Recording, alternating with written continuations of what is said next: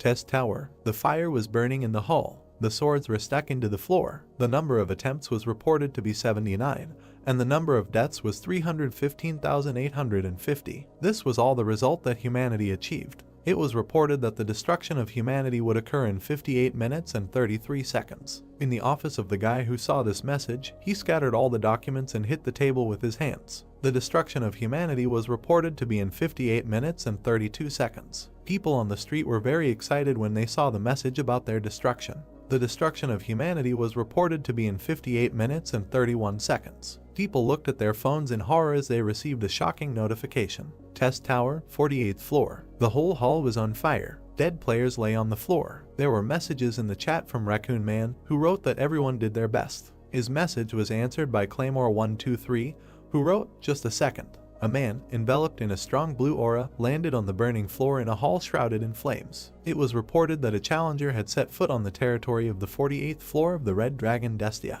A player under the nickname Claymore wrote that there are still people ready to challenge. In the burning hall stood a guy whose face was covered by system censorship. In his hands was a small blade. In the chat, a player with the nickname Current Writer Josian wrote that this is a challenger in a very bad situation. At the same second, the number of viewers who connected became more and more, breaking the mark of 7,500 players. A huge monster, with a bunch of sharp teeth in its mouth, growled loudly. It was a dragon. He was so huge that the challenger was just a fly in comparison. Fire burned in the dragon's eyes. Bowing his head to the newcomer, the dragon said that people do not know how to give up at all, after which he asked if, having lost such a huge number of their fellow tribesmen, they had really returned again. The challenger immediately said that there was still a lot to be done to prepare the fried lizard, adding that he was still on time. Raising his head proudly, the dragon angrily asked if the newcomer knew that even with such a death the process could be made much more painful. He raised one of his front paws, which began to accumulate enormous magical power. "But what's the point of talking to you?" the dragon suddenly said.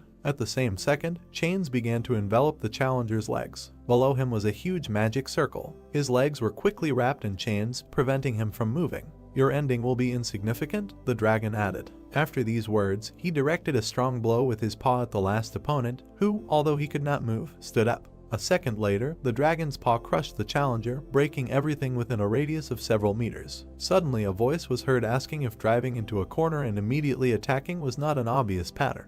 Hearing this, the dragon looked in the direction of the voice in shock. Not far from the point of impact stood the unharmed challenger, saying that just by looking at the movements, it becomes clear what the dragon is going to do. The dragon became enraged and fire poured out of its mouth. He asked himself if his opponent had really dispelled the effect of his skill in an instant.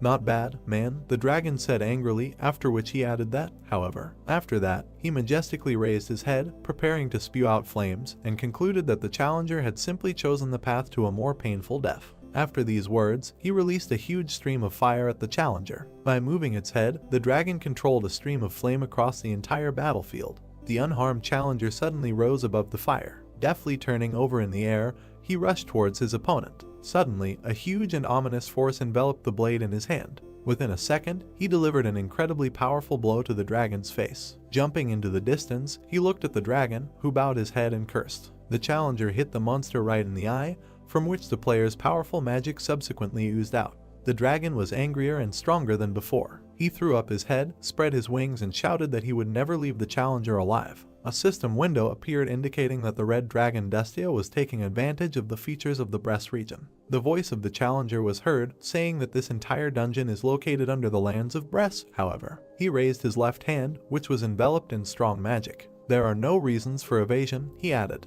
The aura enveloping the player's hand became increasingly stronger, and particles of the system appeared around it. The message window said that the memories of the world were being read. Suddenly, behind the challenger, the holographic construction of a huge building began. The player extended his hand in front of him. An alert appeared indicating that a limitless stock of recorded skills was being formed. "Hellfire," said the challenger, after which a sphere of flame appeared in his outstretched hand. Raising the blade, he told it to burst into flames with black tears. After these words, the blade of his weapon burst into black flame. "Fool," the dragon said in a terrifying voice, looking at the player. Strong fire magic enveloped him. The dragon asked the player if he really believed in the power of some skills and was now shouting at the top of his lungs, after which he added that he would never kill his kind. Raising the burning blade to his face, the challenger calmly said that at this level it was truly impossible, after which he said that this is why he would create it himself. Hellfire and black tears, the player said, waving his blade, when suddenly he shouted, ordering the two skills to unite. At that same second, the hellish flames began to mix with the dark flames. A notification immediately appeared, informing him that the S-level Hellfire skill and the S-level Black Tears skill had been combined. Both flames mixed, forming something new. In his head, the challenger said that this would be a skill higher by a whole rank. Then he added that even a dragon is not able to resist him.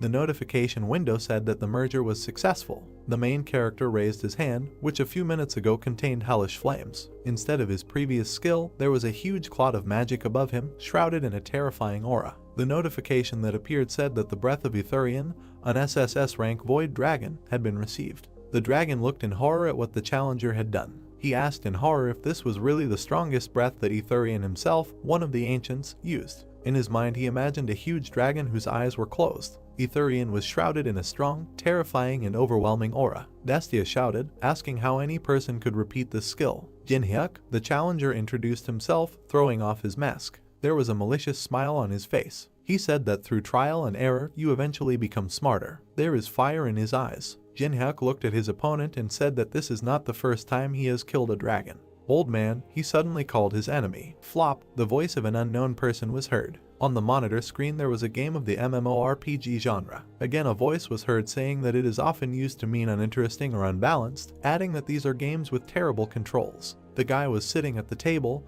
and his face and body were illuminated by the light from the game. He heavily criticized the game, calling it very bad. Or if the game has an absurd level of difficulty, he continued his thoughts. A huge tower was in front of one of the heroes. The guy kept thinking that this virtual reality game Tower of Challenges exactly matched this description. After adding that after the launch of the game, Korean old men, each of whom considered it their hobby to outplay its creators, rushed to conquer this game. He introduced players of different classes who rushed to attack. The guy added that old people will refuse to eat and sleep throughout the year. However, after 3 years, people realized, he added, after some thought, presenting various bosses and mobs, deadly traps and slugs that destroyed players with ease. He said that Tower of Challenges is a game that impossible to pass. He remembered the huge and great Gate Guardian, who deserves to be called invincible. Afterwards, he remembered the many heroes frozen to death who arrived in the polar region with a temperature of -60 degrees, where it is possible to freeze to death in just an hour. The next thing he remembered was a huge labyrinth, more than 10,000 kilometers long.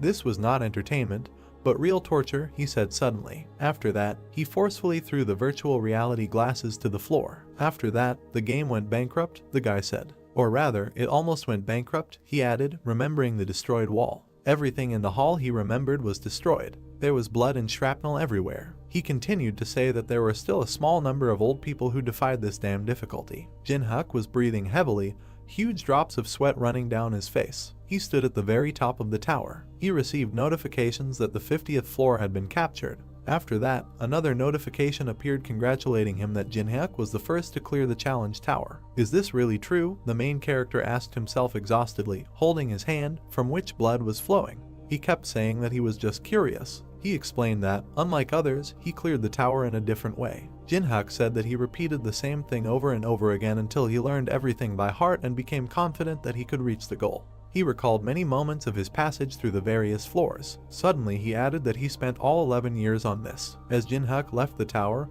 he looked back and said that he didn't expect to clear everything down to the last floor, and then said that he should have at least turned on the live broadcast. Opening the system screen in front of him, he asked himself whether it was worth posting it on Newdub, after which he said that even though it was a flop, the video would still get a certain number of views. Suddenly, a notice in the form of an envelope appeared next to his head.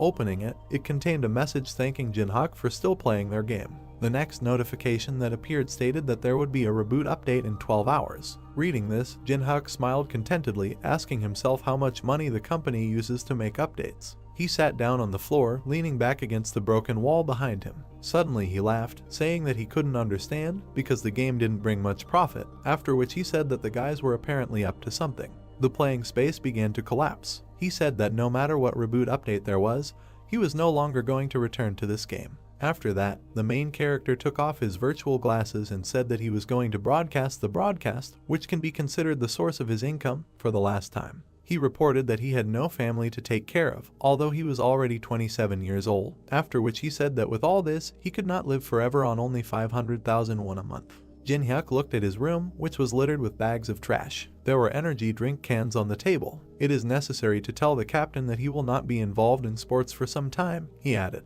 The main character went to the window and opened it. Afterwards, he looked up at the night sky, dotted with stars, and said that he had once been told that he should aim to become a professional fighter, but now money is definitely more important than sports. It was late at night outside. The moon was already at its peak. Jin-hyuk started a stream, and 20 people joined in 3 minutes. In the chat they asked why he started the stream too early. The main character laughed while reading the chat. His table was filled with various foods and sodas. People in the chat noticed this and laughed and joked. Suddenly the face of the main character changed. He became very tense. He immediately turned to his chat, saying that he wanted to tell them something. People in the chat began to be outraged. The main character gathered his strength before speaking about the end of his career. Suddenly, taking a mug of alcohol, he laughed and said that he was just catching up on the atmosphere. Having emptied his glass of drink, he said to himself that tomorrow he needed to officially announce that he was winding down this business. After some time, he drank 3 bottles of alcohol and began to fall asleep. Opening his eyes, the first thing he saw were those same empty bottles, which were illuminated by the rays of the sun. Jin-hyuk lay on the bed in a depressed state. Standing up, he grabbed his aching head and stomach, saying that he needed to quickly post a video about passing the test tower. By pressing the power button on the power supply, the main character turned on the computer. Suddenly, a certain shock appeared in his eyes. He saw a stream called Tower of Challenges actually appear. There were 331,417 people attending the broadcast. He looked at it confused. "I don't know what to say. Has the Tower of Tests really appeared?" he asked himself. After that, he clicked on the login button. Once on the broadcast, he saw that all the people on the street were looking at a huge tower that had appeared in the middle of the city. The camera suddenly turned to the guy who started this broadcast. He shouted that this tower was from the game Tower of Challenges, launched 11 years ago. Immediately the camera focused on the sky, which took on a blood red color. "It can't be," the main character said to himself, who watched the broadcast in surprise, after which he said that this happens when you first start the Tower of Tests. At that very second, a notification appeared in front of him, which greatly frightened Jin-hyuk. It said that the first stage of updating the new version of the challenge tower had been completed.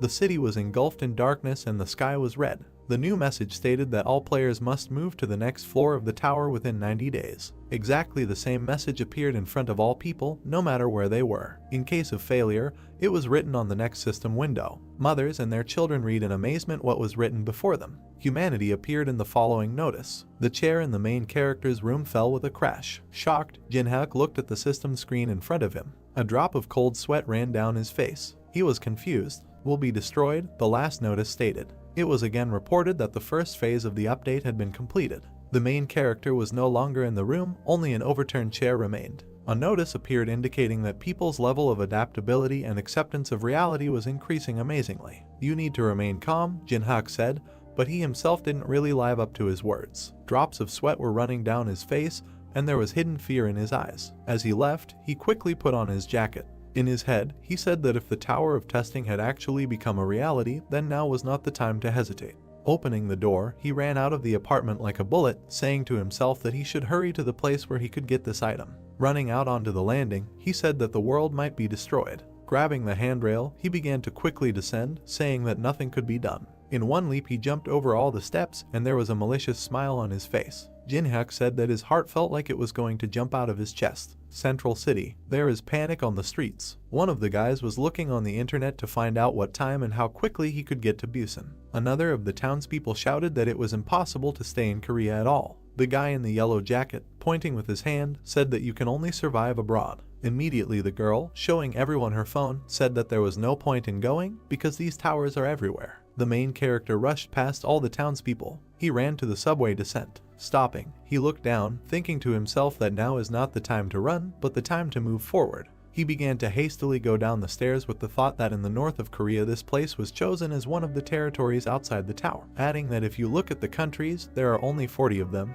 and this place is the closest of all. At the top of the sign it said Central Underground. Below there was a beautiful fountain with statues of angels. Once below, a notification appeared in front of the main character, informing him that he had entered the event area. Jin-hyuk was serious. Looking at all the people below, he said that they were all people who played the first part of the Tower of Trials. He walked calmly between all the people who cast quick glances at him. In his head he said that everyone was just watching each other and there was nothing else left to do. Then he realized that the number of items that would soon appear here was limited, and, if he was lucky, there would be about 5 of them. Suddenly the guy behind called out to the main character. Jin-hyuk turned around in surprise. The guy had a wide smile on his face. Recognizing Jin-hyuk, he said that it was a miracle that he really came, because the main character spent all day playing with toys, hiding in the corner of the room. It was Jongsu, BJ partner of Paprika TV and owner of 500,000 subscribers on YouTube, a so-called successful celebrity, and at the same time, a representative of the company of which the main character was a part. Looking at him, Jin-hyuk displeasedly asked if now is not the time for a live broadcast. Pointing to everyone gathered behind him, Jongsu asked if he could see what was happening there. What other broadcast? Having slightly pushed the main character, Jongsu, with a smile on his face, asked what floor he had risen to and why hide this from a colleague with whom he works in the same company. Colleagues, the main character asked himself displeasedly in his head without answering anything to the guy who approached him. Remembering how they did live broadcasts, Jin-hyuk said that in the company created by Jongsu, many BJs were deceived due to an unfair contract, and the more broadcasts BJs did, the deeper they sank into this quagmire, and their protesting voices were mercilessly drowned out by the force of enormous lawlessness. The main character added after a short pause. He remembered one of the BJs crying while doing a live broadcast. He looked at the webcam in the corner of the monitor, when he suddenly grabbed her. Having pulled it out, the guy threw it at the contract. Then Jin-hyuk said that as a result, the colleagues with whom he was so close, all the friends with whom he rose from the very bottom, gradually left the company. Interrupting the main character, Jongsu grabbed him by the shoulder and said that he knew that he was a good player and made delicious mukbang. Jongsu had a kind smile on his face. He said that especially for Jin-hyuk, he was ready to change the terms of the contract to more favorable ones. Jongsu, the main character, coldly addressed his interlocutor. The world has changed. After that, he hit the guy hard in the nose, from which blood immediately sprayed out. Jin-hyuk shouted at him not to throw around words. At that same second, 2 of Jongsu's teeth fell to the floor. He covered his face with his hand, from which blood flowed non-stop. Jongsu fell to the floor, and the main character, looking down at him, said to himself that he even felt better in his soul. Turning away and walking away, he said that gradually he should begin to appear. Particles of magic were flying around the fountain. Suddenly something began to bubble in the water of the fountain. Elsewhere in the fountain, the water also became agitated. At that same second, a huge stream of power burst out of the water. It was a huge tree. Its foliage was lush and green. A strong warm aura emanated from him. As soon as the players saw this, they looked at the mangrove tree in shock. Jin-hyuk smiled contentedly and said that everything was the same as in the Tower of Tests, after which he said that his memory was all right. The message that appeared was that the mangrove of greed continued to grow. Suddenly people saw red fruits appearing on the tree. Seeing them, the main character said, "These deliciously ripening fruits." The fruits were in drops of water, and under the warm aura that barely illuminated them, they seemed magical. Jin-hyuk added that they have an effect that increases the stats of agility, strength, and mana. Suddenly it dawned on him. His view changed. In his head he said that this was all without a doubt very good, but there were only 4 fruits. People around looked at each other. Quite harshly, said the main character. All those present at that very second climbed the tree for 4 fruits. They pushed, fought, kicked, just to get to the fruit. Suddenly a bloody handkerchief fell to the floor. It was Jongsu's handkerchief, who was covered in blood, and said, turning to Jin-hyuk, that if they unite, they will divide the fruit in half and it will be a victory for both. Suddenly he shouted that otherwise the main character would miss the fruit, adding that he was already late.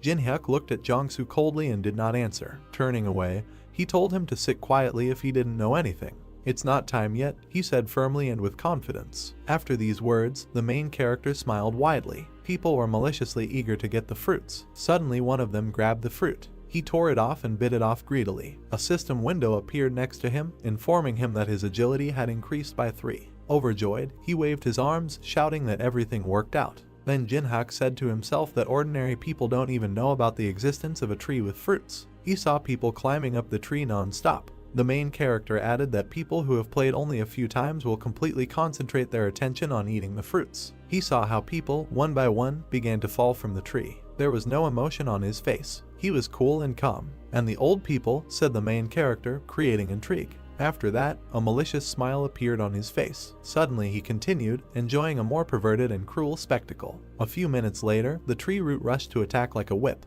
He hit the ground around him with enormous impact force. In horror, people looked at the tree, jumping away. Suddenly one of the guys said that if you eat all the fruits, the tree becomes very dangerous. All those gathered began to leave in horror, passing by the main character, who did not move from his place. He looked at the tree, biding his time. Jiangsu also turned around, preparing to run away. Noticing him, the main character asked if he was really going to give up. Of course, the guy without 2 teeth screamed in horror. Disappointed with the answer, Jinhyuk said that the real reward of the event can only be obtained when all the fruits are eaten.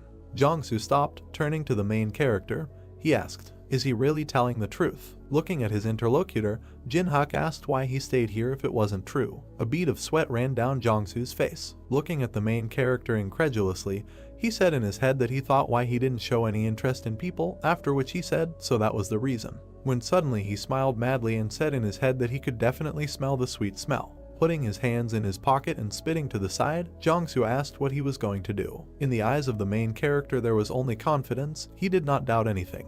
Jinhyuk replied, "That you need to get inside." Pointing to the raging tree, he said that if they moved close to each other, they would become easy targets, so be sure to approach the tree from both sides. "Are you really suggesting that we should focus our attention?" Jiangsu asked, interested. "Exactly," the main character answered, putting his hands in his pockets. They both prepared to begin the plan. Suddenly Jinhyuk said, looking at his comrade, that if at least one of them begins to hesitate, then that will all end. Jiangsu immediately replied that the main character should not worry, because this was not his first day in this game either. After a few seconds they moved. "Now," Jinhyuk said, after which he immediately ran in one direction. Jiangsu did not stand aside and also began to run, but only in the other direction. They surrounded the tree from different sides. Suddenly it stretched out huge and long roots. Jinhyuk deftly dodged the first root. Looking towards his comrade, he wanted to know how Jiangsu was doing. Jiangsu stood still with a crazy smile on his face, asking the main character who would listen to him. Then he said, without ceasing to smile an ugly smile, for Jinhyuk to go and become bait himself. The main character at this time easily dodged every root aimed at him. "What a relief," he said to himself. Suddenly a satisfied smile appeared on Jinhyuk's face. "That your character has not changed," he added. A sharp and large tree root was approaching the main character at high speed. He immediately dodged it, almost falling under the attack. At that very second, he said in his head that to those who would become bait. The route that Jinhyuk dodged went towards Jiangsu. "It will be you, standing there," the rather protagonist shouted in his head. At that same second, a sharp root appeared in front of the face of the uncomprehending Jiangsu. He immediately wrapped his legs, immobilizing him. The roots instantly enveloped Jiangsu's entire body. At this time, the main character was getting closer to the tree, not paying attention to the caught one. "Save!" In horror and despair, Jiangsu shouted. "Why do I need this?" the stopped protagonist asked with a malicious smile on his face. Then he said that if he wanted, Jiangsu could report him through that wonderful lawyer. Jiangsu's face became increasingly engulfed by the roots. Tears flowed from his eyes. He shouted that he did not want to die like that. But before he could finish speaking, the roots of the tree squeezed him, turning him into a bloody mess. "Have a nice trip, trash," the main character said to himself as he approached the tree. He has very little left to reach his goal. The roots of the tree again headed towards the main character. To the left, 22 degrees, Jinhyuk said. His eyes quickly ran around the entire battlefield. He watched all the roots attacking him. The roots were getting closer. Looking in the other direction, he said, "To the right, 35 degrees. In his head, he immediately said that it would be easy to evade. At that very second, the roots surrounded him. Suddenly they collapsed, but Jinhyuk was no longer between them. Having collapsed, they bounced off each other and hit the trunk itself in the very center, breaking it. The roots began to break apart the tree bark even more. And finally, the main character said, "The roots have made a passage to the heart of the tree." It was small, but it beat quickly and was filled with powerful energy. In his head, the main character said that a mangrove tree core appeared. After that, he smiled sarcastically and added that there really wasn't a single bit of error here from what he went through in the game, because he knows the exact trajectory. It's difficult to attack himself. Next to him, he saw a fragment of one of the roots. Immediately, Jinhyuk grabbed him. His eyes glowed bright scarlet. Rising, he looked at the tree and asked how about not boring each other and calmly parting with the tree heart. The tree was raging. The main character, looking at him, said that since this is an event mob, there is no experience from him. At most he can raise the honor level for a day. The tree once again raised its tentacles and roots to attack and defend itself. At that very second it directed them towards the main character. Immediately, a message appeared informing that the mangrove tree of greed was using the blood-sucking vine skill. "Even though I'm an old man, it will be difficult for me to dodge this," Jinhyuk said after seeing the monster's attack. The roots of the tree, shrouded in an ominous aura, flew towards the main character. Jinhyuk became very tense and prepared to defend himself. "However," he said. After that, he turned the blade over in his hand. With a deft blow he repelled the attack of one of the roots, but he passed so close that he scratched the protagonist's cheek. The reflected root hit the ground with enormous destructive force. The following roots, Jinhyuk also accurately reflected. In his head he said that he had the power to twist the trajectory and change it to his heart's content.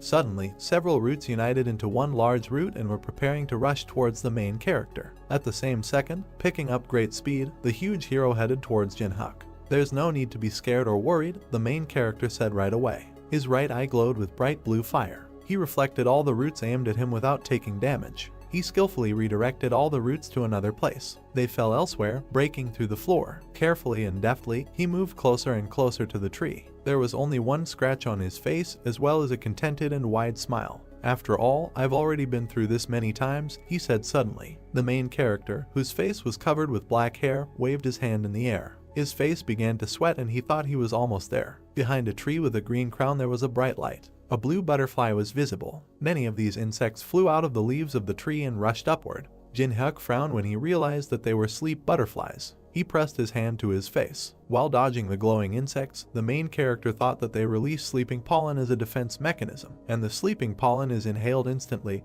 and if you don't know how to protect yourself, you can instantly fall under this influence. Jinhyuk waved the butterfly away with his hand and thought that the method of defense was very simple. He rushed towards a tall tree and thought that the butterfly would not be dangerous if he simply held his breath. Bright winged insects flew around the tree, inside of which there were red veins. Jinhyuk extended his hand forward and attacked the hollow tree. Then the branches shook. The main character clenched his teeth tightly, raising one hand. He slammed his palm down on the trunk. A shock wave passed through, the space was illuminated. Jinhyuk's black hair flew away from the wind.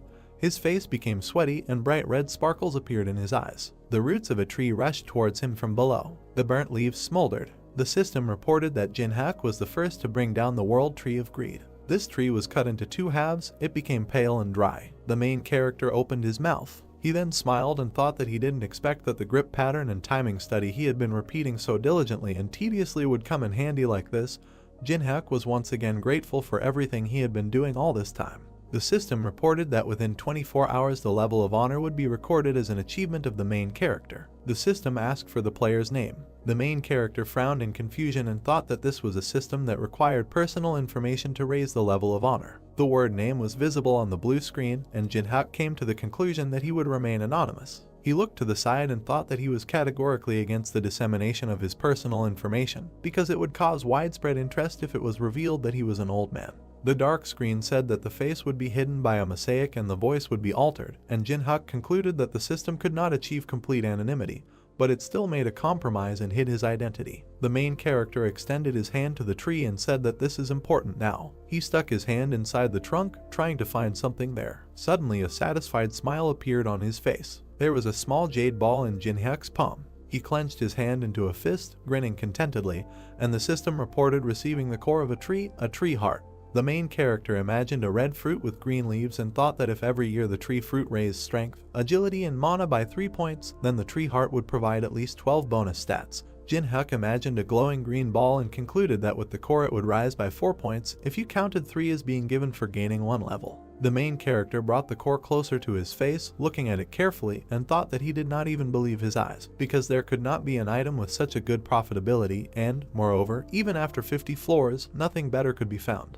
Jinhyuk popped the jade ball into his mouth. Then he closed his lips and clenched his hand into a fist. A blinding flash appeared in his chest. He frowned and hummed thoughtfully. He then pressed his finger on the screen, wanting to see if the core was absorbed well. The system provided information about the main character, as well as his skills and abilities. Jinhyuk had the first level, but had 12 stats available. The main character grinned and thought that this was the strongest first level. An hour later, headlines appeared online about the first victory against the Mangrove of Greed. The system reported that a video related to this event was posted 10 minutes later. People left a lot of comments, their opinions were completely different.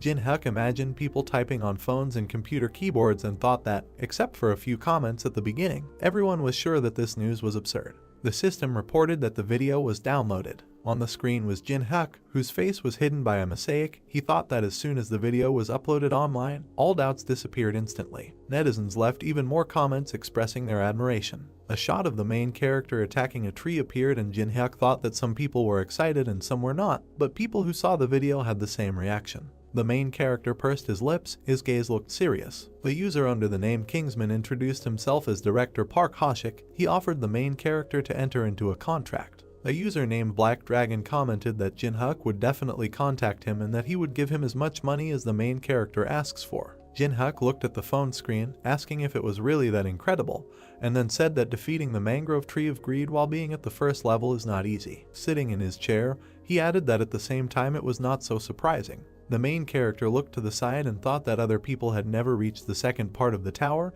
He constantly forgot that he should not judge others by himself. Jinhyuk looked at the computer and thought about the mentioned 1 billion, and then remembered that he lived a hard life during which he could hardly even earn enough to eat. There was a video camera on the windowsill, and the main character thought that he was often late on rent. There was fast food on the table. Jinhyuk thought that there were even times when, saving money for food for mukbang, he could go hungry for several days. Jinhyuk was holding a drink in his hand and eating. He thought that if he had been offered this money a day ago, he would have accepted their offer without hesitation. He remembered standing in front of the destroyed tree and thinking that now he was not going to share the information he had, even for $1 or $10 billion. Jinhyuk clenched his hand into a fist and grinned contentedly. He remembered his fight with the tree and thought that the most important thing now was the monopolization of information. Holding the phone in his hands, the main character thought about the next place he would go. He imagined a tall, dark building and thought that while he was busy playing the game, the mana flowing out of the Tower of Trials had filled all areas of Seoul. And if anything had been changed, it would be the relics that were outside the tower and subsequently became sacred.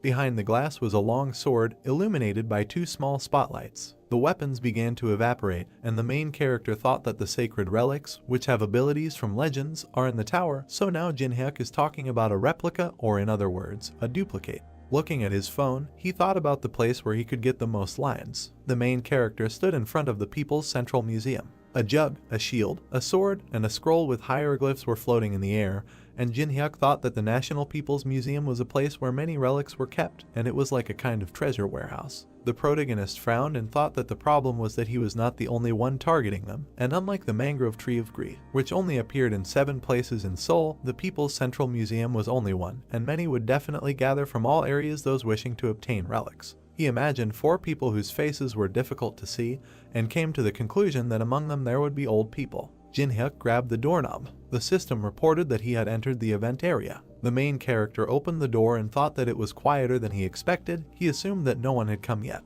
Suddenly Jinhyuk clenched his teeth tensely. Putting his hands in his pockets, he thought that, as expected, someone had managed to come first. Someone's burnt corpse could be seen against the charred wall. The main character put his hands in his pockets and thought that the world had changed, so he assumed that people were also changing after him. But the difference between expectation and reality turned out to be significant, and within a day everyone became too fearless. He looked at the stairs and thought that they were targeting the sacred relics that were kept in the halls of the Middle and Modern Ages. Jinhyuk presented the Didoyanjido map, a relic that everyone wants to get their hands on. The main character thought that they did not want to look at the 8 provinces of the Republic of Korea, and since the ancient map is saturated with mana and stores information about the Tower of Trials, everyone wants to possess it. There were marks on the map, and Jinhyuk thought that it described in detail where to find the labyrinth with ruins, and what objects and monsters there were. The main character imagined many human hands reaching up, and thought that there was no information above the 10th floor, but this was enough to light a fire in people's eyes. He thought that everyone only wants this card, but they don't know that the truly valuable sacred treasures are hidden in the clay. A pitcher fell to the floor as someone screamed furiously. Many people were fighting among themselves. There were shrapnel on the floor and bloodstains were visible. Someone opened his mouth wide, deafeningly ordering everyone to freeze. The young man with black hair, who was holding his opponent by the clothes, turned around. The broad-shouldered man crossed his arms and said that whoever moves from now on is considered dead.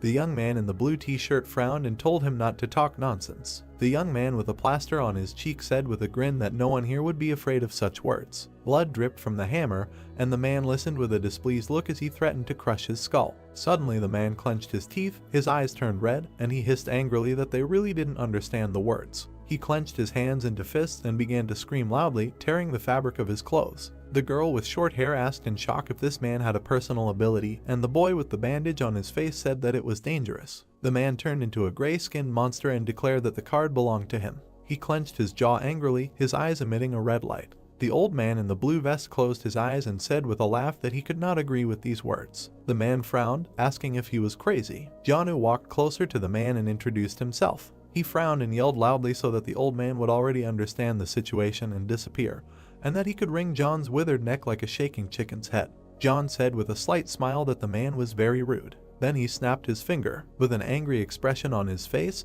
the old man asked whether the man would quickly break his neck or turn him into a coal. Fire appeared on John's finger. The man frowned in shock, suggesting that it was magic. The old man extended his hand forward and released a fiery attack towards the enemy. The man's eyes reflected the flames approaching him. The fire completely engulfed his body, causing him to turn black and scream in pain. All that was left of the man was smoldering flesh. He opened his mouth wide and thick steam came out. John, who put his hands behind his back, turned away and said that this was a disaster brought on by the man's tongue. The old man smiled as Yuri came up behind him. He asked her to get the items and take care of the rest after that. The girl said with a smile that John could rely on her. She touched the small statue of Anubis and said that he would be enough. Yuri's eyes began to emit a purple light.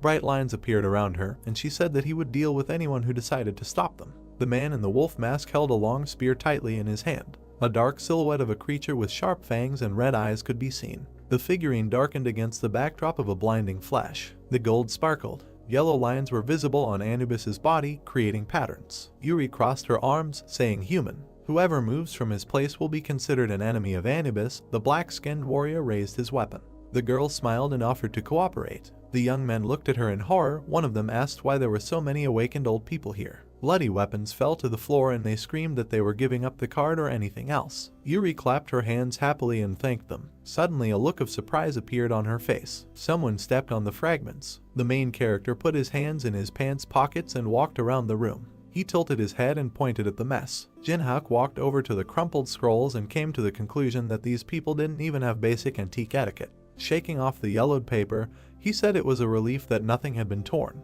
The main character bowed his head and fell silent when he heard his name called. Yuri, her eyes burning with rage, asked if it looked like she was joking with him. Anubis stomped his foot, sending dust into the air. The girl with a crazy smile ordered him to kill Jinhyuk. The monster opened its mouth and rushed towards the main character, holding a spear in its hand. Jinhyuk stood motionless. He frowned as the spear blade came in front of him. The main character waved his hand. The weapon fell to the floor behind him. Yuri opened her mouth in surprise. There was a deep crack on the floor behind Jinhyuk.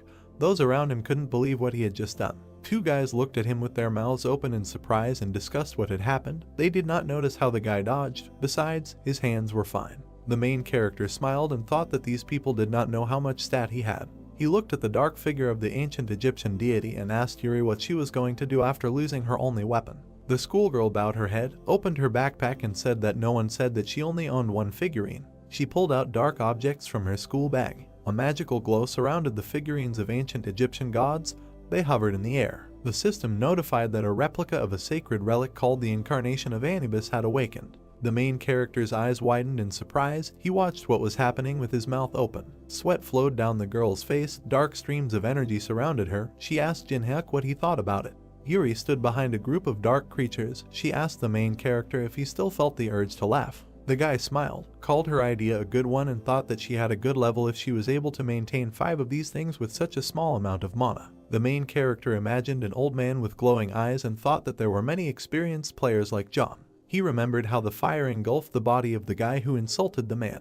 Yuri looked at him displeased, clenched her teeth and quoted his words. Jinhyuk raised his hand to show the approximate level and said that to be precise, he rates it somewhere between good and acceptable. The girl looked at him with displeasure and said that he was trying to act cool and that she didn't like him. The main character squinted, looked displeasantly at the schoolgirl, opened his mouth and said that in this case it would be better to show her himself. He clutched an old piece of paper in his hands and thought that it was impossible to feel the difference if the skills were too different. Jinhyuk threw a piece of paper into the air and thought that a small demonstration would be enough for Yuri to see everything with her own eyes and understand what he was talking about. A tiger was drawn on the sheet, and streams of magical energy emanated from the raised palm of the protagonist. The system window said that he had injected mana into the Pine Tiger Sacred Religion replica. The guy tilted his head forward and smiled. The system notified the appearance of the ruler of the mountain. The main character extended his hand forward, guiding the tiger that appeared at his side. Yuri's eyes widened in fear. She clenched her teeth and said that this was impossible. The ground shook from the paws of the animal. The tiger's eyes glowed yellow. The system window said that it was an unnamed creature from the Joseon era. The ancient Egyptian creature bared its teeth. Jinhyuk stroked the tiger and asked how dare some jackal show his teeth to the ruler of the mountains. He waved his hand. The main character pointed his finger at his opponents and said that food was served. The tiger opened its mouth and rushed forward. The opponent raised his shield and growled. The ruler of the mountains raised his clawed paw. A horizontal stripe appeared as the tiger cut off the enemy's head with a wave of its paw. The 3 other incarnations of Anubis bared their teeth and raised their spears. The tiger opened his mouth wide and roared. The animal knocked down another opponent. The muzzle of the ruler of the mountains was stained with blood due to the fact that he tore his enemies to pieces. His eyes continued to glow and he moved so fast that the image was blurry. Sweat was running down the girl's face. She couldn't believe what was happening. Yuri froze in front of the black figure and thought that she had heard of different ways to use sacred relics, but had never heard of this method. She raised her head and thought that the mana emanating from the creature felt like her skin was being torn off. A white flash appeared in front of the girl. She realized that she could not win. Yuri fell to her knees. Her eyes were shining with tears. She was upset because she thought that she had obtained the most powerful items, but she was wrong. The guy put his hands in his pockets and walked up to her. The girl thought with irritation about who this man was. Jinhyuk stopped in front of Yuri sitting on the floor. She pressed her hand to her chest. The main character smiled and ordered her to give the item. Sweat ran down the girl's face. She opened her mouth and asked what he was talking about. The main character sat down next to her, looked displeasantly at the schoolgirl and demanded that she give up the Tutankhamun mask. Yuri frowned, clenched her teeth and asked where he was going to use this item, since it was useless in Korea. Jinhyuk narrowed his eyes and looked at her intently. He raised his finger and moved it, calling someone to him. A tiger's face appeared in front of Yuri, and she stuttered and said that she would give everything up. An open backpack lay on the ground among the shards of glass. A mask with the face of an ancient Egyptian pharaoh hung in the air. The system reported that a replica of the relic mask of Tutankhamun was received. The main character squeezed the object in his hand and thought that he had easily obtained the second sacred relic. The girl raised one eyebrow and asked if he was targeting Tedonjido's card. Jinhyuk tilted his head and said that it was none of her business, but in reality he just forgot about the card. He stroked the tiger and asked the creature to check everything. The animal bared its teeth when the protagonist said that no one should follow him. Yuri pressed her hand to her chest and looked at the tiger in horror. The ruler of the mountain opened his mouth. Dark streams of power emanated from his paws. The main character watched what was happening over his shoulder and thought with satisfaction that all preparations were completed. He looked at the steps leading up and thought that the time had come. Jinhyuk raised his hand and thought that he should get the strongest skill of the trial tower. There were numbers and letters written on the wall indicating the floor. In a dark room, under protective glass, there was a luminous vase. Sweat was running down the old man's face. He didn't understand how Yuri allowed this to happen. The elderly man and the main character stood nearby. Jinhyuk clenched his fingers into a fist and thought that it was not so easy for John to get here. Continuing to sweat, the man thought about how this guy was able to get past Yuri. The doorway in front of them glowed blue. The guy pressed his hand to his face and said that it looks like this is a level 1 barrier. John closed his eyes and said that it looks like the guy knows about it. He reached out, touched the barrier and said that this was the first time he had seen something like this. The man shook his hand and said that physical impact and magical attack would be useless. Jinhyuk extended his hand towards the barrier. He closed his eyes and thought that he needed to find a place where the flow of magic diverged. Blue smoke emanated from a white ball, inside of which there was some kind of inscription. The main character opened his eyes and mentally said the word Carpo. Without lifting his hand from the barrier, he turned to John and said that he seemed to know how to destroy the barrier, but he had one condition. The man closed his eyes and asked what he meant by condition. Jinhyuk opened his mouth and said that if John Woo continuously applied his flame magic to the barrier, they would be able to weaken it. The guy pointed at himself and said that this would have to be done until he returned with the necessary relics. John rubbed his chin, smiled and said that it turns out he should stand outside and influence the barrier while the main character is inside. Jinhyuk gritted his teeth, waved his hand, and said that he himself cannot continuously use powerful attack magic that can damage the barrier. Although his proposal sounds dubious, but they have only one way out, because dawn will come soon, so he is ready to give the old man the card and take something else for yourself. John Woo frowned and thought that the worst possible outcome would be that he would receive nothing for his work. The man closed his eyes and asked the main character, and he promised that he would give the card to him. The guy smiled and said that he did not want to become an enemy of a person who possesses high-level magic. The main character narrowed his eyes and looked at Jonah in confusion, who sighed and thought that he had no other options but to trust this man. The man hid his hands behind his back and told the guy that he believed him. The young man looked at the barrier and asked to take care of it. The fire enveloped John's hand. He bowed his head and said that he would do his best. He gritted his teeth with effort and summoned even more magic. He directed a stream of fire at the barrier, preventing them from passing. The shield cracked from contact with the fire. Jinhyuk frowned, shouted that he went and mentally said the word Carpo. He covered his face with his hands and jumped through the barrier. The guy landed on his feet. With sweat running down the man's face, John opened his mouth and told the guy to hurry up. The main character smiled, waved and thought that he planned to try his best. The guy turned away and mentally added that he would do everything his own way. Behind the glass lay a book with ancient hieroglyphs on the cover. Magic sparks came from the traditional Korean outfit. The rectangular object also released magical energy. Jin-hyuk hid his hands in his pockets, looked around and thought that, unlike the lower floor, everything here looks as if no one has been here. He looked at the broken display case. This was the only exception. The system window said that there was a sword engraved with Kai and Long. The main character imagined a man with a sword and thought that this man took what he wanted, put a protective barrier on the room and left. The guy pursed his lips and thought with disapproval that the man didn't want to take risks, so he just took what he came for and left, despite the fighting people. Jin-hyuk walked up to the broken display case and started counting something. The main character smiled and said that he had found what he needed, rejoicing that the player ahead of him did not suspect that he had taken the second most important relic. On the red pillow lay a bunch of gold coins. The system window said that these were coins from the Lai dynasty. Jin-hyuk took the item in his hands and thought that this was the last element needed to create a unique strong skill. The guy narrowed his eyes. He squeezed the right eye of the Tutankhamun mask, and there was a ceremonial Persian casting mold on the table. He watched with a smile as the golden streams of energy surrounded him. Energy emanated from the eye that lay on the ceremonial Persian uniform. The system notified that a reaction had occurred between the two relics. The guy pulled the thread and thought that if he wants to move forward, he needs to pay the appropriate price. He broke the thread on which the coins were strung. Jin-hyuk waved his hand and the coins began to fall down. The main character put his hands in front of him, protecting himself from the golden streams of power. The system reported that a reaction had occurred between the three relics. The system window said that Jin-hyuk had overcome the disgusting probability percentage and succeeded in unification. Without lowering his hands, the guy smiled. The system notified that a new relic of the Eye of Truth of rank SS had been received. A golden glow surrounded the black eye. In the system window it was said that this relic allows you to open a window of another person's state and distinguish truth from lies 3 times a day. The main character looked at the object hovering above his palm and thought that the Eye of Truth was the best among the 5 eyes existing in the world, but he did not come to the museum that night for this. The system sent a notification that Jin-hyuk completed a hidden quest by combining 3 replicas below Class B to create an SS class item. Blue streams of energy surrounded his legs. The system window said that he had fulfilled the necessary conditions. The guy closed his eyes. The main character imagined white squares and thought that he would copy and collect the abilities that exist in this world, and then use these skills to create stronger ones. Jin-hyuk imagined a flash of light and thought that this would be his weapon to become the strongest in the trial tower. His body was surrounded by blue streams of energy. The system reported that he had received the personal ability of unification and that the memories of the world were in the process of being created. The system window contained information about the protagonist's personal ability. The level of the fusion skill was impossible to measure. It allowed them to copy other players' personal abilities, store them in the world's memories, and then combine them to create top-level abilities. Jin-hyuk's eyes glowed blue. The system advised that the conditions may be changed if difficulties arise that prevent the skill from being copied.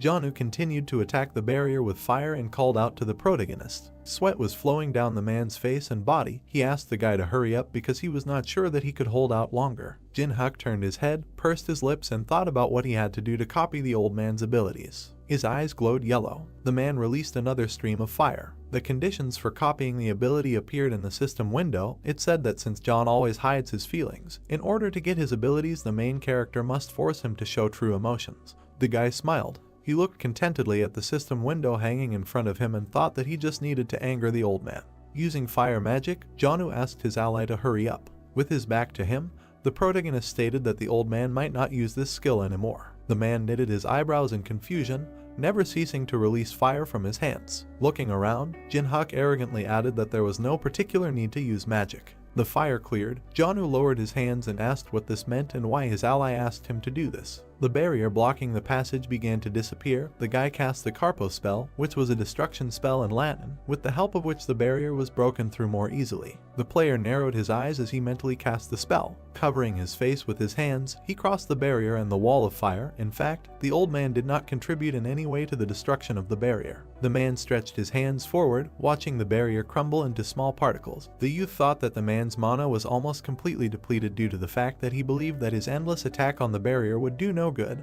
although it was impossible to break through it. There was a huge map hanging on the wall. The guy was on the safe side, and now he needs to piss off the old man. Looking at the map, he thought that he already knew everything about the tower down to the smallest detail, so a map with information up to the 10th floor would be absolutely useless to him. Smiling slyly, the young man flicked his lighter, deciding that he was not going to give the card to anyone. Jianwoo screamed out of breath, not understanding what his ally wanted to do. With his eyes flashing, the main character recalled what he had said just recently. Taking the lighter to the card, he stated that he did not need it. The fire broke out and engulfed the poster hanging on the wall. With this map, anyone could find out all the information up to the 10th floor, so there were fears that the player's advantage might disappear. The man opened his mouth in shock. The flames completely engulfed the wall. The surest way to maintain an advantage was to avoid the chance of losing it. Raising his tense hands up, the old man shouted angrily, promising to kill and grind into powder the man who burned the map. The protagonist's eyes lit up. The notification announced the fulfillment of the condition. A blue book appeared above the guy's head. A notification informed about the successful copying of the Fire Element B skill. A save button appeared in front of the book. The new notification said that the copied skill was saved in the memories of the world and that it allows you to control fire and increases affinity with the fire element. Looking at the notifications, Jinhyuk thought that the fire element was a good stat for the first copy. Summoning a fiery clod in his hand, Jianwoo declared that the boy would regret what he had done and would pay for it. Smirking, the player asked if the old man knew why he burned the map. The alert announced the activation of the first level fire element. The guy's hands were engulfed in flames. The man widened his eyes in bewilderment. Looking at the guy's gloating grin and the rising flames, he realized that this was definitely the same skill as his own, but his strength was many times more powerful. John thought that this was no mere mortal in front of him if he had such a high level, and if he really didn't need some kind of card. Beads of sweat ran down his face. Squinting, the man wanted to ask something, but the player interrupted him, grinning and saying that if the old man was going to continue to calmly climb the tower, then he needed to obey him well. The young man went down the stairs. Imagining the faces of the people he met along the way, he thought that, counting himself, only 4 old people appeared in the National Central Museum, and that now that the test tower had become a reality, everyone's desire to reduce risks had become clear. The guy stretched his arms up to warm up. He was worried about the desire to be ahead of everyone by doing this. A status window appeared in the air, describing the player's characteristics and personal abilities. The main character crossed his arms contentedly, thinking that he should take possession of as many personal abilities and skills as possible, no matter what. Jinhyuk hovered over Jianwoo, promising to contact him later. Looking down at the old man, he asked him to raise his level with the girl on the bottom floor. The man humbly knitted his eyebrows. The player received a toy with which he could do whatever he wanted for a long time. The girl pursed her lips in fear. The skill book was covered with a blue haze. The player had a long way to go, so the first thing he needed to do was collect the most necessary abilities for him. Walking down the street, he thought that he only had one body, so he did not have the opportunity to monopolize absolutely all ironic destinies. Smiling, the guy decided that he could only get a few. Putting his hands in his pockets, he realized that the coolest and most important destinies would be in his hands. Hearing the sounds of an unhappy stomach, the young man put his hand to his stomach and said that this was his limit. It was time for rice soup, and there was a cafe sign above the glass door. The people inside looked worriedly at something in front of them, not understanding what it was. Their eyes were fixed on the television.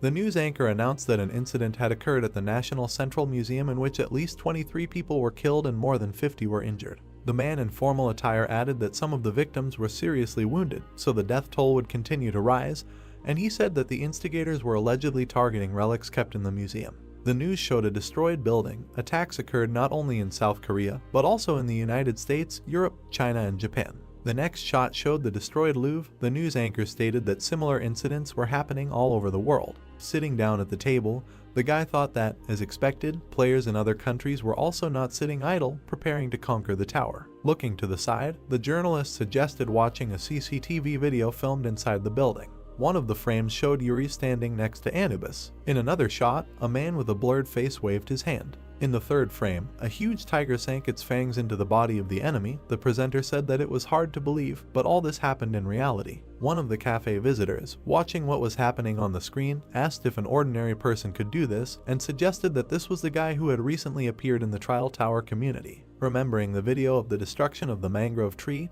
he remembered the familiar movements, scratching his temple. The main character thought that there were too many people who began to recognize him, and that he needed to think about how to hide his identity. Looking at the camera, the news anchor announced that the government was investigating the origins of a building of unknown origin called the Test Tower, and that a special department, the Association of the Awoken, had been founded for employees who could now use special abilities. Curling his fingers thoughtfully, Jinhyuk decided that the government had reacted faster than one might have thought. Pouring water into a glass, he thought that, Judging by the fact that they had formed a department of people who had already awakened personal abilities, they had decided to accept what happened in the museum as something inevitable, although, in his opinion, it would take at least a few weeks before such a decision is made. The news anchor offered to meet with the participants and listen to the details. Holding a glass of water in his hands, the guy looked at the TV. A man with a scar on his face appeared on the screen, introducing himself as Sanjin, the head of the Awoken Association. The player frowned when he saw him. The man knitted his eyebrows sternly, saying that the reason he was here was to recruit awakened ones, and that everything would depend on the level of the players. But the government promised that the pay would be that of a 7th grade civil servant, and the minimum annual salary would be 60 million won. Hearing that the people who appeared on the broadcast would be an exception, the guy looked at the TV from under his brows. Maintaining a confident look, Sanjin said that he was ready to put the name of the head of the association on the line. Raising his eyebrows, he promised that if these people joined the association, all their needs would be financed by the government, no matter what they wished for. One of the cafe visitors said that he envied these people, no matter who they were. The girl called the sharp turn in their lives incredible. Smirking, the young man thought that, in the end, he was their target, since they said about the people who appeared on the broadcast. The government considered him a serious threat. Hiding his smile with his hand, the main character thought that he was not going to belong to anyone, no matter what price they offered him. Imagining the head of the association with his hands clasped, he thought that one experienced person had much more value than 100 similar players. And since Sanjin also understood this, the man tried to lure such a person to his side by luring him with a bank check. Looking at the TV screen, the player wondered if the fact that Changjin was entrusted with the position of head of the association meant that he had a pretty good ability. Putting his hand to his chin, Jinhak wondered if the man was invited to this position because of his experience in the test tower, but hoped that he did have a good ability. Smiling, he concluded that he would certainly feel the beauty of copying. The guy looked at the wall clock. The time showed exactly 7 in the evening. The hands on the clock showed different times. When the hour hand points to the new time, the tower of tests will open, stars twinkling above the tower that rushes into the sky. The notification announced that the challenge tower had been opened. Players found themselves in front of a river with floating islands floating above it. The main character stood among them. People urged not to crowd. Someone said that this was completely the same as what they had done before. Smiling, the guy thought that everyone looked so much like newcomers. A bag of coins appeared in the air. A notification said that in honor of entering the tower, 100 coins were given out that could be used inside the tower. Gold coins fell from the sky. Notifications explained that players must film their achievements and upload them publicly to receive 100 coins for every 10,000 views. The commission will vary depending on the level. A blue eye with a plus sign appeared in the air. The notification said that viewing videos by those living outside the tower only counts on the first view, so players need to be careful when choosing videos to watch. The man in the robe spread his arms in front of the army of monsters. The notification said that the live broadcast function can only be used when clearing boss monsters to get to the next floor. The old man in armor looked at his hand. The minotaur let out a loud roar. A skull with the inscription warning appeared in the air. The alert said that if falsification of views and other illegal actions are detected, appropriate measures will be taken. The guy thoughtfully put his hand to his chin, realizing something. Residents of the city fixed their gaze on their phone screens. The live broadcast system was a bridge connecting the people rising in the tower and those who lived outside. Viewers watched the video, wanting to see the end of the tower, and thereby increase views. One of the videos depicted pagodas. 900 people watched it. In another video, the warrior stood with his back to the camera. In the third video, the player was about to defeat the dragon with his bare hands, while 1,200 people watched. In front of a huge number of videos, gold coins fell. This system through which famous people could earn money was the most interesting installation of the challenge tower. The people ran forward, planning to first conquer the goblin cave in order to hunt, get their share, and have fun. Someone hit the guy with their shoulder. The man pushed him away. The main character thought that everyone was in too much of a hurry. Standing in the middle of people running forward, he assumed that the newcomers wanted to clear this place as quickly as possible and be ahead of everyone. But for him, getting coins was not difficult, because he already knew everything. But the guy was not going to upload the video so as not to share important information, even despite the reward. Looking back, he decided that this could cause him great damage. Satisfied with his hands in his pockets, Jinhak had already decided what he needed to do first. Smiling, the guy thought that this was a slightly different road, different from the others. At that time, after clearing the beginning of the 30th floor of the tower, there was a period when there was no way to advance further. So the player collected hidden parts, searching the lower floors to climb to the next ones. The young man pulled back the lid of the stone box. Using a torch, he searched it. Moving further through the dark dungeon, the guy constantly analyzed every step of the path traveled. The light of the torch illuminated the carved walls of the dungeon. The player managed to find solutions in the ruins alone.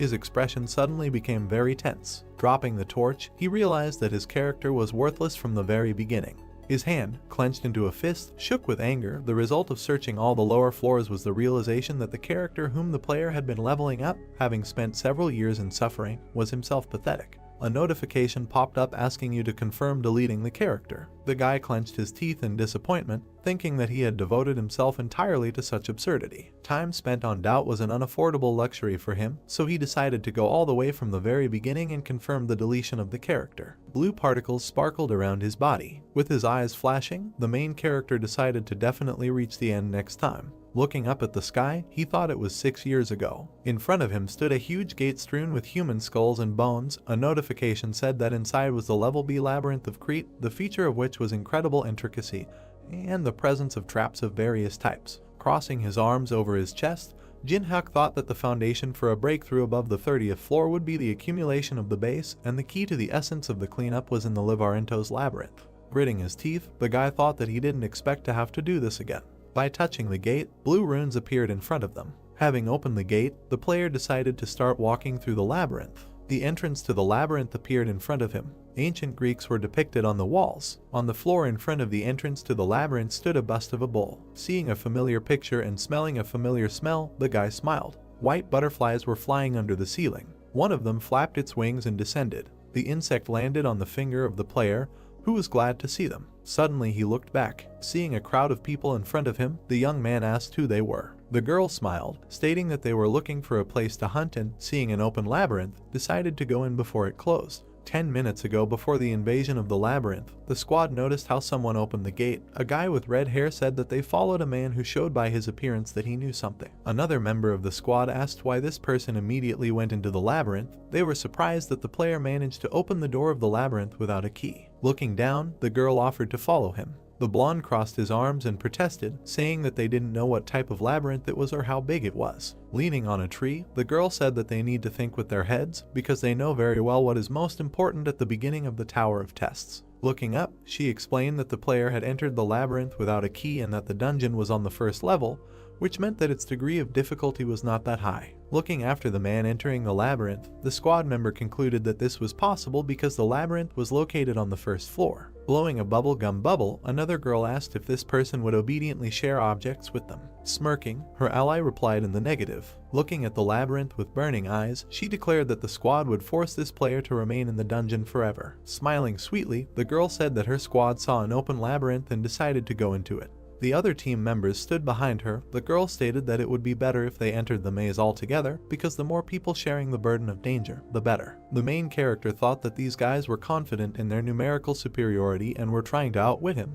His eye lit up. A notification announced the activation of the Eye of Truth. Pointing at herself with her hand, the girl said her name and said that she was 22 years old and that earlier she had reached the second floor of the test tower. In the status window that appeared, it was said that Pakana had the skills Contact, Quick Step and Weak Healing. Seeing the inscription Skill Contact, the guy thought that this was a rather interesting ability, allowing one to get closer to an object encountered for the first time in a natural way. The notifications that popped up also suggested that a feature of this skill was the ability to get rid of the feeling of awkwardness, and the condition for copying was being alone with the owner of the ability and for 240 hours. Remembering the woman with demonic wings, the main character thought that Contact would help control her. A guy with red hair standing behind the leader of the squad introduced himself as Kalsik and said that he curled up in the process of passing the first floor. The girl in the lilac sweatshirt introduced herself as Hemin and added that she also only went to the first floor. Blowing up a bubblegum ball, the girl named Jangmina said that she went to the third floor. The blonde introduced himself as Minguk and stated that he had never played the Tower of Challenges. The guy with glasses scratched the back of his head, introducing himself to Quan and saying that this was also his first trip to the tower. The main character smiled and said his name. Turning away,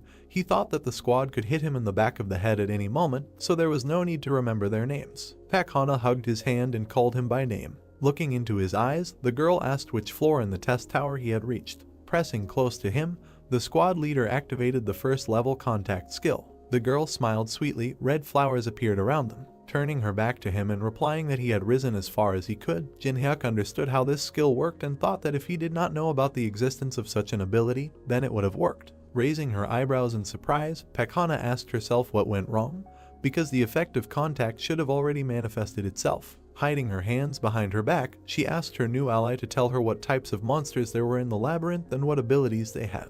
The guy agreed, squinting his eyes in displeasure. Butterflies were flying above him. Looking at the squad, the player stated that this labyrinth changes every time at a certain hour. The team members opened their mouths in surprise. The floor began to shake under their feet. Manga looked around and asked what was going on. Raising her eyebrows in fear, Pakana said that it was just a first-level labyrinth and asked what it was. Stone blocks began to emerge from the walls. One of them appeared right in front of the girl. Someone shouted to her to be careful. A second before the collision, the leader of the squad jumped to the side. Pointing his finger at his friend, Kalsik said that if he stood in one place, he would die and asked him to look up. A huge stone block fell from the ceiling, destroying the dungeon floor. The guys, trying to catch their breath, fell to the ground. The movement of the plate stopped. Dripping with sweat, Pakana looked back. With her hands on her knees, Hyaman said that she didn't see Jangmina. Chalsik gritted his teeth and said that the appearance of such a labyrinth on the first floor is absurd, because everything on the first floor should be the same, except for the ruins. Shaking off the dust, the main character asked if the members of the squad had been to the changing labyrinth at least once. Someone asked how anyone could have visited such a place. Knitting her eyebrows together in frustration,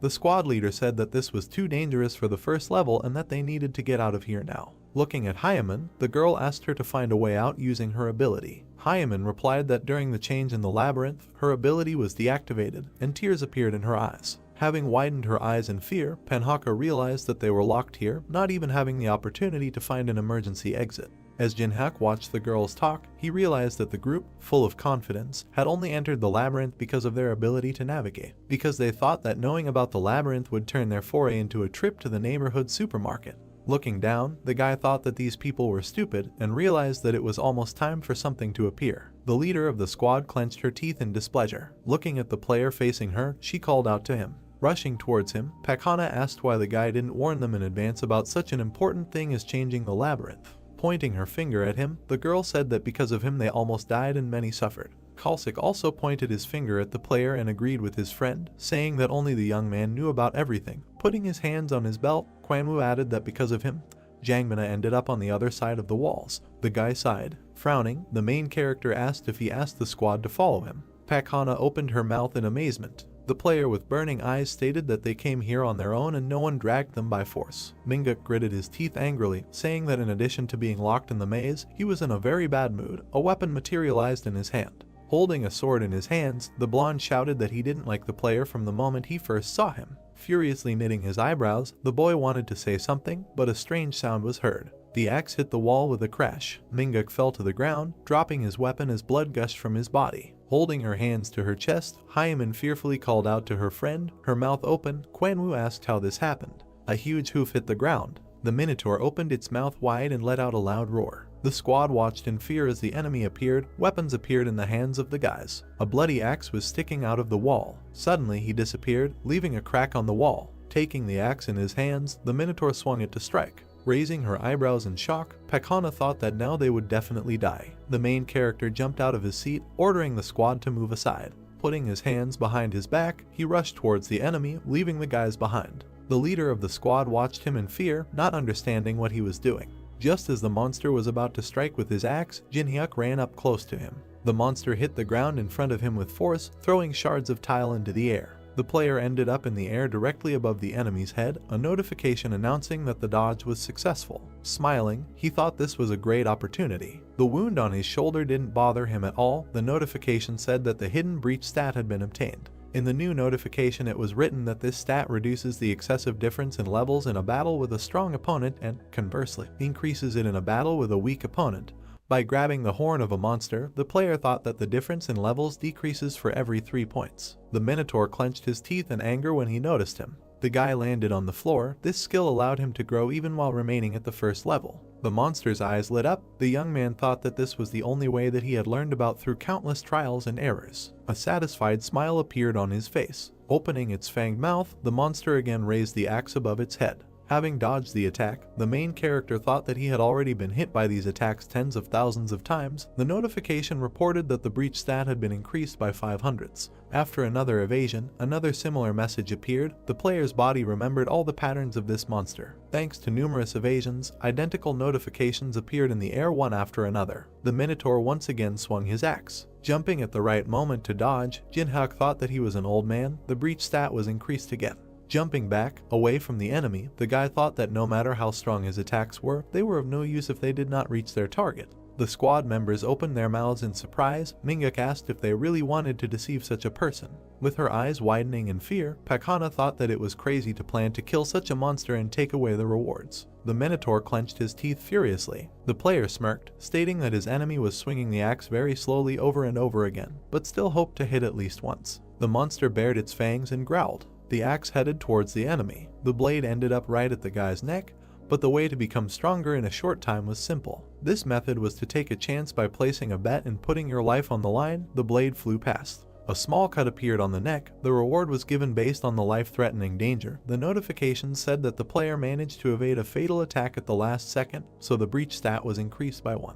Looking at the notifications, the young man thought that getting 1 stat point for a scratch was a good exchange. His fingers were stained with blood. Having dodged the next blow, he thought that the situation would become much more dangerous if he made a slight mistake, so he needed to finish it. Looking at the squad standing by the wall, the main character thought that the secondary characters had decided to leave of their own free will. Grabbing her friend's hand, Hyaman said that she wanted to leave here as quickly as possible. Pakhana asked her to walk, leaning on the wall, because then there would definitely be a way out. Approaching her from behind, the player asked where they were going. The girl looked at him in fear, trying to say something. She opened her mouth in shock when she saw something in front of her. Pointing to the Minotaur, Jinhyuk said that the squad should join the battle if they also want to get stats, because they will be given a hidden stat if the guy's dodge attacks. He added that rewards should be shared. The monster swung his huge axe for another blow. Pakhana jumped back. Hyaman put her hand forward in fear. The leader of the squad began to cry, her mouth open in horror. A powerful blow rolled across the entire room,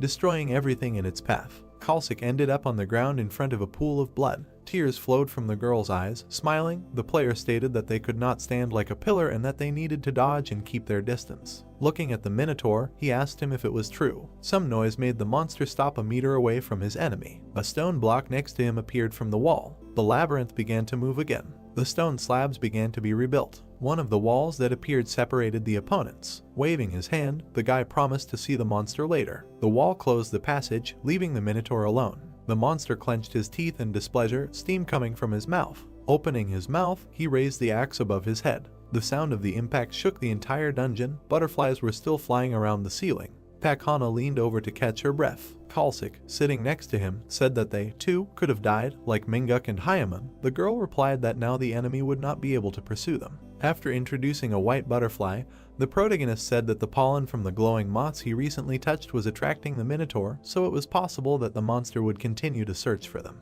Raising her eyebrows in fear, the squad leader asked why their ally would do something so reckless. Looking at her incomprehensibly, the young man replied that he had to raise his stats. Reaching for the knife lying on the ground, he added that every time the maze changes, there is time to rest and replenish stamina. Waving the knife, Jinhyuk stated that it was fun for him when the monster found him. Looking up at him, Pakhana asked how long her ally would do this. Sticking his index finger at the shocked squad members, the player replied that he was going to leave the maze in a month. Kalsik helped his friend get up.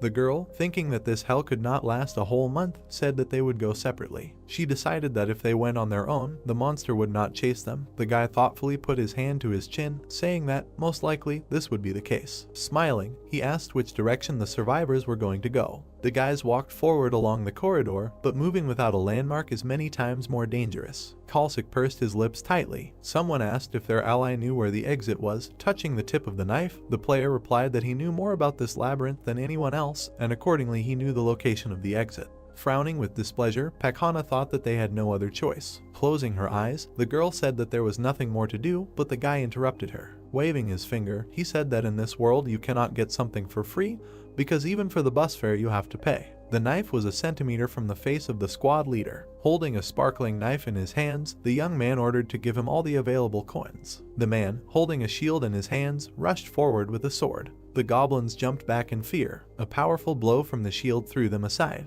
The guy with the bandage on his forehead struck with a sword. The video of his battle was paused, and there were a lot of rave reviews underneath it.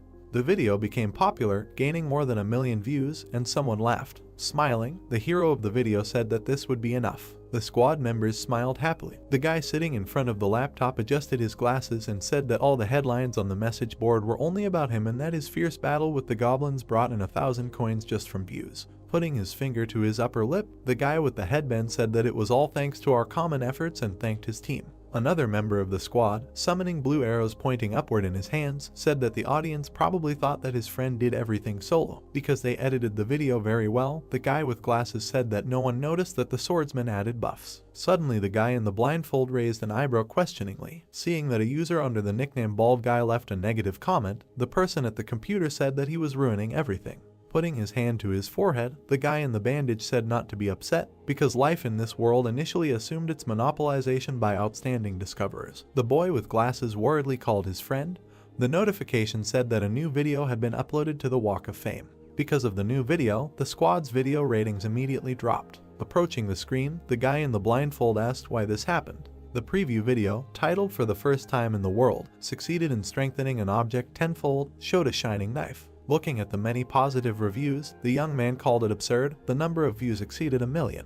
10 minutes ago, the main character crossed his arms over his chest and asked everyone to mind their own business. Waving his hand, he asked the squad to pick moss and prepare a sleeping place, as well as find logs to start a fire. Kalsik agreed and walked away. Gritting his teeth in dissatisfaction, he looked back at his maliciously smiling ally. Looking to the side, Jinhyuk called up the status window and opened the exchange. The message that popped up in front of him said "Welcome to the exchange." Moving his hand over the notification, the guy thought about what he needed to buy. Enchanted tarot cards worth 70 coins appeared in the air. Then a fragment of an old worn bronze key appeared, worth 80 coins. Behind him appeared a piece of a wooden cartwheel worth 300 coins. Then a scroll appeared, a lotto booster worth 10 coins. The player smiled contentedly. These items were no different from garbage that no one would buy. His finger pointed at the purchase confirmation button. The notification thanked for the purchase. The most important thing was the knowledge of how to use these items. Holding his hand over the wave of blue energy, the guy decided to combine the key, tarot cards, and a piece of the wheel. Blue energy surged through his body, a notification announcing that the merger was successful. A wheel of fortune appeared in the air with a picture of fortune in the center. The notice said that this artifact could raise luck to its highest value for 10 minutes, but since it was not completed, the scope of use was limited. The wheel of fortune shone in the air above the young man. Summoning a knife in his hand, he thought that if you do not know the limit of its use, then, to the best of your ability, the luck you receive can be what pushes a person from heaven to earth. Grasping the wheel with his hand, the main character thought that its limit was known to him because his life remembered everything. The wheel spun in the air. A notification announced that the highest luck value had been reached. Sealed scrolls rained down from the sky. The value of the number of scrolls in the inventory was 10. The enhancement lotto was famous for its worst chance of successful enhancement, but now luck was at its maximum level. The probability of success was 100%. The guy raised his sword to the spinning wheel of fortune. Smiling, he decided to use all the scrolls on the dagger, and a flurry of notifications about the successful enhancement began to pour in.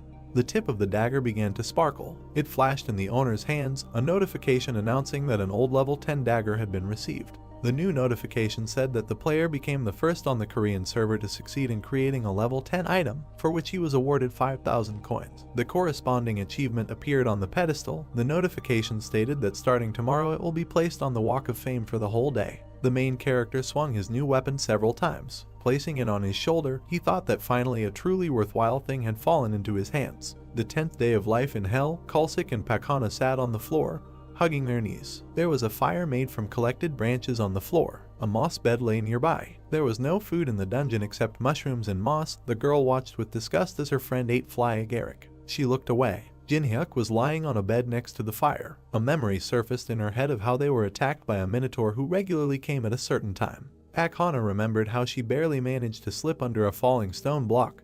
Because of the changing labyrinth, their life turned into a constant struggle on the brink of death. Imagining her forced ally swinging his sword, the girl was amazed at how easily he took it all. Holding her knees tightly, she said that they would die if this continued. Kalsik agreed, saying that this demon would use them and abandon them at the first opportunity. Anonymous comments began to appear before the eyes of the squad leader, giving advice or simply discussing the situation in the labyrinth. Knitting her eyebrows, the girl asked in a whisper if anyone had found information about this man. Users said that no information could be found because YouTube, personal blog, and all information were blocked, and he did not have a broadcast channel. Seeing this, Pakana lowered her head, thinking that they had chosen terrible people for the support group outside the tower. Frowning, she asked if they had passed on the information to the Elder and what the Raven Guild was saying. The anonymous man replied that nothing was known about this labyrinth and that it would take the guild 3 weeks to find them. Putting her hand to her face in disappointment, the girl thought that 3 weeks was too long. Throwing the last piece of mushroom into his mouth, Kalsik asked what they were saying in the guild. His friend replied that there was no information. Looking at her ally sleeping on the floor, she decided to share her thoughts with her friend. The guy was lying on his side with his back to the fire.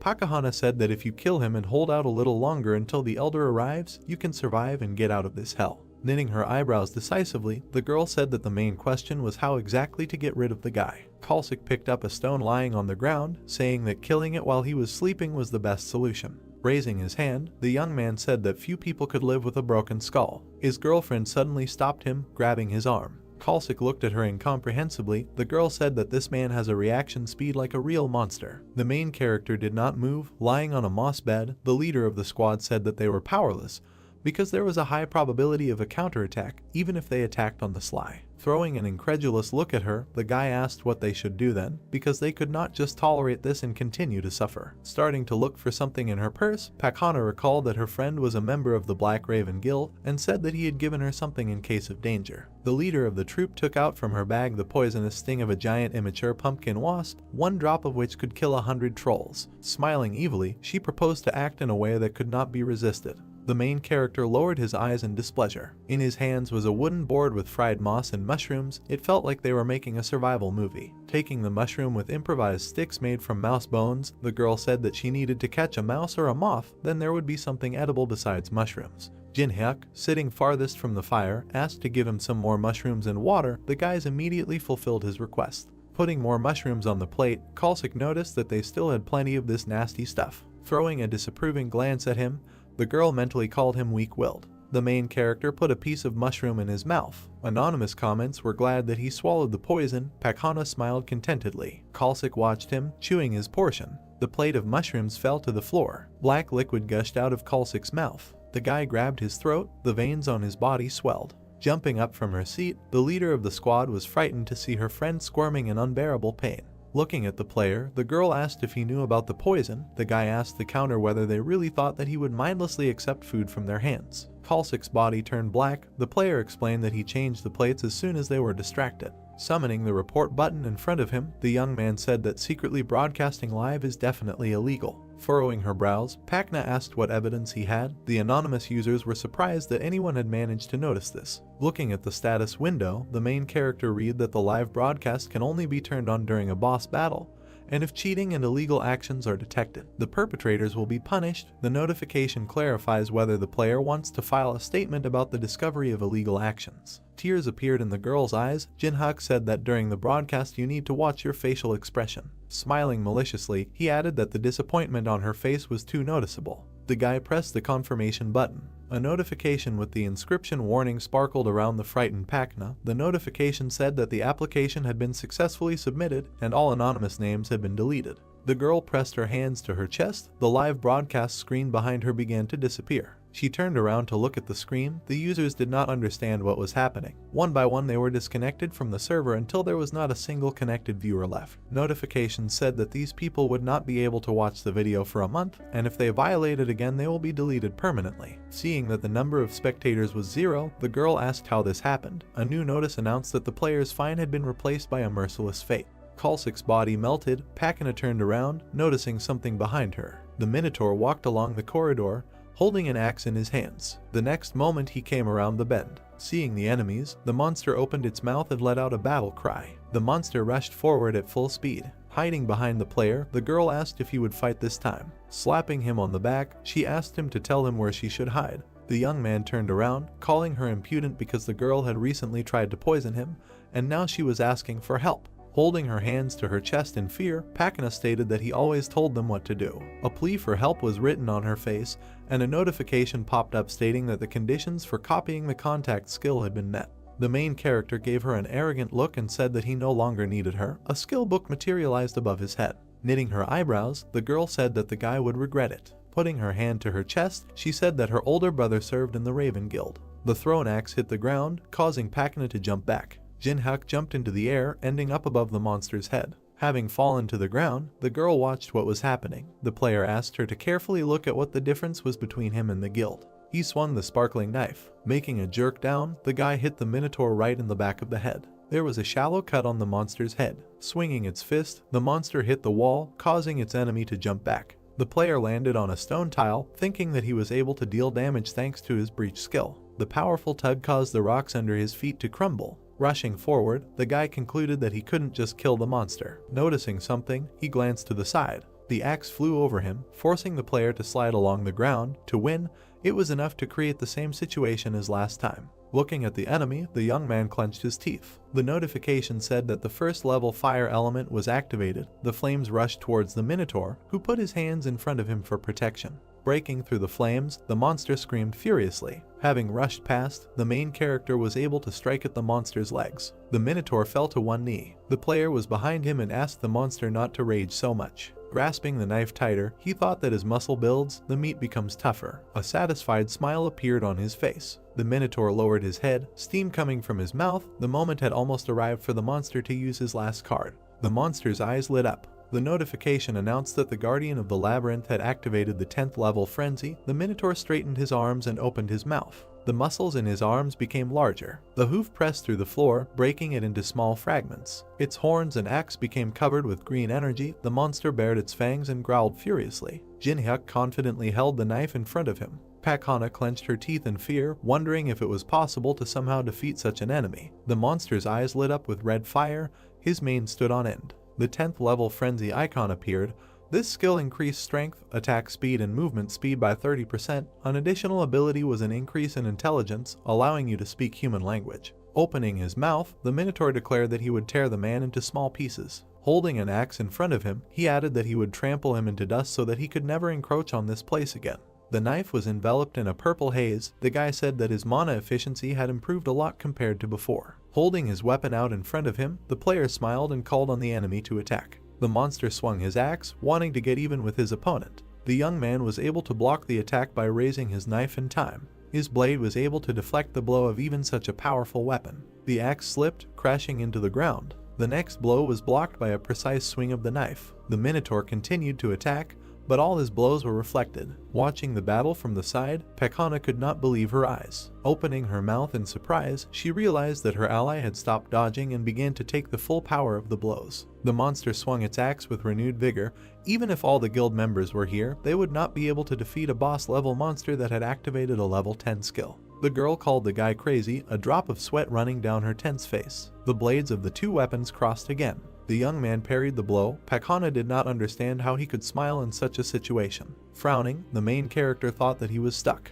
Imagining how he was drowning in a bottomless abyss, Jinhyuk thought that with all his soul he hated the reality in which he felt helpless. The notification said that the player had died. That in reality, that in the game the difficulty was like hell. The notification said that the number the breach stats received were 57. Memories of the battle flashed through his mind. The guy clenched his fist victoriously. A huge tiger burst out from behind him. This world reacted to him. Smiling, the player parried another blow, and a notification about increasing the breach stat popped up. Thanks to the knife, he managed to avoid being hit. The axe made a hole in the stone slab. The Minotaur raised one eyebrow in confusion. Stone fragments rose into the air. The young man put a knife in front of him and rushed to attack. Thanks to his lightning-fast strikes, the monster's body was covered with wounds from the knife. The main character rushed forward decisively, his knife covered in purple energy. Raising his fist, the monster declared that his opponent was only capable of tricks. Declaring that there was not even a scratch left on him, the monster aimed his fist at the enemy. A bright flash appeared in front of him. A shockwave swept across the room. The player landed on the stone floor. The monster's fist stopped right in front of his face. The notification said that the Labyrinth Guard's level 10 frenzy time had expired. Looking at the immobilized enemy, Jinhyuk stated that 5 minutes had passed. The Minotaur clenched his teeth in irritation. The demon with horns was shrouded in flames. Frenzy was capable of exerting its maximum strength in 5 minutes. but after that there would be a penalty where the user would fall into a state of suspended animation for 24 hours. A corresponding notification popped up warning of a penalty. The Minotaur fell to the ground, causing a status window. The guy said that he had 50 breach stat points, which could reduce the difference of 19 levels. Smiling, he thought that over the next few days he would reach 100 points. Pakana looked out from behind the stone, asking if the battle was over. The player replied that the rage was over, but they managed to get rid of the monster only for a while. Hearing that the monster would appear again if the labyrinth changed and a day passed, the girl opened her mouth in horror. Sticking 2 fingers forward, the young man declared that there were still 20 days left. 20 days later, the stone floor of the dungeon was destroyed. The Minotaur raised his axe over his head. The young man easily dodged a sharp cutting blow from the right. The notification reported an increase in the breach stat. Jumping up, he avoided the lower blow. A notification appeared saying that the number of breach stats received was equal to 100. Furiously opening its fanged mouth, the monster rushed to attack. The enemy's fist slammed into his chin, the Minotaur becoming weaker with each point he gained. Throwing the enemy back, the young man said that it was all because of his mood. His foot pinned the bull's horn to the floor. Towering over the defeated monster, the main character declared that the time had come for them to part. Smiling, he looked back. Looking at Pakana, Jin-Huk said that he needed to decide how to deal with her. The girl, pressing her hand to her chest, asked what it meant to deal with her. Hearing that from now on the player was gathering interns into the company of old men, Pakana opened her mouth in surprise. Squinting, the guy asked if she really wasn't interested. Knitting her eyebrows, the girl shouted that she was very interested in such an offer because she had long wanted to join something like this. The player praised her for her determination. Approaching her, he asked to tell her how the girl could be useful for the company in the future. Putting her hand to her chest, Pakana replied that her personal contact ability would definitely be useful in managing the company. Thinking that he had already mastered this ability, the guy raised his eyebrows questioningly. The girl replied that she would never betray him. Taking a step forward, the young man asked what other proposals there would be. Hovering over his ally, he called her a complete disappointment. Hearing that the main character was ready to make a verdict, Pakana began to cry, begging him to give her more time. Smiling evilly, the player stated that there were no interns who had joined the company of old men. Raising her eyebrows in fear, the girl shouted that she would give him Braham's ring. Clutching his leg, she asked for her life and stated that her older brother had made a deal with China and provided ginseng to Koryo as payment. Looking at her from under his brows, Jin-Huk wondered how Braham's ring could have fallen into the hands of the Black Crow Guild. In the center of the golden ring, a red gem sparkled. It was one of the best items that can be obtained on the first floor. The ring increased movement speed, resistance to magic, and allowed it to restrain the mana of monsters. The guy's eye sparkled. Thanks to the Eye of Truth, it became clear that the girl's words were true. The corresponding notifications reported this. Putting his hand on her shoulder, the player congratulated her on gaining the status of an intern in the company of old men. Holding out 3 fingers in front of him, he said that the interns were not paid and that the interns should arrive whenever and wherever they were called. Hearing that the contract remained to be signed, Pakana widened her eyes in surprise, not understanding what she was talking about. The notification announced the reading of the memories of the world, and the powers of the contact and fire element skills appeared in the guy's hands. A plus sign appeared between the skill icons. A notification indicated that the merging of 2 skills had begun. A ball of blue energy appeared in the player's hand. He stated that it would be a little hot. The notification said that the soul brand skill had been obtained. The young man put his hand on the girl's shoulder. She asked in fear if this was really a contract. Raising his hand over her, shrouded in energy, the protagonist asked if Pakana really thought that she would just need to put a stamp on a piece of paper. Tears appeared in the girl's eyes. The player congratulated her on joining the Black Enterprise. The notice stated that the soul brand was carved on the intern's face, and a woman's scream was heard in the depths of the labyrinth. An icon for the soul brand skill appeared. The description said that the object on which the mark was placed was obliged to obey the orders of the owner of the skill. If the rules were violated, the object's body would ignite. The gates of the labyrinth opened. The notice said that the first floor maze had been completed for the first time. The girl fell on the grass, rejoicing that she managed to survive. The notification said that players would be on the honor list for 1 day and would receive 5,000 coins. Looking at the notification, Pakana was surprised by such a reward for all the torment. Hearing the young man calling her, she looked back. Putting his hand in front of her, the main character ordered to give all the money. The coins flew into his status window. Now he had more than 10,000 coins, and there was most likely no player with more money yet. Pointing his finger at the intern, Jin-Huk ordered Braham's ring to be brought within 3 days. The girl objected, saying that 3 days was too little. Gathering blue energy in his hand, the guy stated that the time had been reduced to 2 days. A burn in the shape of a human palm appeared on Pakana's face, and she promised to bring the ring. The news was broadcast on a huge screen on the roof of the building. A man in an official suit announced that in a week, the strongest guild in Korea, Tangun, plans to defeat the boss of the third floor. Emblems of different guilds appeared. The Tangun Guild was the leading guild of the country, raising its stakes in the international competition to conquer the tower. The characters walked down the street past the screen. The news anchor asked if there were any statements from the Chinese. Knitting his eyebrows in confusion, the man said that it was better to try to capture the tower on his own rather than wait for help from another country because the Tangun Guild was able to cope without outside support. Watching what was happening on the screen, the player wondered if these people would regret their decision to go after the boss of the third floor. Imagining the tower, he realized that they were in such a hurry because they wanted to get as many resources as possible. Presenting the map of the tower, the young man decided that there was no need to go to the third or even the second floor because only 90 days were given to each floor. A message appeared about moving to the next level. Many monsters appeared in front of the player. In his opinion, the guild would not be able to cope with completing the floor due to the constantly increasing level of difficulty, and humanity would not have a second chance. The light was on in the window of the apartment building. The main character decided to begin by collecting all the information about the events of the last month. There were bags of garbage in front of the front door. Holding the phone in his hands, Jin-hyuk wanted to turn to informants whose information could be trusted in order to find reliable information among the gossip. A tab called Community Challenge Towers appeared on the phone screen. The site had a user search function. The main character was sitting at a table in a cafe. A guy with blonde hair introduced himself as Teeman and said his nickname was Bald Head. His strangely dressed avatar was holding a Molotov cocktail in his hand.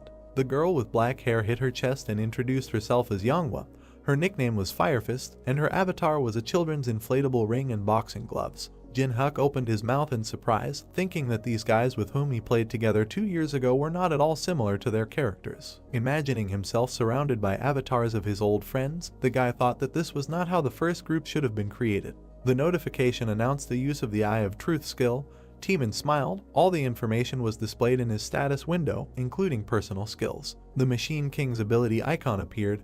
This magic was quite powerful and had no serious drawbacks, so it was useful in large-scale battles. Yeonhwa took a sip from her plastic cup, her status window describing her stats and abilities. A sign of the Taekwondo Master skill appeared, which helped fight in close combat. The main character realized that the guys were hunting together because they had the same level. He smiled, thinking that they got along well before. The notification that popped up said that the player would only be able to copy abilities if they reached the 20th floor together. Pointing his hand at his ally, Teeman said that it was his turn. Distracted from his thoughts, the young man introduced himself, saying his name. Putting his hand to his mouth in embarrassment, he added that his nickname was Captain Boar, and thought to himself that he created this nickname 11 years ago. Sitting down at the table, Jin-hyuk said that he was 27 years old and that he streamed Paprika TV. Teeman's mouth opened in surprise. He was surprised that his friend was a streamer and said that he also sometimes watched Paprika. Smiling, the player replied that he had already stopped streaming.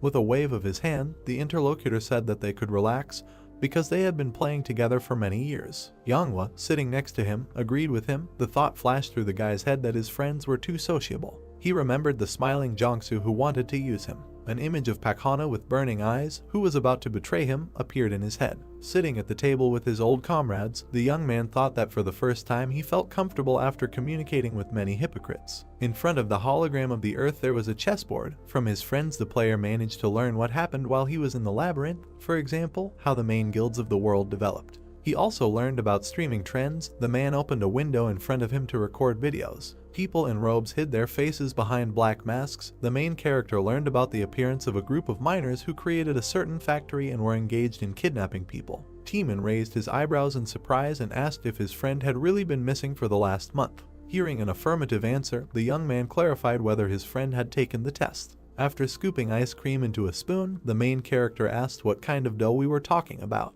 There was a taxi and a traffic jam on the highway. Looking back from the front seat, Teeman explained that a stream of players poured into the tower when it first appeared, but from the second floor the number of deaths increased. The tower rushed high into the sky. The association set a restriction due to which only those who passed the test could climb to the second floor. Pointing to the barcode on her wrist, Yanghwa added that the association issues a verification code to everyone. Remembering the face of the head of the association, Jin-hyuk thought that Sanjin was gathering people with powerful abilities under the guise of reducing the number of casualties. Smirking slyly, he decided to use the system created by the association for his own benefit.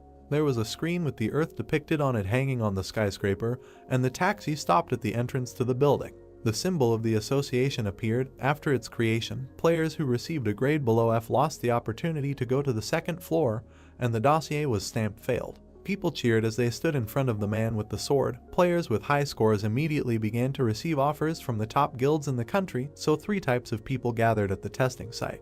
The first were those who desperately wanted to get the right to enter the tower. The guy clasped his hands, hoping to get a good rank. The girl bit her thumb, expecting to get at least E rank. The second were those who met players with high ranks. Reporters prepared to do the interview, wondering which guild would take the A-rank player this time and wanting to do a special report. The man with the camera noticed something in front of him. The journalists opened their mouths in surprise. The third were those who wanted to show their right to enter to the whole world. Pakhana from the Black Crow Guild and her brother Hajin, a rising star of the guild, passed along the road. A man walked behind them, camera flashes shining right in his face. Gait from the guild father of wrestling sternly knitted his eyebrows. The journalist asked the cameraman not to miss a single frame.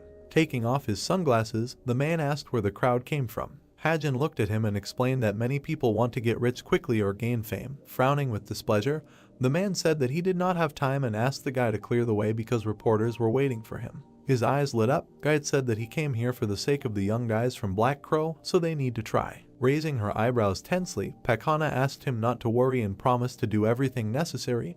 Hajin agreed with his sister. Security guards began to push the crowd aside to make way for the celebrities. Among the crowd stood the main character along with his friends. The guard pointed his finger at him and ordered him to get out of the way. Pointing to himself, Jinhyuk asked why he needed to move if he had his number and was waiting in line. Hajin pushed the guard away, accusing him of not doing his job well. Pointing a finger at the guy, the Black Crow Guild member said that he was making a big mistake by not moving. Hearing a voice from the crowd that said that he was opposing Hajin himself, the player realized that it was his trainee's brother, but did not even move, putting his hands in his pockets. Due to the use of the Eye of Truth skill, his eyes lit up. Hajin looked at him blankly and asked why the young man was staring at him. All the characteristics were displayed in his status window. The notification said that in order to copy his personal ability, the player needed to raise the target's interest to the maximum, and to copy one of the skills it was necessary to raise hostility to the maximum. With his eyes widened, the guy realized that he could provoke the copy target to gain his skill. While Hajin was trying to prove his point, Pakhana approached them. Seeing her boss, the girl opened her mouth in fear. Her brother turned around, explaining that the man didn't want to leave. The main character grabbed him by the index finger. The next moment the finger was broken. Hajin immediately grabbed his swollen red finger, whining in pain. Jinhyuk calmly drank the water, not worrying about anything. Hajin's eyes lit up and he removed his hand, which was immediately enveloped in strong magic. All the people around were in shock. They called for everyone to run to the scene of the clash and look at what was happening. Janek, noticing something was wrong, looked at his opponent in surprise. At that same second, he grabbed the open bottle of water tighter. Hajin was already heading towards the main character when suddenly water got into his face and eyes. He threw a strong slash, but Jinhyuk was no longer there. All that was left was the bottle, which flew towards the attacker, when suddenly he received a strong blow to his leg, causing his stance to buckle. Within a second, Hajin fell to the floor with a loud cry, holding his knee. Not far from him, with his back turned, stood the main character. Everyone around was in shock. No one understood what happened. Among the uncomprehending crowd was Hana. She looked at Jinhyuk in horror. Drops of sweat were running down her face, and there was fear in her eyes. She asked herself why the main character was here. Quite suddenly it was heard from the crowd. It was Gait, who was holding his hands on his chest with displeasure. Jinhyuk looked at Gait emotionlessly. He immediately tried to use the level 1 Eye of Truth skill. At the same second, an error appeared with the inscription, Failure. Immediately another error appeared, informing that the use of the skill was impossible due to the difference in levels. There was rage on Gait's face. Gritting his teeth in anger, he advanced on the main character. His eyes burned with a bright, warm flame. This guy's level was reported to be above 20. As soon as Gait approached the main character, he looked up at him and said that he didn't know that Hajin had a nanny. Then Gait calmly replied that this requires an eye and an eye, but nothing, Kajin is quite a useful fellow. Immediately Jinhyuk tensed. Frowning his brows, he asked if what Hajin supplied to China was ginseng from the Goryeo dynasty. Hearing this, Gait became furious, gritting his teeth and asking how he knew. All the people and reporters around heard this and did not understand what they were talking about. With his arms outstretched, Jinhyuk nonchalantly replied, "Does it matter how he found out?" and then asked if Gait would ask the right question. A malicious smile appeared on his face, and there was a certain idea in his eyes. For example, how to get rid of side effects, Jinhyuk suggested the question. Gait said rather sharply. A message immediately appeared informing that Gait was using the 3rd level dungeon skill. Walls began to appear around Jinhyuk and the enraged Giddy. Hyung, Teeman shouted, throwing himself into the closing walls. Veins appeared on Gait's forehead with anger, and fire burned in his eyes. It exuded strong magical energy. Jinhyuk, Yonghwa immediately shouted when she saw that the dungeon had closed. "Is this really a protective wall?" the main character asked in surprise, touching the impenetrable wall. Gait did not answer the question, but simply asked if Jinhyuk was really asking for 10 dungeons, after which he asked if then the main character could prove that he was not lying. Then Jinhyuk began to explain that the edible item needed to restore stamina and mana was ginseng from the Goryeo dynasty, after which he, imagining the exhausted magician, said that if you simply eat ginseng, a side effect will occur, magical poisoning. After that, he raised 3 fingers and said that the guys were probably suffering about this right now, but 3 objects could help with this. These were Carasian juice, moonstone, and most importantly, mandrake root, after which he said that he thought that the guys were now looking for the mandrake root. After thinking a little and throwing out his hand, he said that he would tell him where he was, after which he asked if Gait now believed him. Drops of sweat were running down Gait's face, and it was clear from his face that he was very excited. He said to himself that everything he said coincided with the words of the scouts and researchers. "Well, I agree," the main character asked with a malicious smile on his face. After thinking a little, Gait replied that he would believe Jinhyuk. But, he suddenly said, sharply holding out the knife that appeared in his hand. "I'm warning you, no tricks," Gait said in an angry and threatening voice, adding that otherwise it wouldn't seem like much. He clenched his teeth in anger and said to himself that the main character had asked for as many as 10 of the most valuable dungeons, and this was an excessively high fee. He held the blade shrouded in strong magic in front of Jinhyuk's face and said in his head that he needed to end everything here. Suddenly fear and shock appeared in his eyes. Jinhyuk smiled madly, his eyes glowing with a bright purple flame. Looking at his opponent, he said that it seemed that Gait had not yet understood. "Both our deal and your life," the main character continued to say. "In my hands," he added, raising the blade, which was shrouded in strong, terrifying magic. And at this time one of the guards broke through the floor. Jinhyuk's comrades were surrounded, but they successfully defended themselves. "Get away," Yenba shouted furiously, adding that unless, of course, they want to die. There was a raging fire in her eyes. Suddenly a notification appeared saying that the level 3 dungeon skill had been cancelled. The magic has dissipated. The guys went in different directions. The main character, with a smile on his face, shouted to Inui to calm down the girl. "Are you okay?" The guy's voice was immediately heard. They immediately ran up to him, shouting that he had been kidnapped just like that, and they would kill everyone, he said. Waving his hands, the main character said that everything was fine. Pointing to the departing Gait, Jinhyuk told them not to worry because he and Gait had found a common language. At that same second, Hajin rushed to the enraged Gait in a rage and asked if he would really just let the main character go. Bowing, Hajin, with a drop of sweat on his face, said that if he gave him a chance, he would come up with a good plan. At that same second, he received a strong blow to the neck from Gait. Raising him with one hand high above the ground, he told him to understand that Jinhyuk is stronger than everyone, after which he said that if Hajin does something like this again, he will greatly regret it. The guy was already out of breath, veins stood out on his neck, and saliva was flowing from his mouth. "I understand," Hajin said in a trembling voice and out of breath. Throwing the guy on the floor, Gait and his guys left. Hajin asked himself in horror what happened in that dungeon. A fire immediately lit up in his eyes. He was angrier than before. In his head he screamed that no one could humiliate him, which means he would kill him. It was immediately reported that by raising hostility to the maximum, you can copy one of the skills. A notification immediately appeared that the conditions were met, which means Jinhyuk copied the stealth skill. It was reported that stealth is a passive ability, difficulty in obtaining, description, breathing, and pulse can be controlled. The next message states that the copied skill is saved in the memories of the world. Jinhyuk, with a malicious and at the same time satisfied smile on his face, looked at the enraged Hajin. After that, he began to walk away while the people around him admired him. In the table rating, Hana was in first place with scores of 1,755. The main character said in surprise, folding his arms over his chest, "Did the trainee really drink mountain ginseng?" Suddenly a voice was heard inviting the next person into the office. With a blade in his hands, he entered the office and saw a crystal with a man standing next to it. He said that the test is simple, you need to hit the magic stone, objects, skills, you can use everything. The hidden power of the stone is revealed during the attack. The guy saw the blade in the hands of the main character and asked if he would really only use it. Jinhyuk immediately extended his hand with the blade in front of him and said that this would be enough. "Okay," the guy said, putting his hand to his chin and looking at something on the tablet, after which he added that the main character would start as soon as he was ready. Suddenly the guy noticed that the main character approached a stone larger than the one he was supposed to hit. He immediately turned to Jinhyuk, after which he said that the stone he approached was a mid-level stone, and pointed to the stone that was needed and told him to go to the entry-level stone. A flame flashed in the eyes of the main character. The guy was enveloped in the strong aura of the protagonist. He looked at Jinhyuk in horror and shock and said that ordinary players could not even activate a mid-level stone. The stone fell with a crash onto the floor, divided into two halves. The guy added that it was impossible to break the middle stone in half. The result of the main character immediately appeared on his tablet, showing that Jinhyuk's rank was as shocked by such results. The guy shouted that he needed to report this to his superiors. Jinhyuk suddenly said not so quickly. Taking the guy's tablet, he told him to report back in a week. Immediately the guy asked in confusion whether he was really asking to postpone the report. There was a terrifying power in Jinhyuk's eyes. He said that this was for personal reasons, and in a week the guy can report wherever he wants. But, the guy mumbled, not knowing what to say. Then the main character straightened up, took out a blade and, playing with it, said that he knew several worldly wisdoms.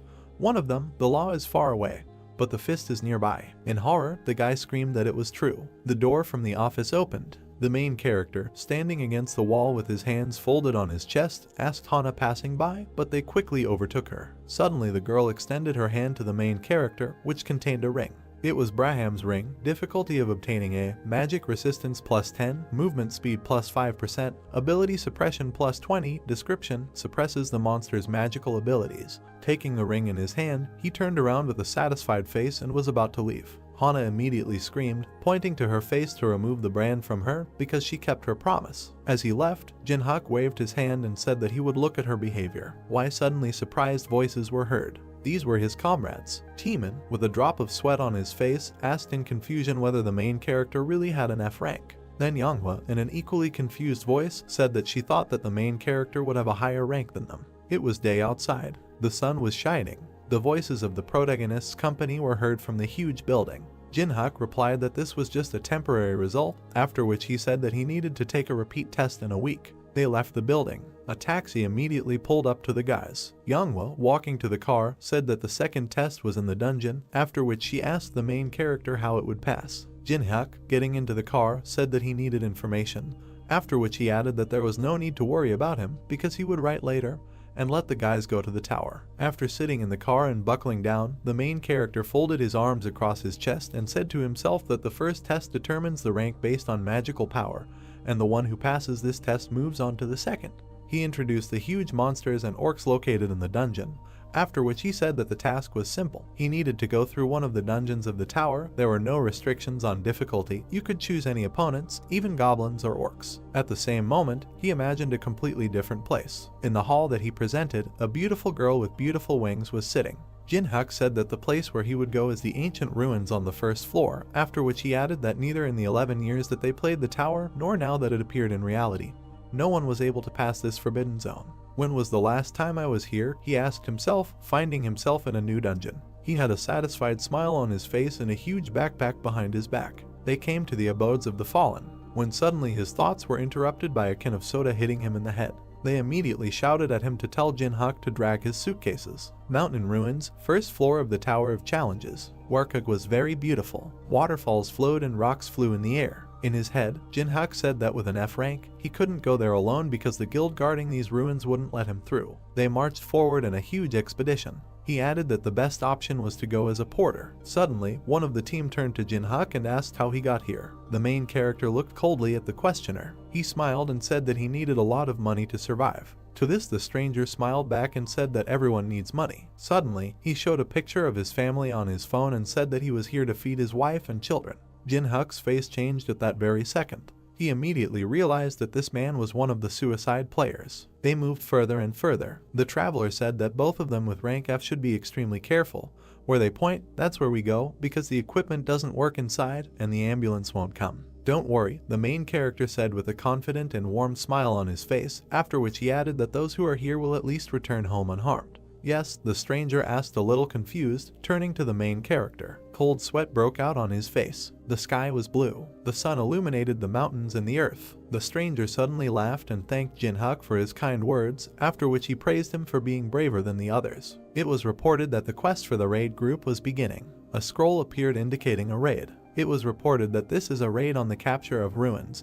Difficulty S, conditions, kill the boss of the location, free the prince who is deep in the ruins, reward, relic of your choice. We are there, it was heard from up front. Then everyone threw their huge backpacks onto the ground. The leader's voice said that everyone was doing well, so now they can rest while they wait for the raid group. Jinhyuk put down his backpack and looked at the huge temple in front of them. The golden chest was a special reward. The notification that appeared announced a special reward for the first conqueror of the tower. Special, the main character asked himself in surprise, looking at the notification that appeared in front of his face. Is it really only me who can see this? He asked himself. The next notice was about receiving the award. The hero now has stats for plus 10 points of luck and plus 10 points of adaptability. The next message said that the luck and adaptability stats had been increased by 10. Frozen was also obtained. The lock under the frozen emblem was opened. It has been reported that Cold Heart is the ability to remain calm even in a critical situation, but may have trouble showing emotions. It was also reported that the passive skill Monopolization was obtained.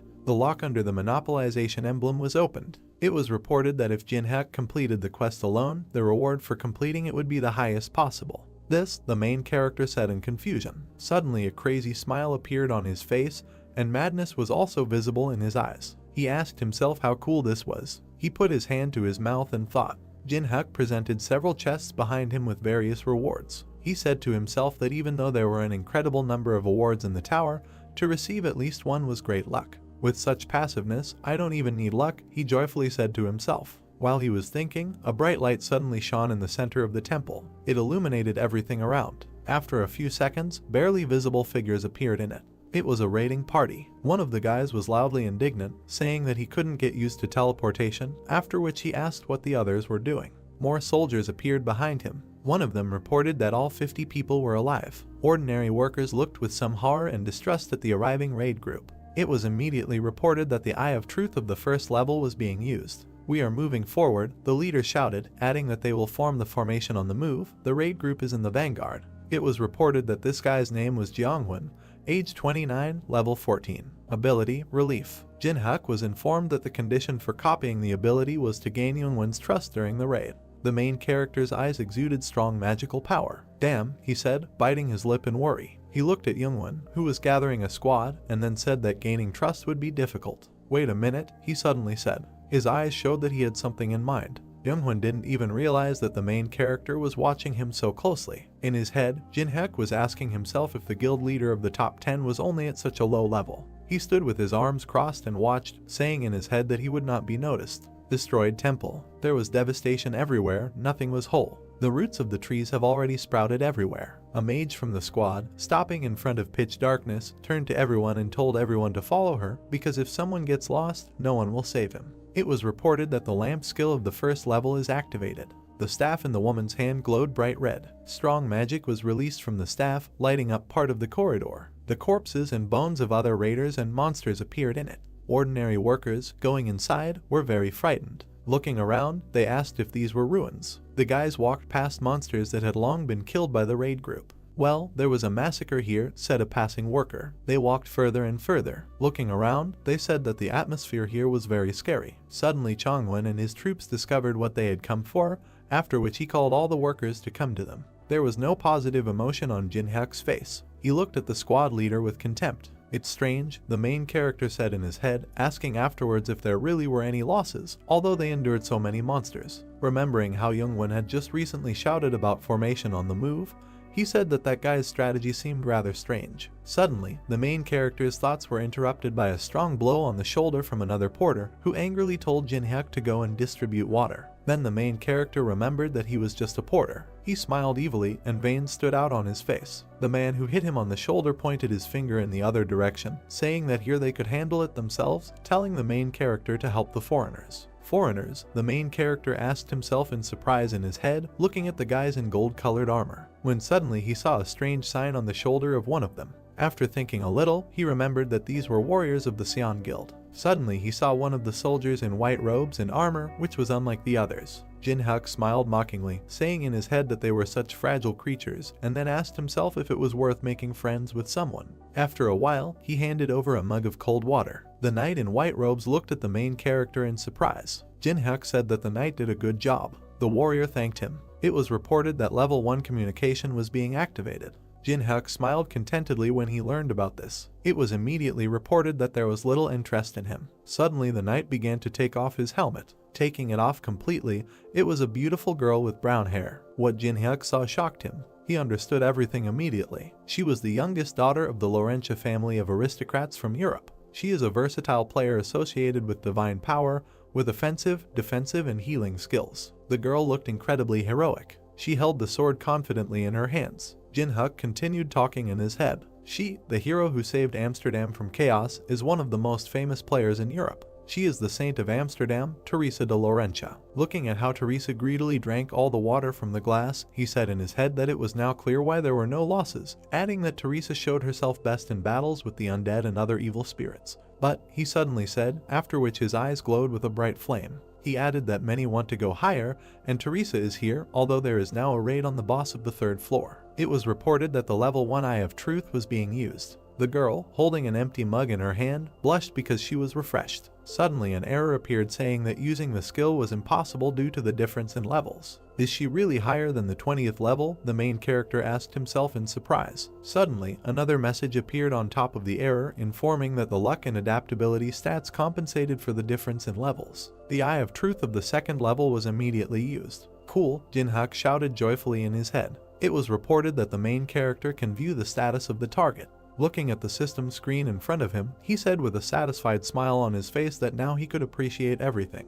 After looking at the girl's stats, he saw that her age was 22, level 29, and her special ability was the protection of heaven. Teresa was incredibly beautiful. There was no anger or greed in her blue eyes, only love and kindness. The conditions for copying were that Teresa is one of the top 100 players in the world, and if the main character rescues her from a dangerous situation, he will be able to copy one of the abilities or skills. Well, numbers, Jin-hyuk said in shock, looking at her characteristics on the system screen, after which he added that now it's clear why everyone admires Teresa. Suddenly, at one of the points, he noticed a quest to choose a profession. It was then that he understood why the girl went to these ruins. At that same second, Teresa, with a wide and kind smile on her face, handed the empty mug to the main character and, thanking him, said that she had quenched her thirst. Taking the empty mug, Jin-hyuk smiled kindly and said to himself that it was he who needed to thank her. Ability, which is highly valued by warriors, Jin-hyuk continued to say to himself. He understood that now he had a chance to receive the patronage of heaven.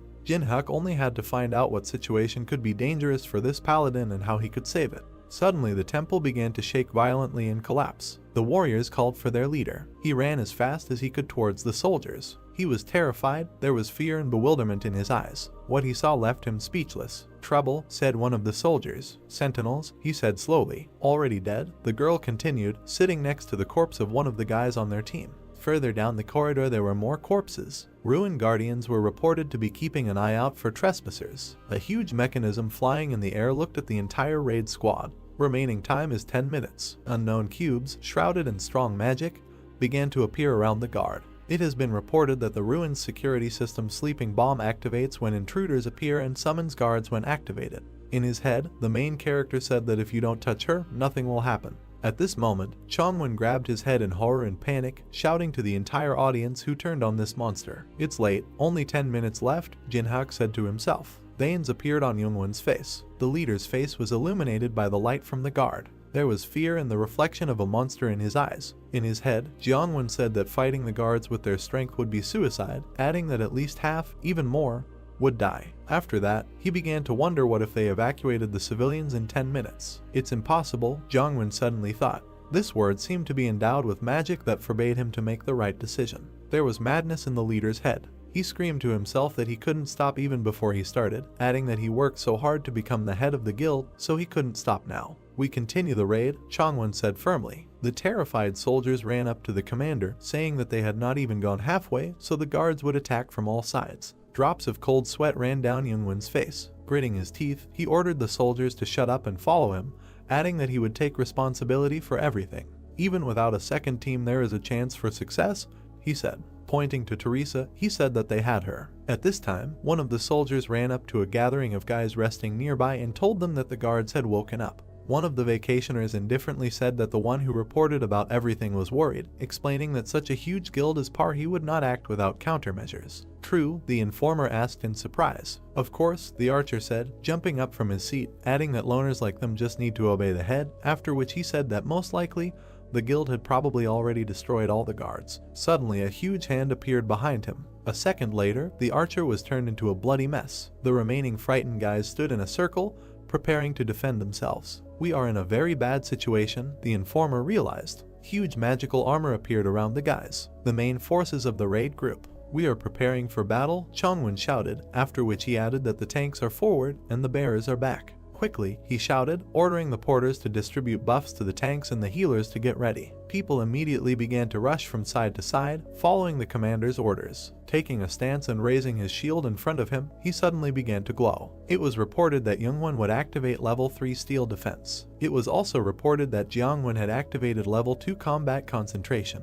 Tanks began to gather next to him, on which buffs began to take effect. The mage behind them took off, a magic circle appeared below her, and the staff she raised above her began to glow. It was reported that this girl had activated the second level angel song. The stats of all warriors have increased. They're getting closer, Youngwon shouted, ordering everyone to stay in formation. At that same second, huge armor jumped onto the line. A blow from a huge axe struck the commander's shield. He was able to contain it. Then the guard stood up. Leader, it was suddenly heard from far away. It was those three guys resting to the side. They were very exhausted defending themselves from the guards. The informer shouted, asking for reinforcements because they could no longer cope. The mage girl pointed at the guys, saying that they needed to help the solo players. At that same second, Youngwon ordered the girl to shut up and concentrate on the battle. The commander understood that in any case there would be casualties. Beads of sweat ran down his face. There was rage in his eyes, and his teeth were clenched from tension. In his head he was screaming that there was no time to think about solo players. The solo players were very scared. They held on with all their strength. Jiangwon explained that, unlike guild players who act coherently, solo players are immediately lost in such battles. They heard it, but, said one of the solo players, lowering his head in disappointment. He realized that they had been abandoned. Tears flowed from his eyes. He screamed, begging for help. Suddenly, quick steps were heard. Teresa soared above the guards, swinging a sword shrouded in powerful magic. It was reported that the 4th level cross skill was activated. There was a warm flash from the ceiling. At that same second, all the guards were struck by Teresa's strong, well-aimed and quick blows. The girl's eyes burned with a bright blue fire. The desperate guy suddenly saw the light. Teresa, he shouted joyfully, looking at his savior. A bead of sweat ran down Teresa's face. There was composure and calm in her eyes. In her head, she analyzed that 2 guards had passed through the raid team's positions. The non-combat units were in danger. She immediately rushed to the defense of the soldiers. Teresa understood that she needed to hurry up and cover the rear. In the rear guard, there was devastation in the hall. Many of the porters were dead. One of the workers was sitting on the floor, saying that they were in trouble. Blood was pouring from his mouth. One of the guards swung a huge axe at him. Suddenly, cuts ran down the guard's arms and legs. "What are you talking about, uncle?" The voice of the main character was heard. At that same second, the guard fell apart into many pieces, out of action. In front of the man, who was already ready to die, stood Jin-hyuk, who, with a smile on his face and a blade in his hand, said that he had already said that he would return home alive.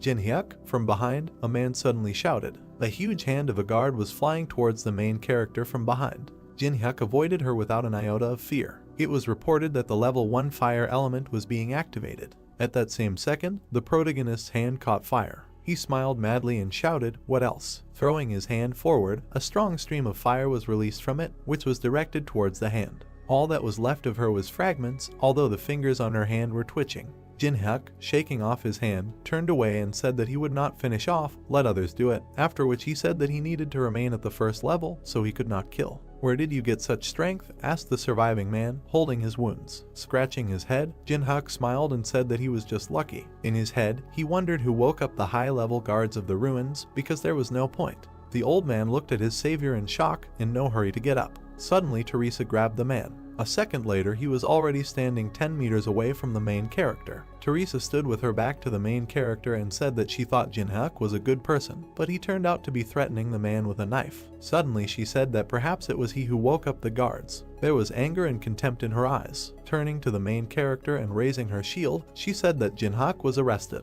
The main character was very confused when he heard the accusations. At the same second, a strong blow from a girl's sword flashed next to him. The main character barely managed to dodge. She turned to face Jin-hyuk, telling him not to move because she didn't want to hurt anyone. After thinking a little, the guy said that there was a misunderstanding. The girl again struck a strong blow, but missed. She shouted that she would listen to him later. In his head, the main character said that it seemed that Teresa was too angry and was not listening to him at all. He understood that he no longer had a choice. Teresa swung her shield at the protagonist again, wanting to deal a strong blow. She threw a strong punch, but missed again, so Jin-hyuk pushed with force. Teresa flew into the floor with enormous force, breaking a crater. There were stones on her face. She lay exhausted in the hole, holding back the pain. Jin-hyuk put a blade to the girl's face, saying that he would not be a guard. Teresa looked in horror at the main character, whose eyes glowed with a bright blue light, and there was calmness and composure on his face. Jin-hyuk said that if he had to, he would kill with his own hands. Mrs. Teresa, Mr. Jin-hyuk, the rescued man suddenly started screaming. With his arms outstretched, he ran up to the enemies and shouted that Jin-hyuk had saved him. Hearing this, Teresa was speechless. After a while, the man left, and non-stop apologies were heard in the hall. The girl bowed to the main character, apologizing. Jin-hyuk asked her to stop, saying that his actions really seemed suspicious. He began to leave, and Teresa followed him, asking why the main character was hiding his identity. For what reason, Jin-hyuk wondered, calmly walking forward. "The same as you," he answered after thinking. After that, he said that Teresa invited the Sion Guild as a cover, after which he added that the girl wanted to secretly obtain the contract of St. Peter for the quest to choose a profession. After thinking a little, he admitted that he also needed one item, the receipt of which no one should know. Teresa was shocked by what she just heard. Drops of cold sweat ran down her face. She asked herself in her head how the main character knew about everything. Jin-hyuk smiled and said that he knows all the strategies for passing these ruins, so Teresa will help him with her skills, and the items they need are in one place. Turning to the girl, he asked with warmth in his voice if she would join forces with him. Teresa looked at the main character in confusion, wondering what to answer. The guards were defeated. In the crowd of vacationers, the commander shouted, saying that it was impossible. Throwing his arms forward, he furiously shouted that they should move forward in coordination, and then asked if they really wanted to go alone. Teresa, standing in front of him with her hand to her chest, explained that according to their map there were only 20 kilometers left. The strategy was known to everyone. Nothing would change if it didn't exist, after which she said that, in addition, according to the agreement before the battle with Boss, all squad leaders have the same rights. Hearing this, Youngwon broke out in a cold sweat and didn't know what to answer. Teresa stood silently opposite him, waiting for an answer. Exhaling heavily, he hit himself on the forehead and allowed the girl to separate from the group, after which he said that she should return before they reached the boss's room. Joyful Teresa, clasping her hands, said that she would join them before the battle began. Remembering something, she asked to take one porter with her. Then Youngwon began to walk away, waving the girl away, telling her to do whatever she wanted. Hearing this, happiness and joy appeared in Teresa's eyes. "This is a one-way ticket," the voice of the workers was heard. The porters stood in a huge crowd, praying that they would not be chosen to march with Teresa. Suddenly the main character raised his hand. Coming out of the crowd, he said with a serious face that he was ready to go. Immediately all the workers threw themselves on his shoulders, begging the guy not to follow the lead of youth and to stay with everyone.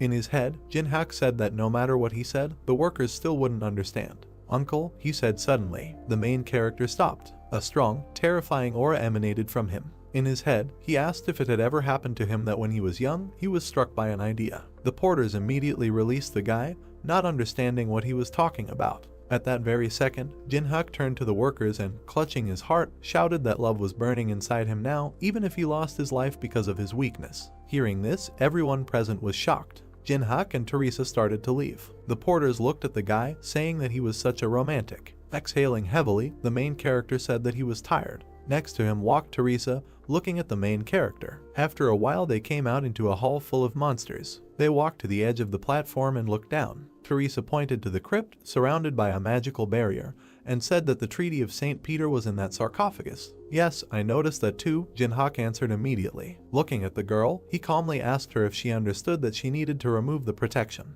"Yes, I know," she answered immediately. Suddenly a warning flashed in front of them. Teresa looked in shock at the system window in front of her, in which it was written that the master of the abode of the fallen was watching them. Reading the same thing on his screen, Jin-hyuk was calm, rubbing his chin. In his head he said that this was definitely about the boss, after which he thoughtfully said that the boss had never been interested in the players, and now he decided to show himself. Drops of cold sweat appeared on the girl's face. Pointing to the warning, she stammered and asked if the main character saw the same thing, after which she said that it was definitely from the boss, but what did these words mean? Did he really see us as enemies? Teresa asked in confusion and fear, to which Jinhyuk immediately replied that this was not so. Pointing his finger at himself, he said that the boss was a sign of him. The girl looked at her friend in shock and asked herself in her head where such confidence came from. Turning to Jinhyuk, Teresa decided to ask if he really knew the way through. Putting his hands in his pockets, the main character replied that he had known him for a long time. Then, the girl said slowly and shyly. Jinhyuk was unhappy waiting for his companion's question. Then what should I do? She asked, putting her hand to her chest. There was fear in her eyes, but she was still ready to do anything.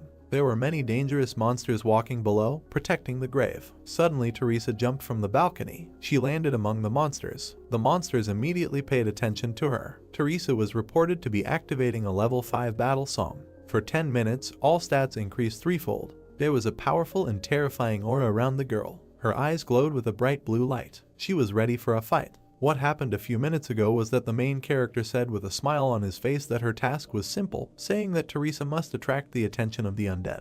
The monsters quickly rushed towards Teresa, who was already preparing to defend herself. She recalled the words of the main character, who said that if the girl released her divine energy, raising her hand with the sword, Teresa began to gather all her strength. Then all the attention will be only on you, the main character said in her memoirs. Suddenly she opened her eyes. They were filled with enormous power. The sword in her hands was shrouded in a strong aura. It was reported that the power of a level 5 saint was being activated. A few seconds later, a huge light was heard, illuminating everything around. Its source was Teresa herself. At that same second, all the monsters rushed at the girl. A glowing blade immediately appeared in front of the face of one of the monsters. She immediately cut it down and started working on the others. She handled everyone without much effort. An endless crowd of monsters ran towards Teresa, ready to kill everyone. Immediately, the main character's foot stepped on the head of one of the monsters. Jinhyuk jumped from head to head, realizing that all the undead were now directed at Teresa. He jumped further and further, moving towards the sarcophagus. In his head, he said that thanks to the control from his companion, he would not enter and increase his level. Suddenly, he felt incredibly strong and ominous magic. The huge sarcophagus exploded at that very second. A huge skeleton emerged from it, shrouded in strong and terrifying magic. It was reported that elite undead had appeared and special dead had risen. The floor was on fire,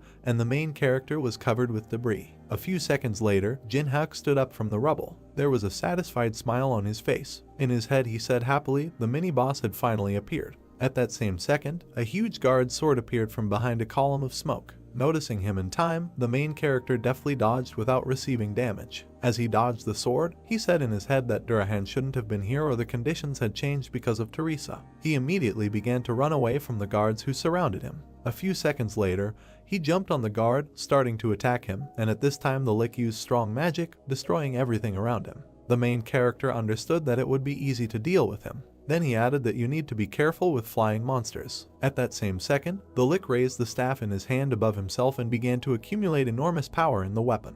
After a few seconds, he pointed his staff at Jinhyuk, about to release strong magic at him. Black lightning bolts of black magic were released from the staff. Noticing them, the main character smiled contentedly and began to dodge. The lightning passed right next to his face, but without hitting him, it rushed towards the protective barrier of the crypt. Upon reaching it, the barrier cracked. In his head, Jinhyuk said that in general, such a defense would not be difficult to deal with. A few seconds later, the barrier shattered into pieces. It was reported that the 5th level magical defense had been destroyed. The lick didn't know what to do because he was the one who destroyed the barrier. Without wasting any time, Jinhyuk ran towards the lick. A blade appeared in his hand, shrouded in powerful, terrifying magic. And there was a crazy smile on his face. He ran through all the guards blocking his path, cutting them down. He looked with contempt and hatred at the severed parts of the guards. Looking at Teresa, who was constantly slashing at the monsters around her, he said that it looked like she would be done soon too. "There is only you left, skeleton," said the main character, looking at the lick, who, apparently, was confused.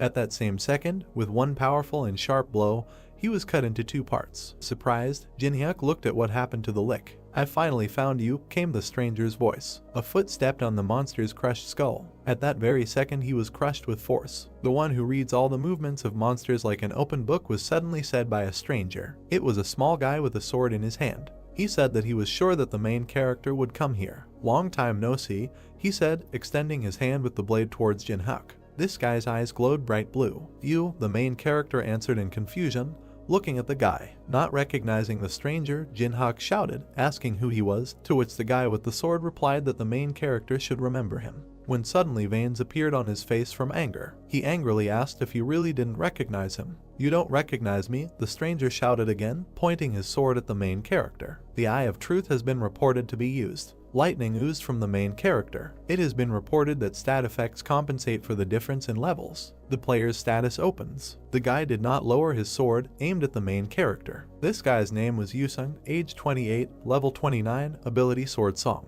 It was reported that the copying conditions are such that Yusung believes that he is the best swordsman, so Jinhyuk needs to defeat him in a sword fight, breaking the guy's self-confidence. Looking at Yusung's sword, he recognized that the iron sword was from the Qianlong dynasty, when suddenly he remembered that this was the same item that had disappeared from the museum. He imagined Yusung stealing that sword and then said in his head, what if it was that guy? Afterwards, he remembered the times when Challenge Tower was a virtual game. That's when Yusung lost to him. It was after this defeat. The next moment when Yusung came to him was on a completely different floor where Jinhyuk defeated the next boss. Wherever he was, the main character said, Yusung challenged him again and again. This warrior is eager to fight. Pointing his finger at Yusung, the main character recognized him as that same stalker. The guy himself was very angry. Gritting his teeth, he angrily said that Jinhyuk didn't recognize him because the game became a reality, after which he asked if the main character really underestimated him that much. Putting his hand to his face, Jinhyuk tiredly asked if it was Yusung again, adding that he constantly challenges him to fight just to play. This time it will be different, Yusung said, holding the sword in front of him.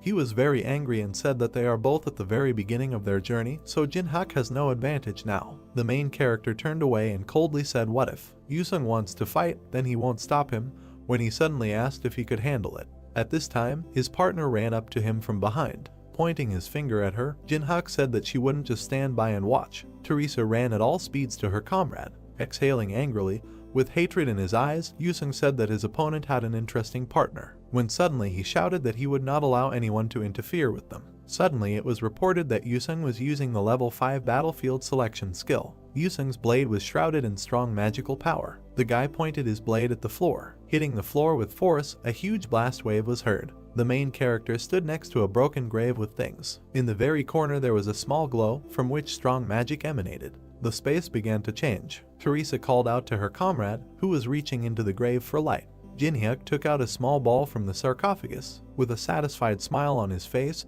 he looked at Teresa and said that they would meet again. Within a second, he and Yusung disappeared. They both found themselves in some kind of space. Raising his blade and taking a stance, Yusung shouted that now nothing would hinder them anymore, after which he challenged the main character to a fight. It was reported that Yusung would activate the 5th level duel. All of Yusung's stats increased by 10%. The main character just stood there, waiting for the fight to start. It was reported that all of his stats were reduced by 10%. Yusung advanced towards Jinhyuk. The main character himself looked at the approaching opponent and said to himself that Yusung's special skills, choosing the battlefield and the duel, had significantly weakened him. That is why the situation has become extremely unfavorable. It has also been reported that special conditions for the synthesis skill are activated. In the message that appeared, it was written that when the situation for copying is unfavorable, the conditions are adjusted in accordance with the changing situation. Copying conditions can be met after obtaining the skill. Stretching his hand out in front of him, he pointed his finger at his opponent. The main character was shrouded in strong magic. Suddenly he said that he was copying Yusung's unique ability. It has been reported that the unique ability Sword Song is being copied. Right there in the notification it was written, Song of the Sword, Jinhyuk's skills as a swordsman are enhanced by 200%. The body itself uses sword fighting techniques and also significantly enhances the player's perception. Behind Jinhyuk, the protagonist's strong skill began to be used. There was a smile on his face. It has been reported that the copied ability is retained in the memories of the world.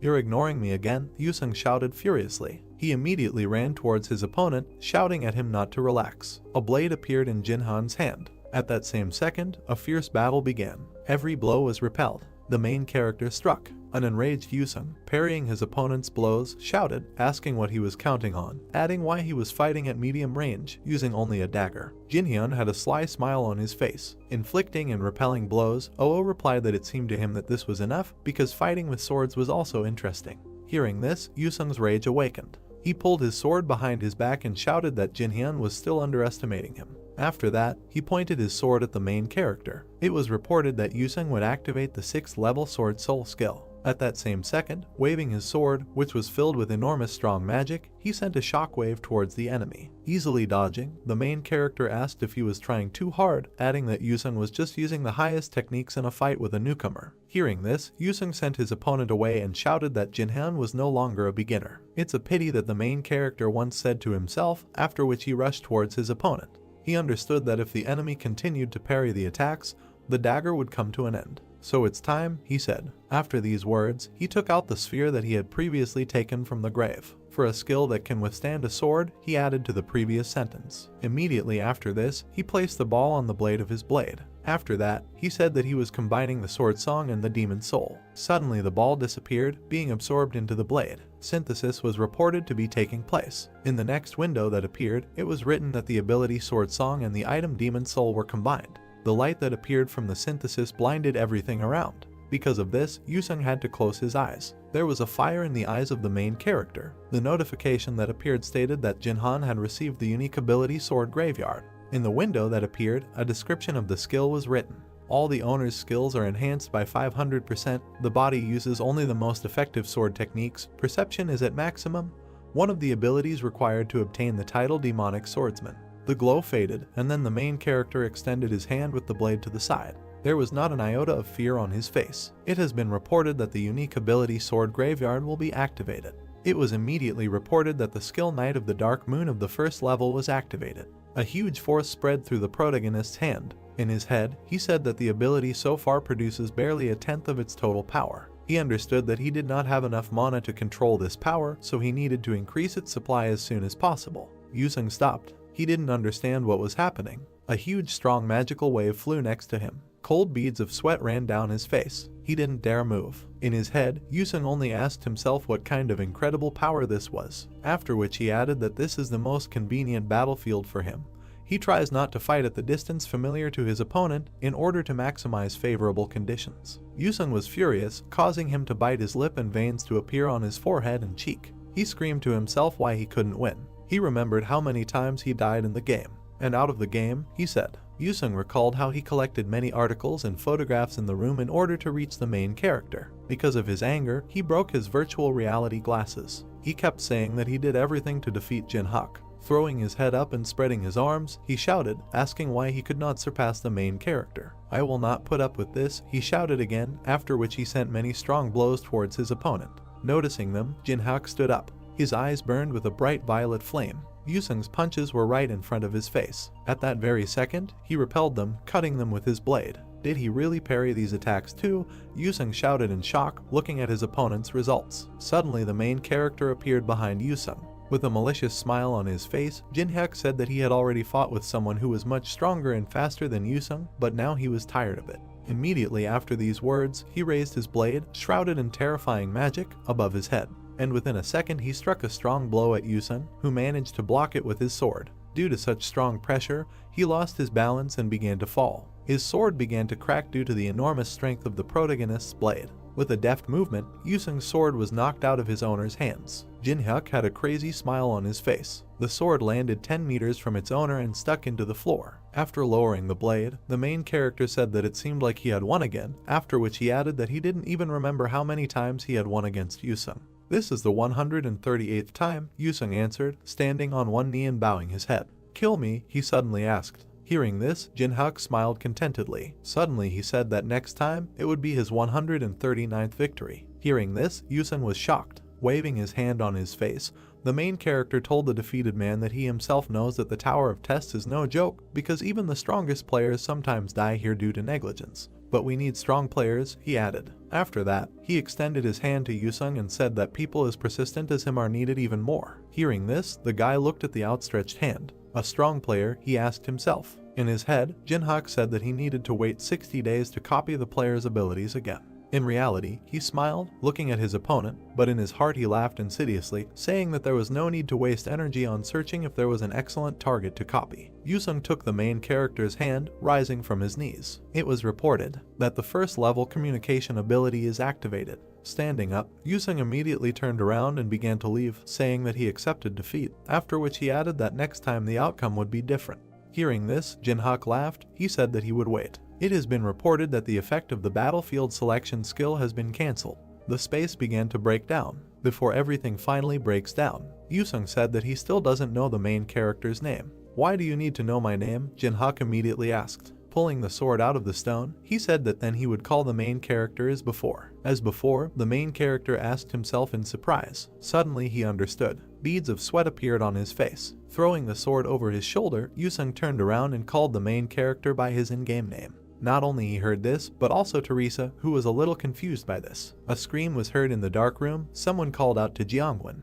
There was a system screen hanging in front of the hooded guy. He looked at the leader and asked if they hadn't killed all the monsters. Chongwen asked what he was talking about. The guy pointed his finger at the screen and said that the scanning artifact had lodged something, although there shouldn't have been anything left there. The red dot moved quickly. Youngwon realized that someone was moving in their direction. The squad members looked fearfully at something ahead. A monster in armor approached them. It was an iron golem. A man with long blonde hair sat on a golem. Youngwon frowned. From the stranger's appearance, he guessed that this was a high vampire. The man put his hands behind his back and went down to them. He bowed, greeted the guests, and said that his name was Baluz. The vampire smiled and said that he was accompanying the lord, the owner of these ruins, and also his blood relative. Chongwen pointed his sword at Baluz, opened his mouth and asked why he came, because it's unlikely that he just went out for a walk. The vampire looked with hostility at the swords pointed at him and said that he had a proposal to the leader of the group. He held out his finger to the blade and said that he was giving them a choice. The first option was to simply follow him without arguing.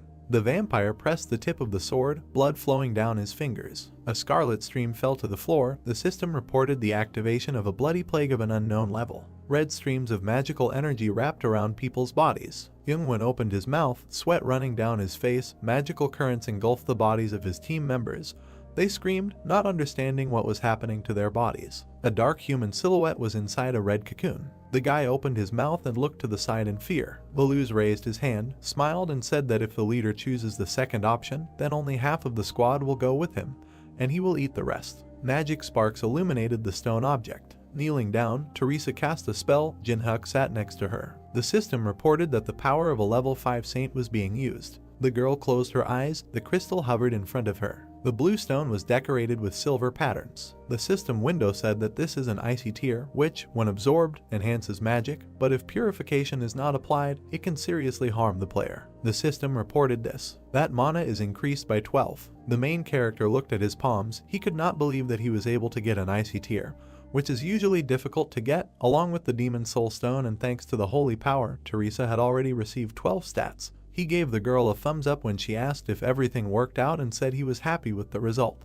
Her eyes widened in surprise as the system window appeared in front of her. A system for notifying that an invitation has been received from the owner of the monastery. In the system window it was said that if Teresa wants to save the members of her group, then she needs to go to the farthest room. The reward for this will be a meeting with the owner of the monastery. The system also notified that upon accepting the invitation, all monsters and traps will be deactivated.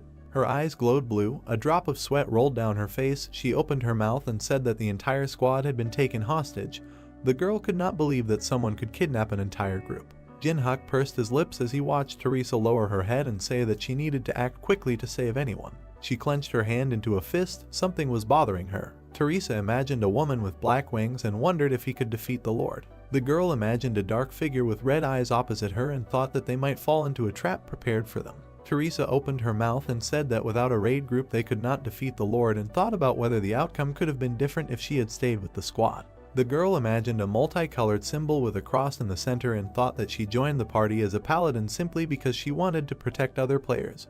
But perhaps she made the wrong choice. Yusun closed his eyes and sighed heavily. The guy leaned forward and said he would go because it had nothing to do with him. As he passed the girl, he said that he thought she was having a hard time making a decision, so he would like to give her some advice. Yusun looked displeased at the guy standing with his back to them and said that Jin-hyuk doesn't have a drop of honor. He's simply selfish and in general he hates him. The young man frowned, clenched his teeth, and said that he could only guarantee one thing. The main character smiled and crossed his arms over his chest. Yusun said that if anyone could defeat the Lord, it was only him. Teresa pursed her lips and looked ahead in confusion. The swordsman went further and said that he was leaving. The girl clenched her teeth. She smiled and thanked Yusun for the advice. Teresa clenched her hand into a fist and told Jin-hyuk that she was going to accept the invitation of the owner of the monastery. The main character put his hands on his hips, warned that his services were expensive, and asked if she was sure that she could do it. The girl continued to clench her fingers into a fist, opened her mouth and said with determination that she was ready to pay as much as necessary for his help. Jin-hyuk smiled and thought that she would go there anyway. He slammed his fist against hers and said he agreed. The system reported that 2 players accepted the quest. The system window said that the monsters were hibernating. They approached the steps that led to huge doors. A drop of sweat rolled down Teresa's face. He thought that there were some unreal volumes of mana here. She opened her mouth and looked fearfully at the main character, who said that she did not need to be afraid because now they had an idea of the enemy's strength. Jin-hyuk put his hand in his pants pocket and said that in battle the strongest does not always win. Teresa assumed that he had a plan. The guy clenched his teeth, bowed his head and answered that he did. The doors began to open, revealing a red glow behind them. The girl pressed her hand to her chest. The shadow of the doors fell on her. Jin-hyuk said that no matter what happens, she must trust him and believe in him. They found themselves in a room with red flags, red carpeted steps leading to the throne. The main character and Teresa walked forward. Baluz narrowed his eyes slyly and pursed his lips. It was difficult for him to hide his glee. Jin-hyuk walked a little ahead of the girl. Someone said that they had finally arrived. On the throne sat a girl with silver hair. This was the Lord, also known as Alice von Ataraxia. She pressed her hand to her face, turned her head and said that she was tired of waiting for them. The main character calmly looked forward and asked if people were safe. The Lord snapped her fingers and invited him to see for himself. The system reported that a measurement gap was being applied. Tied up people appeared in front of Jin-hyuk. The guy's eyes turned yellow, and sweat rolled down Teresa's face. The dark-haired man's eyes and mouth were covered with black cloth. The main character recognized him as Hajin. The young man's eyes lit up when he suggested that Hajin had awakened the guards. 2 people froze in the middle of the red carpet. Lord said that she invited them here because of the smell that comes from Jin-hyuk. The woman crossed her legs and said it was the sweetest smell she had ever smelled. She smiled, put a finger to her lips and said that she liked the smell of his blood. The Lord stuck out her tongue and said that this sweet smell, which was incomparable to the smell of other people, excited her. The main character opened his mouth and looked at her with disgust. Nothing like this had ever happened before. The Lord smiled and said that she felt his anxiety. Jin-hyuk bowed his head, pressed his finger to his forehead and said that a person cannot be calm when a vampire talks about blood. The woman smiled and said that he had nothing to worry about. She eats delicious things very slowly, so he can live another 60 years. A drop of sweat rolled down the guy's face. He opened his mouth, thanked her for her concern, said that he did not want to live like an expensive dinner and thought that Lord's words meant that she wanted to insert a tube down his throat and keep him with her. A red beam appeared next to him. There was a hole in the carpet behind the main character. Blood was coming from a wound on his cheek. The vampire said that his opinion did not matter. She pointed her index finger at him and said he had no choice. Smoke was coming from a hole in the carpet. Jin-hyuk bowed his head and hid his hand behind his back. Teresa asked if he was okay with concern in her voice. The guy leaned forward, gritted his teeth and said he had something else to offer. The girl opened her mouth in surprise when the main character dropped to one knee and told Lord that he could give her something sweeter than blood. The vampire narrowed her eyes and left. She leaned forward, waved her hand, and said that for them there was nothing more important than blood, so that no matter what he offered her, her opinion would not change. The guy smiled and asked if she was sure of her words. He imagined lions with spikes and asked if she would refuse if he offered them freedom. The Scarlet Lord's eyes widened in surprise. The other vampires bared their teeth and growled, outraged by his words. Someone raised his hand to stop the angry crowd. The woman put her hand on her hip, opened her mouth and said that Jin-hyuk would regret it if he didn't back up his words with action. The guy lowered his head and said that he would not have come here if he was not ready to answer for his words. The Lord opened her mouth and allowed him to speak. The guy raised his hand, summoned some purple object and said his name. He brought the object to his face and said that he was the representative of the mains in the tower. The main character put on a mask with a purple symbol and vowed to free the Lord. 2 pairs of red eyes glowed on the red mask. Main were those who, because of money, revenge, or personal beliefs, renounced humanity. Jin-hyuk imagined a man next to the tower and thought that the mains were preventing the players from climbing the tower. The half-naked man threw his sword over his shoulder. The mains helped the monsters located in the labyrinths and ruins. The Lord pressed her finger to her chin, pursed her lips, and said that she had heard of the Mana, but she doubted that the guy was one of them. The main character in a black mask raised his head and said that he had established a connection with the temple on the 27th floor. He imagined a low building among the mountains and a red dome with a strange symbol and said that there they told him how to deceive the barrier that covered the ruins. Teresa looked at the guy's back in confusion, thinking about what it all meant and why he said that he was Main. The vampires in black hoods were heatedly discussing something. The girl did not understand why everyone was excited when they found out about the temple. The main character bowed when the Lord said that since he knew about the temple, it was not a bluff, but she was not ready to believe him. Red splashes of blood rose at her feet. She said that she didn't care whether he was main or not, but the vampires had been locked in this place for centuries, so it was all just idle chatter. Scarlet streams similar to blood changed shape. Lord said that she did not like talkers. A lot of weapons appeared behind the vampire. She said that she did not believe the talkers. The system reported that the bloody sphere was activating. The woman narrowed her eyes and said that she was sorry that everything had turned out this way because his blood smelled so delicious. The Lord waved her hand and the weapon flew forward. She wished Jinhyuk death. Red sharp objects were approaching the guy. Teresa covered him with herself and her shield. A hexagon appeared, in the center of which there was a cross. The system notified that the power of the saint was activated. The huge cross shone brightly, surrounded by smaller crosses. The weapon collided with the golden protective dome. The cloak behind Teresa developed. She told Jinhyuk not to go out. Sweat ran down the girl's face. She clenched her teeth and said that she hoped that divine power would cope with this attack.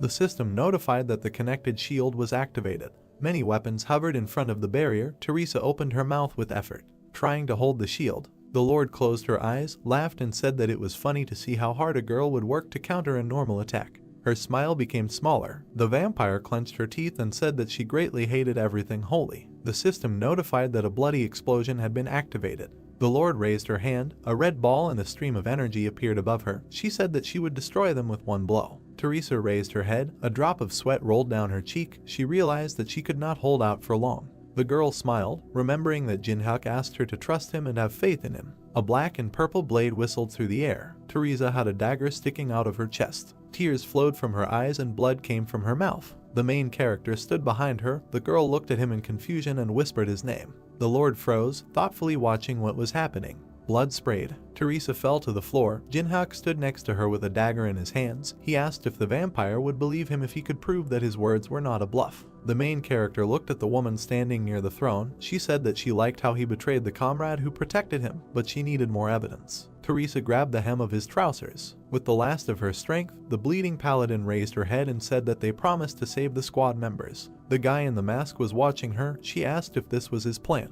He raised his hand with the dagger and swung it. Blood spattered the shield. Jinhyuk tilted his head slightly. The Lord smiled contentedly. She opened her mouth wide, laughed, said that she was convinced that he was on her side and said that she would give him the opportunity to explain himself. The main character bowed. Something red flashed in his hand. He said that he had prepared a special spell that would allow her to overcome the barrier. A ring was clamped between his hands. The system window said that this was a Braham ring. Jinhyuk said that if you put the Lord's soul in the ring for a while, you can deceive the barrier. The woman in the black dress said that this was the first time she had heard of soul sealing. The main character continued to stand with his head bowed. He imagined his eyes glowing red and thought about the reason why he was giving up all the experience points. The guy imagined how many system windows appeared around him and thought that for the same reason he remained on the first level. He imagined how he jumped over a crowd of fighting monsters. He was holding back because of the skill of moving souls. The main character knelt down on one knee and extended his hand. This special skill could only be activated by a level 1 player. The system notified that Jinhyuk met the criteria. A purple hexagon appeared, inside of which there was a white ghost. The system reported the activation of the magic circle for moving souls. Glowing circles and symbols appeared around the guy. The system window stated that recharging would only occur after 365 days and that only one soul could be sealed at a time. The system sent a warning that the skill will only work after receiving the subject's consent. Jinhyuk spread his hands to the sides and told the Lord that in a minute this magic circle will disappear forever, but if she gives her consent, the spell will work. The blonde woman froze in indecision. The main character was waiting for her decision. The other vampires watched with their mouths open. They were surprised that this circle was using it in such a way. A blue beam touched Beluse's forehead. The Lord turned to him. The woman pursed her lips and, using a mental connection, said that it was difficult for her to trust this person and asked to kill him and destroy the circle if Jinhyuk did anything suspicious. Beluse closed his eyes, indicating that he understood the order. The Lord began to walk down the steps, thinking that although it was difficult for her to trust her life to this guy, she had been imprisoned for several thousand years, so if she didn't try now, she might never be able to get out of the dungeon. She stepped to the edge of the circle. The leader of the vampires pointed her finger at the main character and said that she was asking for the last time whether she could trust him. The main character bowed, extended his palm to her and said that if she trusted him, she would not regret it. Their fingers touched. The system notified that Jinhyuk had activated the first level communication skill and that the subject was slightly interested in the main character. The woman opened her mouth, said her full name and said that she allowed her soul to be moved. The ring with the red stone began to glow. The system reported that the soul of the Lord, known as Alice, is moving into the ring of Braham. Blue smoke enveloped the woman's body. Blue smoke rose above the ring with the red stone. The woman said it was quite cozy here. The main character picked up the ring from the floor and said that he was glad. He looked at the item in his hands and told Lord that this was now her new home. The system notified that the ability to protect heaven was activated. Teresa moved her hand. The armored paladin stood up, standing behind Jin-hyuk. His mask began to disappear. He turned his head and congratulated the girl on her return. There was a golden cross in the dark blue hexagon. In the system window it was said that the patronage of heaven allows one to return the deceased to life, but instant death did not allow this to be done, and it took 240 hours to recharge. The girl stood bent over and pressed her hand to her shoulder. She raised her head and smiled widely.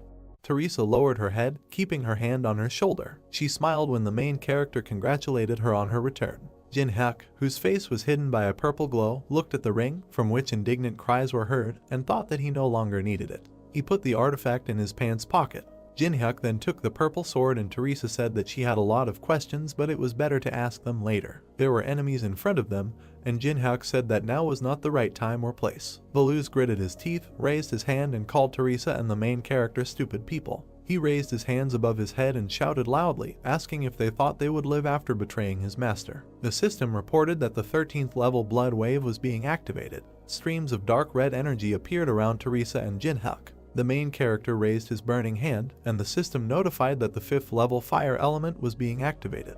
The next second there was an explosion, causing wind. Jin-hyuk waved his weapon, looking at the fire that filled the space. Without looking at the girl, he told her about the team members. Teresa approached the tied-up warriors who were sitting on the floor. The system reported that the girl was using the 4th level cross. With a quick movement of her hand, she cut the ropes on the body of the black-haired youth. He looked at Teresa with a smile and asked her what was wrong with the vampires. While Jin-hyuk stood surrounded by enemies, the girl said that he was facing the vampires alone. Baluz tilted his head and asked with an angry expression how the man was able to reflect his magic. Jin-hyuk, holding the bright sword tightly in his hand, replied that the vampire's magic and his fire extinguished each other. His eyes began to emit a purple glow as he added that the vampires lost even when their mistress was imprisoned. An inscription appeared on the dark screen that Jin-hyuk was activating a unique ability called Sword Graveyard. The system then reported that Baluz was activating a level 9 dark martial art. The white-haired vampire gritted his teeth tightly and extended his hand in front of him, shouting that he would kill Jin-hyuk with his sword if he could not do it with magic. The vampires rushed forward as Baluz ordered them to break the ring and free their lord. Youngwon opened his mouth wide, saying Teresa's name. Then he furrowed his thin black eyebrows. The vampires fell to the floor. Jin-hyuk and Baluz stood opposite each other, and the black-haired youth asked who the main character was. The girl thought with a smile that Jin-hyuk didn't want to reveal his identity if he was still wearing a mask, and replied that they met completely by chance, so she doesn't know much about him. Bellis also fell to the floor and Jin-hyuk turned away from him. He approached Teresa, who said that she had died for the first time, and at the hands of an ally, the main character replied that they still managed. The girl lowered her head and agreed with these words with a smile. A tear rolled down her cheek. The mask on Jin-hyuk's face began to disappear and his eyes were now visible. Teresa closed her eyes and with a warm smile thanked the main character for keeping them all alive. The system reported that Jin-hyuk saved the life of the owner of a unique ability called Protection of Heaven. Then messages appeared on blue screens stating that the conditions had been met and that the main character had successfully copied this ability. The system reported saving. Then a notification appeared that the ability was being stored in the world's memories. A golden cross could be seen inside the pentagon. The system provided information about the Heaven's Favor ability. When Jin-hyuk asked why Teresa was crying, the girl punched him in the chest, saying that she didn't know. The girl remembered how the main character pressed the dark screen and asked if he knew that she would be resurrected, and Jin-hyuk silently turned away. There were red tapestries hanging in the room, and the main character said that he was glad that Teresa survived. He pulled back the red curtain and invited the girl to finally take the relics and leave. Youngwon put his hand on his chest and introduced himself with a smile, and then said that the rights to the relics obtained during this raid belonged to the guild. The main character, whose face was hidden behind a black mask, asked if the young man was asking for relics after he saved his life. Youngwon explained with a smile that they would pay for the relics with money or something else, so Jin-hyuk would not be left out. The protagonist frowned, thinking that after defeat, this leader was still acting overconfident. He then pointed his finger to the side, saying that the guild could take the relics. As Youngwon walked past him, Jin-hyuk warned them not to complain if the result didn't satisfy them. The young man stopped smiling and turned around in bewilderment. On the floor lay a fragment of Merlin's staff. The black-haired youth's eyes turned red and he reached for the relic with a smile, thinking that although most of the raid group was hostage, they would be able to restore their authority by bringing back good loot. Youngwon's fingers almost touched the staff. Suddenly, he pulled his hand back and closed his eyes, screaming in pain. A bright red mark appeared on his palm. Jin-hyuk, who stood with his back to the young man, thought that this was a curse that lay on Merlin's staff. He looked to the side and thought that if Alice completely disappeared, then this relic would become safe, but Alice was now trapped in the ring.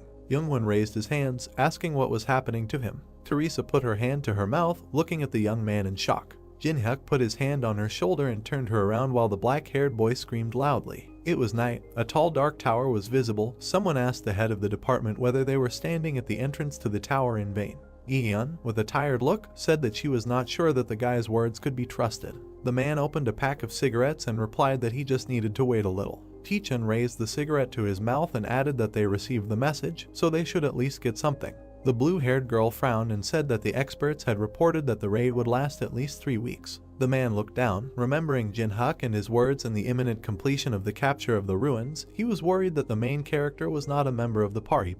Taechun flicked his lighter. The system reported that the ruins called the Abode of the Fallen had been cleared. The man opened his mouth in shock and dropped his cigarette. A crowd of people emerged from a bright blue portal. The black-haired boy and girl next to him looked tired. People raised microphones and cameras, congratulating them for clearing the ruins and asking what strategy they used. Opposite the bald man stood a crowd in which many flashes were visible. The guild members covered the face of Jeonghyun, who had lost not only his hair, but also his eyelashes and eyebrows. The man in the suit opened his mouth in shock. Taechun and Ihyun stood in front of the crowd, asking what happened inside there. Teresa said with a wide smile that the ruins were not cleared by the Chongwon raid. People took pictures of the girl on their phones. Someone in blue pants and black sneakers took a step forward. Teresa looked at the main character and said that he managed it almost alone. Jin-hyuk's face was hidden behind a black mask, and the girl added that the others were just watching from the sidelines. Ihyun, with a bead of sweat appearing on her face, asked if she should call the association leader, and Taechun smiled, saying that was a good idea. The young man with bandages on his head clenched his teeth tightly. Then he turned around and walked away. People were moving away.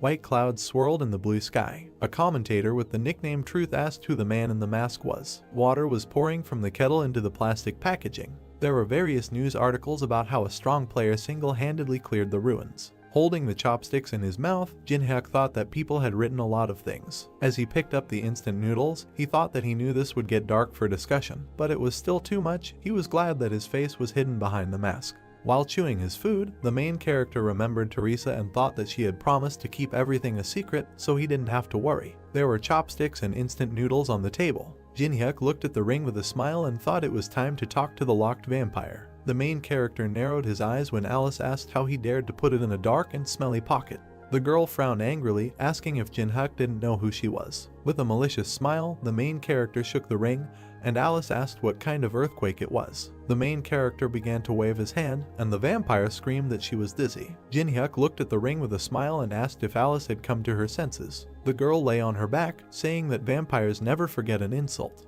The main character narrowed his eyes suspiciously, and Alice ordered him to stop. He waved his hand and said that she still hadn't realized anything, so he would have to explain. The girl opened her red eyes wide and screamed that she was going to throw up. With a crazy smile and burning eyes, Jin-hyuk began to rotate his hand in the air. Alice screamed loudly as her white hair flew around. A red light was visible. 3 hours later, the ring was on the table and Alice was begging it to stop. The main character raised his hand to the artifact, which began to emit a red glow, and ordered the vampire to leave. The system reported that Jin-hyuk was releasing the power from the Braham ring. Alice sat on the floor, resting her hands on it. She then smiled widely and said that it was finally time for revenge. Suddenly the vampire looked at Jin-hyuk, who was several times larger than her. She looked at herself in horror, asking what it was, and the main character explained that he had pulled out and materialized only a part of Alice. The girl looked at him in bewilderment, and he added that now she can still be called a mini version of Alice because she can use barely 1% of her powers. Jin-hyuk smiled and thought that she was still stronger than an ordinary vampire, even though he imposed a limitation. Alice fell to the floor and covered her face with her hands. The main character looked at her and informed her that what he said in the ruins was not a lie. The vampire, with tears streaming from her eyes, told him to shut up because she did not want such freedom. Jin-hyuk grinned and said that he would give Alice the true freedom she craves. The vampire opened her red eyes. She looked at the main character and asked what this meant. He crossed his arms and said that he would destroy everyone who betrayed Alice if she helped him and return her place as head of the Anorexia clan. The system reported that a new video was uploaded to the honor roll. Alice stood half-turned. Jinhyuk held his sword out in front of him as someone said that during a raid that was supposed to fail, a masked player turned the tables. Netizens wrote comments saying they were nervous while watching the video. Jinhyuk raised his burning hand. Commentators wrote that his actions did not look like a newcomer. There was an explosion. Someone wrote that the main character's magic and technique were at an incredible level. Jinhyuk's sword blade shone as did his eyes. Belso suggested that this is the same guy from the video about the tree. Other commentators wrote that everyone should recognize the main character. Jinhyuk stood with a lot of camera flashes around him, and another viewer wrote that he is the country's new hero. A user with the nickname All the Girls in the Country asked if all the guilds wanted to get the main character. These comments were visible on the screen. Jinhyuk raised his head and said that many guilds have absolutely no money. Standing in front of a tall building, he concluded that this seemed to be true. The main character looked at the mask in his hand with a grin and thought that he was not going to get involved in the affairs of the guilds or the showdowns between them. He didn't care about them. There was a huge explosion and Jinhyuk thought that they wanted to kill him. He kicked the fragment and decided that he was not going to forgive it. In front of the main character stood a huge crowd of men in black suits. He raised his hand, creating a fireball. When his palm became covered in fire, he thought he would tear them to shreds. On the top floor of the building, a man sat with his hand on his face. The young man rested his head on the floor, gritting his teeth, while Gongsu said that Jinhyuk should have died in these runes. The man slammed his fist on the table, shouting that his subordinate had woken up the guards and had achieved nothing in the end. Gongsu frowned and shouted loudly that because of some fool they couldn't handle, their guild would lose its reputation and might cease to exist altogether. The head of the Black Crow Guild kicked Hajin, who let out a painful sigh. Two guards in black glasses and suits stood at the white door. From the fiery explosion, Hajin flew into the air. A man in black sneakers entered the room. The main character clenched his hand into a fist, asking Gongsu if he was the master of this guild. Gongsu grabbed the arm of the chair and ordered his subordinate to grab Jinhyuk. Hajin sat down on the floor, thinking that this was his only opportunity to restore honor in the face of the head. Then he jumped up, thinking that he would be called Super Hands again. Suddenly, the main character removed the mask from his face and greeted the man with a smile. He then punched Hajin in the face. He flew into the wall. Gongsu put his hand forward and shouted that because of Jinhyuk they lost positions in the association. He asked if the main character thought that he could just walk around here. Jinhyuk sat down in the chair and said that this is not what Gongsu should worry about. The man frowned. His hand reached for the sword, which lay on the stand. The system reported that Gongsu was activating a level 5 flash sword. He jumped onto the table, stretching his arms out to the sides and looking at Jinhyuk. Gongsu frowned in confusion, thinking about the main character being so relaxed even though a sharp sword would pierce him right away. He brought the blade to Jinhyuk's head, deciding that he should die. The man opened his mouth in shock when something hit his sword. He frowned and broke out in sweat, looking at the fragment of the sword, and realized that it was a saber. The main character grinned contentedly. He reached into the bag of checkers and said that they were convenient to throw. Jinhyuk put his feet on the table. With a smile, he invited Gons to start a conversation. A huge level 25 scarab suddenly jumped out at them. Alice screamed in horror that the monster was very nasty. "Alice, stand behind me," the main character said, waving his hand. A moment later, Jinhyuk was surrounded by a crowd of scarabs. Without thinking twice, he extended his hand forward. It was reported that the unique ability Heaven's Favor was activated. A giant flash illuminated everything around. Suddenly there was a deafening explosion. A very bright light came down from the ceiling to the ground. It illuminated every monster around the main character. The monster's physical defense decreased by 30%. Immediately, Jinhyuk turned to Alice, who was hovering next to him, and told her to show her strength. The angry girl raised her fist and asked why a noble vampire should fight such nasty monsters. A crazy smile appeared on the main character's face at that very second. He began to twirl his finger, around which magic began to accumulate. What?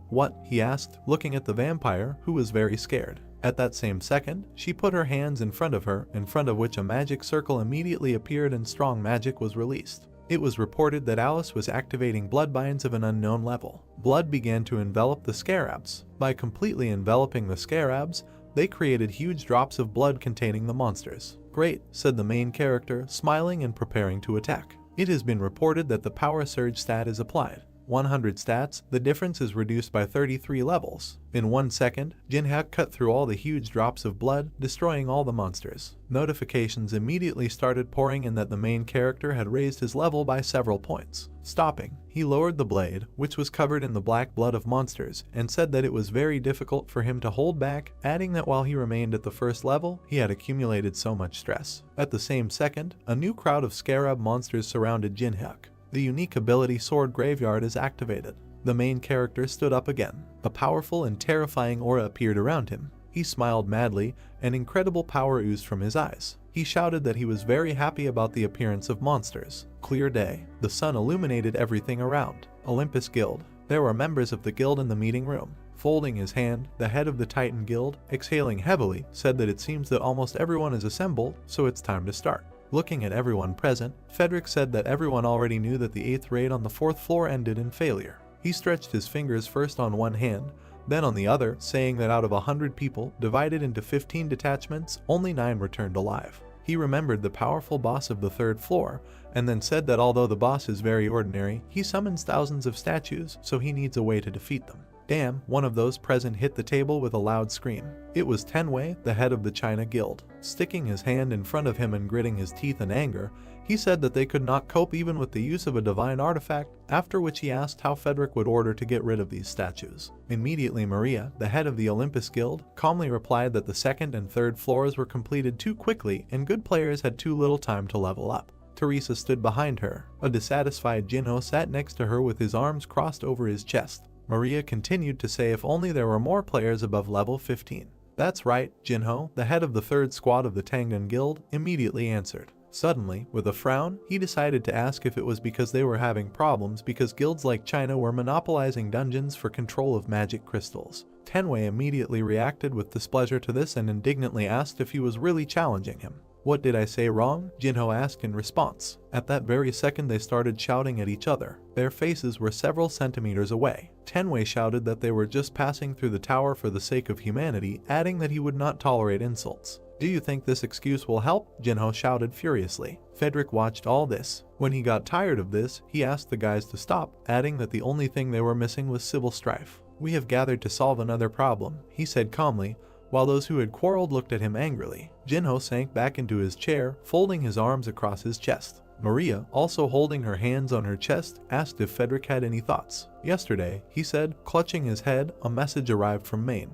Having gathered his strength, he continued that if they fulfill one condition, then they will help them. Maria, Tenwei, and Jinho were shocked when they heard this. Drops of cold sweat appeared on their faces. There was silence in the meeting room for several seconds. Suddenly everyone started screaming, furiously asking whether to cooperate with them. After all, they are all on the international wanted list. They cannot work with such non-entities as Maine. Teresa, standing behind Maria, simply listened to all this without interfering.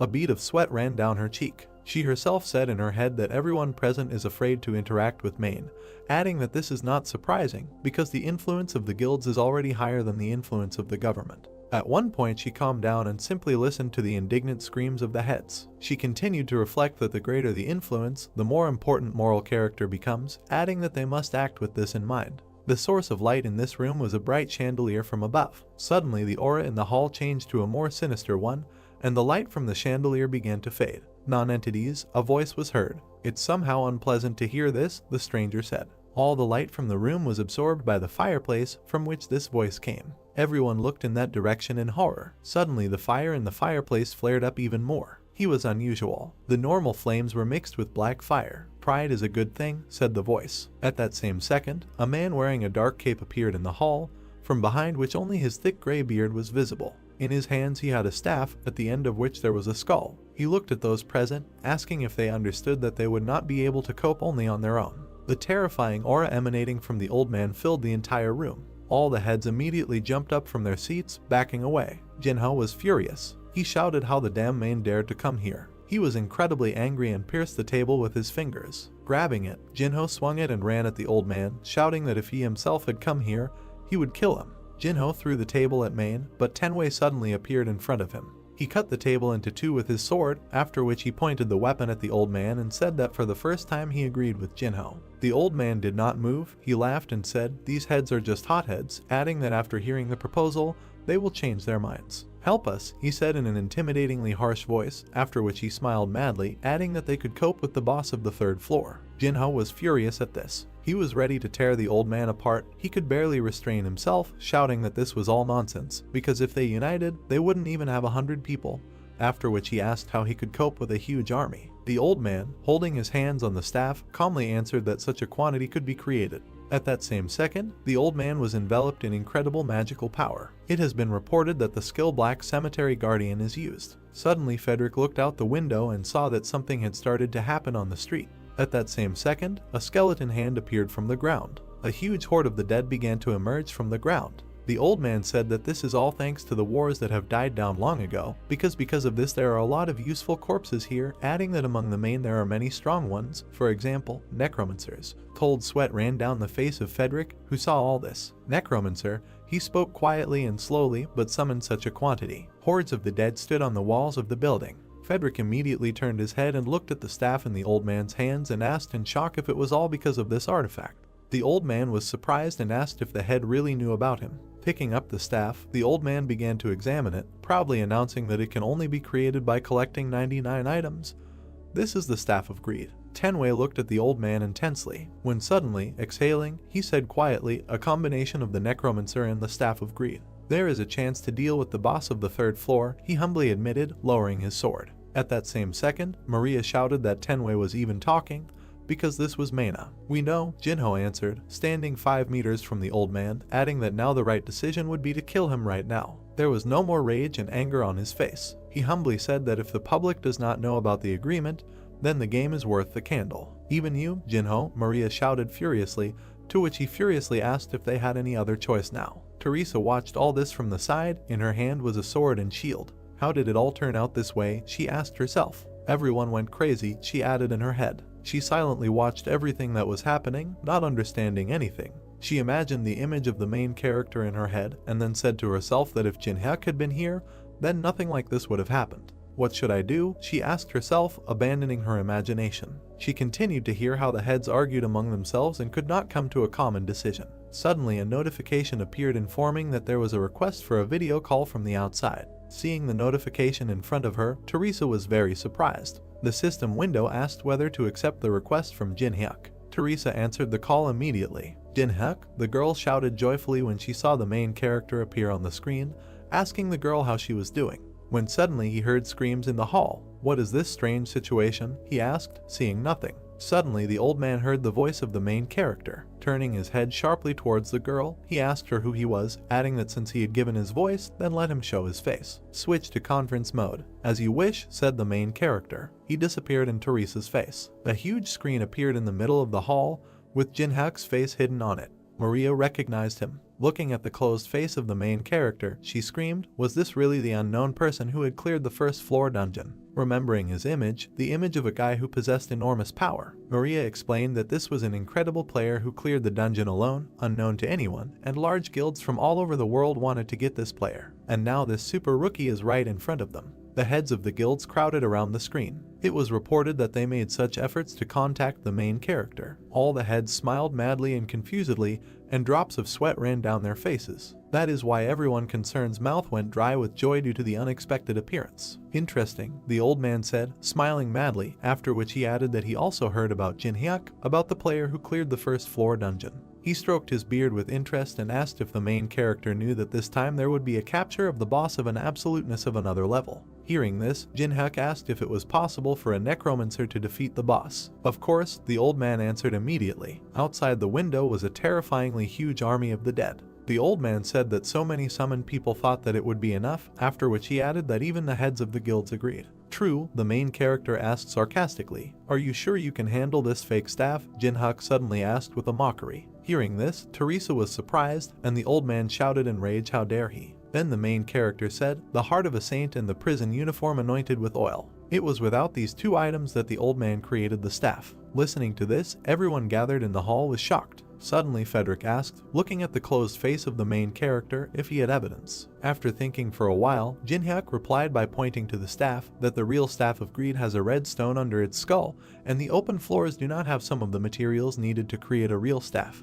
After that, he pointed to the summoned dead, who were missing an arm or leg somewhere. Jin-hyuk said that the dead were too weak and such soldiers could not even last a quarter of a day in the boss's room. I think that if there is danger, the old man will simply abandon you, running away with the loot like a typical swindler. After these words, all the guild heads were opposed to the old man. The necromancer himself did not know what to say. Suddenly, through clenched teeth, he said that the main character was impudent. At that same second, power enveloped the old man. He immediately waved his staff, dissolving and shouting at the end that they would still regret that they did not accept his offer, after which he added that they would not be as calm the next time they met. "I will keep an eye on you," he said finally. After these words, he disappeared, leaving behind only smoke, and the dead collapsed from loss of strength. The sun shone again, illuminating everything around. Seeing the scattered dead, Frederick was very scared. "What to do now?" he asked, without leaving the window. "Leave it to me," the main character immediately replied. All the heads glanced at the screen in which Jin-hyuk said that no one would have to cooperate with Mainami because he was taking responsibility for the operation. Frederick approached the screen and asked in surprise if the main character really wanted to say that he could cope alone.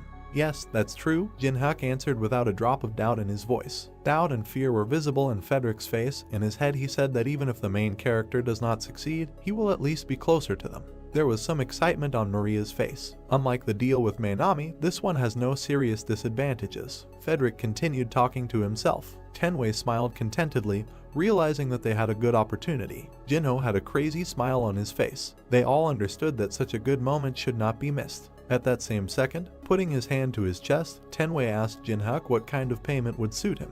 He was immediately interrupted by Maria, who with a malicious smile on her face said that Olympus would fully finance the main character. Friedrich interrupted her, calmly saying that Titan would provide financial support. Behind him stood Jinho, who raised his fist and said that the main character may not want money, which is why he is ready to provide everything necessary. "I don't need anything," Jin-hyuk interrupted the guild leaders. He calmly added, in addition, that the heads would restrict the entry of other players so that he could go through alone. "I don't need a reward," he said firmly. Confused, Maria thoughtfully asked why Jin-hyuk needed all this. "This makes one doubtful," Tenwei added, looking at the screen with some disbelief, after which he asked what the reason was. "The reason," the main character said thoughtfully, scratching his cheek. After thinking, he replied that he was simply doing what was necessary, when he suddenly added that this was also for the sake of his dear colleague. Hearing this, Teresa blushed with embarrassment. Behind the screen, the main character pinched his leg to restrain himself. He didn't like so much senseless pathos. Teresa smiled warmly with a slight blush on her cheeks from Jin-hyuk's pleasant words. "I'm delighted," Jinho shouted loudly, causing smoke to come out of his mouth. The main character looked at Jinho's face, who said contentedly that as a representative of the guild, he had nothing to add because Jin-hyuk's words deeply touched him. "Good atmosphere," the main character said to himself. There was a camera next to him, which notified that a video was being recorded. All the heads moved away from the screen and began to discuss something. At this time, Teresa was left alone with the main character. In his head, Jin-hyuk said that ordinary players would ask for good payment, but here it is worth thinking about the prospects. Behind the mask, the main character had a crazy smile on his face. He said to himself that a player who sacrifices rewards for the sake of his comrades, after which he added that thanks to these words he could get much more than he would have been paid. He also understood that he could not conflict with the guilds, so he would upload a video, editing the moment with Main. Immediately after these thoughts, he ended the video call. Having opened his characteristics, the main character saw that his level was already 12. He was pleased with the results, so he had a satisfied smile on his face. Jin-hyuk said to himself that he had only been in the spawning ground for a day, and was already level 12, adding that everything was going even better than he expected. When suddenly he was called from behind. He immediately turned his head in the direction of the scream. Evil Alice shouted at him, saying that he couldn't leave everything to her. At this time, mountains of scarab corpses lay behind her. Then Jin-hyuk, turning to her, said that since she has the strength to argue, she will not die. "Do you really think this is the norm?" she shouted. When tears suddenly appeared in her eyes, Alice immediately began to wipe them away with a handkerchief, saying that they did not have equal cooperation, but slavery. Dissatisfied, Jin-hyuk put his hands on his hips and said that this was an unfounded accusation. A few seconds later, he opened a store in front of him and, choosing an order, said that he just wanted to buy the girl mana replenishment. "I'm sorry, but that's not enough," the vampire replied. "Not enough?" the main character asked in surprise, turning to the girl. Alice looked at the floor and said emotionlessly that this alone would not restore her strength, adding that if the mana ran out, how then would she help the main character? When suddenly she raised her head. There was a crazy smile on her face. Saliva was flowing from his mouth, and there was bloodlust in his eyes. She extended her hands towards Jin-hyuk, saying that she should restore her mana the traditional way. The frightened protagonist, waving his hand, told Alice to calm down. In a second she was next to Jin-hyuk's beckoning neck. Cold sweat appeared all over his face. There was a bite. "Yummy," shouted a joyful and happy Alice, wiping her mouth with a handkerchief. Jin-hyuk, holding his neck with displeasure, asked himself how much the vampire drank of his blood. Satisfied Alice behind him said that she had replenished her mana, and then asked him what they would do now. The main character again approached the screen with the store and said that first he needed to stock up. The main character's basket contained a strengthening pill, an incomprehensible cube, an ability counter, a sticky glue, a forest web, and a two-headed ogre's snot. Having purchased all this, a notification appeared thanking you for your purchase. Alice immediately flew up to the main character and said that he had bought some strange rubbish. Jin-hyuk immediately told her with a kind smile on his face that although it may seem so, even trash is sometimes useful. Alice, the main character, suddenly turned to his companion. They stood in front of a huge hole in the ground. Jin-hyuk said that from now on they will have a lot to do. Alice sat on his shoulder. The main character looked at the girl with a smile on his face and said that they must clear the minus floor in a day. "Hang in there," he added. After these words, he jumped headfirst into the hole. He flew down with a calm smile on his face, and Alice, holding on to Jin-hyuk's jacket, screamed that he didn't even know the depth. How could he even jump like that? "Do I know the depth?" the main character asked himself in his head. Opening his eyes, he looked at his approach to the ground and said that he had already jumped here more than 100 times, so he knew everything for sure. "Alice, now," Jin-hyuk said with a satisfied smile on his face and purposefulness in his eyes. Alice didn't understand at all what he was talking about. It was reported that reverse gravity of an unknown level was being activated. It was Alice's ability to soften her fall. The main character carefully stood on the ground, and Alice, falling on all fours, breathed heavily and said that Jin-hyuk was too reckless. Suddenly he felt something. At the same second, the 4th level fire element skill was activated. The main character lit a torch in the destroyed hall. "It's okay," he said. Huge worms with sharp teeth began to appear from everywhere. "We came to the right place," Jin-hyuk said. Huge beetles and cockroaches crawled out of all corners. Insects were descending from the sky. Looking at them, the main character said that such weak insects could not defeat him, and then asked if you could come out yourself. He asked this from a huge monster sitting on a throne in front of him in the form of a huge statue. "So you know about me?" Suddenly an ominous voice was heard. "Of course I know," Jin-hyuk answered with a satisfied smile on his face. The statue's eyes lit up, the monster's face distorted into a mad grin. It was the hound that roamed the desert, Anubis. The statue tilted its head towards the main character and said that Jin-hyuk was the first person to come down here, so he wanted to have fun first, but the main character brought his death closer. There was not an ounce of fear on Jin-hyuk's face. With his hands in his pockets, he said that he didn't come here to chat.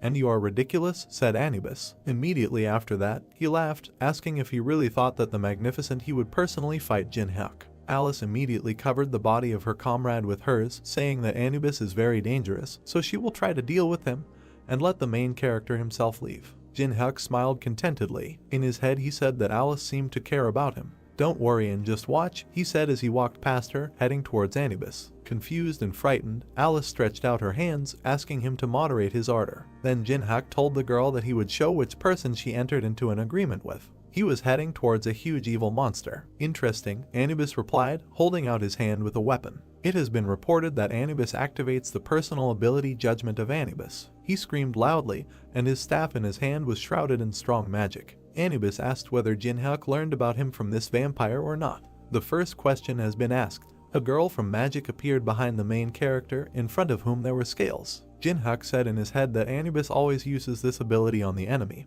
and when he answers all the boss's questions, the absolute judgment of Anubis's judgment is activated. A notice immediately appeared in which it was written that the copying conditions were such that it was necessary to destroy the embodiment of Anubis, the container of his consciousness, by driving him crazy. Having learned about the conditions, the main character said to himself that if he pisses off Anubis, he will receive the power thanks to which he will be able to ask questions, so there is no need to answer the questions precisely, a short answer is enough. After that, Jin-hyuk smiled and answered Anubis's first question, right? Otherwise how would he have known about this place? The subject answered the question. Of course, Anubis answered with a terrifying grin, after which he asked if he had come here for the hive. Second question asked. Of course, the main character answered, showing a hand sign, without thinking, adding that on the black market they would give a lot of money for him. The subject answered the question. A heart appeared above one of the magical scales. It slowly dropped onto the scales. "Then I'll ask the last question," Anubis said, after which he asked if the main character had come to his territory and thought that he could stay alive. After asking this question, he leaned over Jin-hyuk. The third question has been asked. Showing a dislike with his hand, the main character with a confident smile on his face said that if he couldn't win, all he could do was throw away all his things and die. The subject answered the question. At that same second, sharp stakes imbued with strong magic appeared around him. All conditions are met. The Court of Anubis is activated. A huge magical crocodile swallowed the main character and reduced all his stats by 50%. It was also reported that all abilities and skills are sealed for 1 minute. Then Anubis, raising his staff, summoned a huge mantis and with a crazy smile on his face said that he would now need to present it for sentencing. It was reported that Anubis chooses the representative. It was an unusual mantis. It was also imbued with strong magic, which is why its appearance changed. "I present him to you," Anubis said solemnly. Alice looked at this in horror because she couldn't stand bugs. There was no emotion on the protagonist's face. A huge black mantis with enormous power appeared in front of them. His name was Zayant. He was many times larger than the main character. Anubis said that it would be Zayant who would pass judgment on him. "How do you like my representative?" Anubis asked Jinhyuk. The huge monster crackled and buzzed. "Impressive," the main character answered, and at this time a weapon began to appear in his hand. A record player appeared in his hand, which he immediately put on the floor, saying that it would still be enough for him. It was a mini gramophone. It plays the selected music once and also cannot be turned off until the music ends. Anubis was confused. Looking at the gramophone, he asked the main character if this was human music, and then asked if he wanted to darken the mind of the representative. "Reason?" asked the main character, taking the blade in his hand and closing his eyes. "Music," he said quietly. At that very second, Zayant ran towards Jinhyuk. "She needs to give herself entirely," the main character added. After these words, he grabbed his head with one hand and raised the other with a wedge, preparing to dance. Immediately the sounds of cello playing were heard. Jinhyuk said that he found the perfect music through trial and error. The mantis struck sharply, but the main character easily dodged it, moving to the beat. He continued to say that it was a rhythm that fit perfectly with Zayant's attack patterns. Immediately the sounds of trumpet playing were heard. As always, following the rhythm, he spoke. He dodged every unpredictable attack from Zayant perfectly. He controlled this battle. In his head he said that escaping from an attack using music is not luck, it is an exact calculation. Seeing what the main character was doing, he was shocked that he even opened his mouth. Drops of sweat were already running down Jinhyuk's face. He was tired. When suddenly he said in his head, "Then about now." It was reported that 1 minute had passed, which meant that the main character could now use his skills. "The time limit is up," Jinhyuk said. Immediately after this, he landed many hard and fast strikes on Zayant. The sword cemetery skill is activated. Blood sprayed from the mantis's head. A second later, green blood also sprayed from the mantis's paws. Anubis shouted in shock, asking if the protagonist really thought he could defeat his representative. He was very angry, which is why he said through clenched teeth that Zayant recovers in seconds, and if Jinhyuk spends all his strength, then the end will come. "Yes," the main character answered the words of Anubis, after which he added that right now he cannot kill this praying mantis. After these words, he turned to the boss, raised his blade, and with a satisfied smile on his face said that he could make him no longer want to live. At that same second, the representative's paws began to be cut off one after another. The mantis screamed in pain, coughing up blood. Alice looked in surprise at what the main character was doing and said in her head that she knew, of course, that he was so strong, but not so much. Suddenly a crazy smile appeared on her face, and she said to herself that it was possible if it was him. She raised her head, her cheeks flushed and her eyes filled with hope. "Then he will help me take revenge," she continued joyfully. The bloody mantis fell to the floor. His paws were scattered all over the hall. An enraged Anubis shouted at the main character to fight and not run away. The representative trembled exhaustedly. "Proud warrior, chosen by God, representative." Jinhyuk walked towards the mantis, passing through the remains of it. He dispelled the blade in his hand. In his head, he said that the last stage is that it destroys his, the great warrior, faith in his own invincibility, humiliation and provocation. After that, he sat on the head of the dead mantis. At that same second, the mantis rose from the ground, completely restored. After that, he put his battle claw to his neck, and he cut off his own head. The representative of Anubis was defeated. Horror and fear enveloped Anubis. Did he commit suicide? The boss asked himself. The main character was informed that his level had increased. The mantis's head fell not far from Jinhyuk. A notification appeared stating that after studying the magical tome of the Duchy of Peltaris, you can learn ice magic. He put his finger on the ice card and said that this could only be seen on the middle floors of the tower. Madness took possession of him. He gained enormous strength and power. It was reported that he had obtained the level 1 ice creation skill. The first level ice creation skill was immediately used. The main character closed the ice book in his hands. Immediately, many pieces of ice appeared around him. Anubis was very angry. He said in full tension that he recognized that Jinhyuk was not an ordinary person, after which he asked if he really thought of winning him by betting this ice. "What are you talking about?" asked the main character, who was enveloped in strong and powerful magic, after which he continued that Anubis cannot even attack directly, because he himself is holed up on the 42nd floor. Suddenly Anubis humbly lowered his head and asked if Jinhyuk understood that he was incarnating before, then why was he challenging him? "Reason," said the main character slowly. "Well," cheerfully, throwing out his hands, he continued mockingly. You say merrily, Anubis shouted furiously. Fury and enormous power enveloped the boss. "Am I really nothing more than some kind of entertainment for you?" he shouted furiously. Disrespect,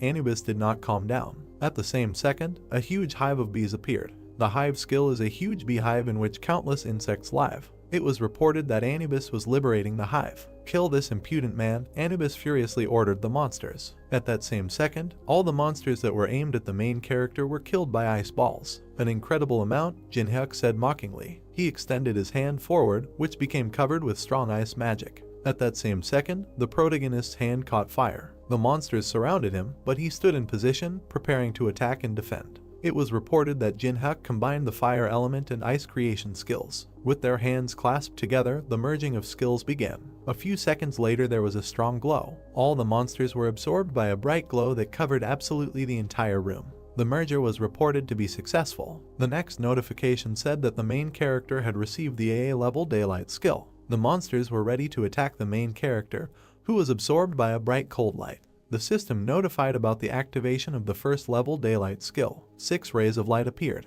The light became brighter. A powerful light stream attacked the insects. The wasps looked at the light anxiously. A dark blue hexagon with a white sun inside appeared. The system window said that the daylight skill allows you to compress and release magical power, has high power and limits the enemy's field of vision, which gives a great advantage in battle. The main character closed his eyes and held the object in his hands with all his might. Anubis pressed his paw to his muzzle and thought that he needed to change his battle tactics. He raised his hand. Purple smoke appeared above his paw. The system reported that Anubis was activating the chosen creature. A creature with a yellow shell and glowing eyes appeared. The system reported that a particularly strong individual had arisen in the hive. The insect's eyes were red. It flew forward rapidly. Jinhyuk stretched his hand forward. Crystals appeared next to his fingers. The system reported that he had used level 1 ice creation. His attack left holes in the insect's body. Anubis thought that it would be too easy. From the body of one wasp another appeared. The creatures chosen by the ancient Egyptian deity do not die, but multiply. 4 insects flew towards the main character. Surrounded by ice crystals, the guy raised his head and looked at the approaching wasps. Anubis thought that no matter how skilled the main character used, it would not matter. Jinhyuk squeezed a small object in his fingers, smiled and said that it had finally happened. The system reported that the enhancement pill increases the size of the object tenfold. The guy waved his hand. The white beam hit one of the wasps. The insect fell. The main character jumped up, hunting for others. The system reported that the effect of the pill would appear in 1 minute. The wasps fell to the ground. Jinhyuk jumped onto the back of one of the insects. He grabbed the insect's antennae. The main character wrapped his legs around the wasp's head and controlled it. Anubis opened his mouth, asked what they were doing and ordered them to kill the guy immediately. Jinhyuk rode a wasp as he flew towards the hive, thinking that their ability to multiply rather than die would drive any opponent to despair. There were many insects behind him. One of the wasps hit the other with its sting. The main character thought that in the terrible absurd conditions the enemy could not sensibly assess the situation. A blue cube appeared around a ball of insects. The system reported that an incomprehensible cube had been activated. In the system window there were the names of the items: ability counter, sticky glue, forest cobweb, snot of a 2-headed ogre. Jinhyuk put his palm in front of him. The system window began to glow. The system reported that 4 objects were combining, strengthening an incomprehensible cube. Glowing rays touched the surface of the cube. Flashes were heard. The main character stood on one knee, pressed his palm to the ground and thought that thanks to endless repetitions he could understand the tactics and then correctly assess the situation. Insects fought against the walls of the trap and flames appeared outside. Jinhyuk smiled and snapped his fingers. The system notified that the 5th level fire element had been activated.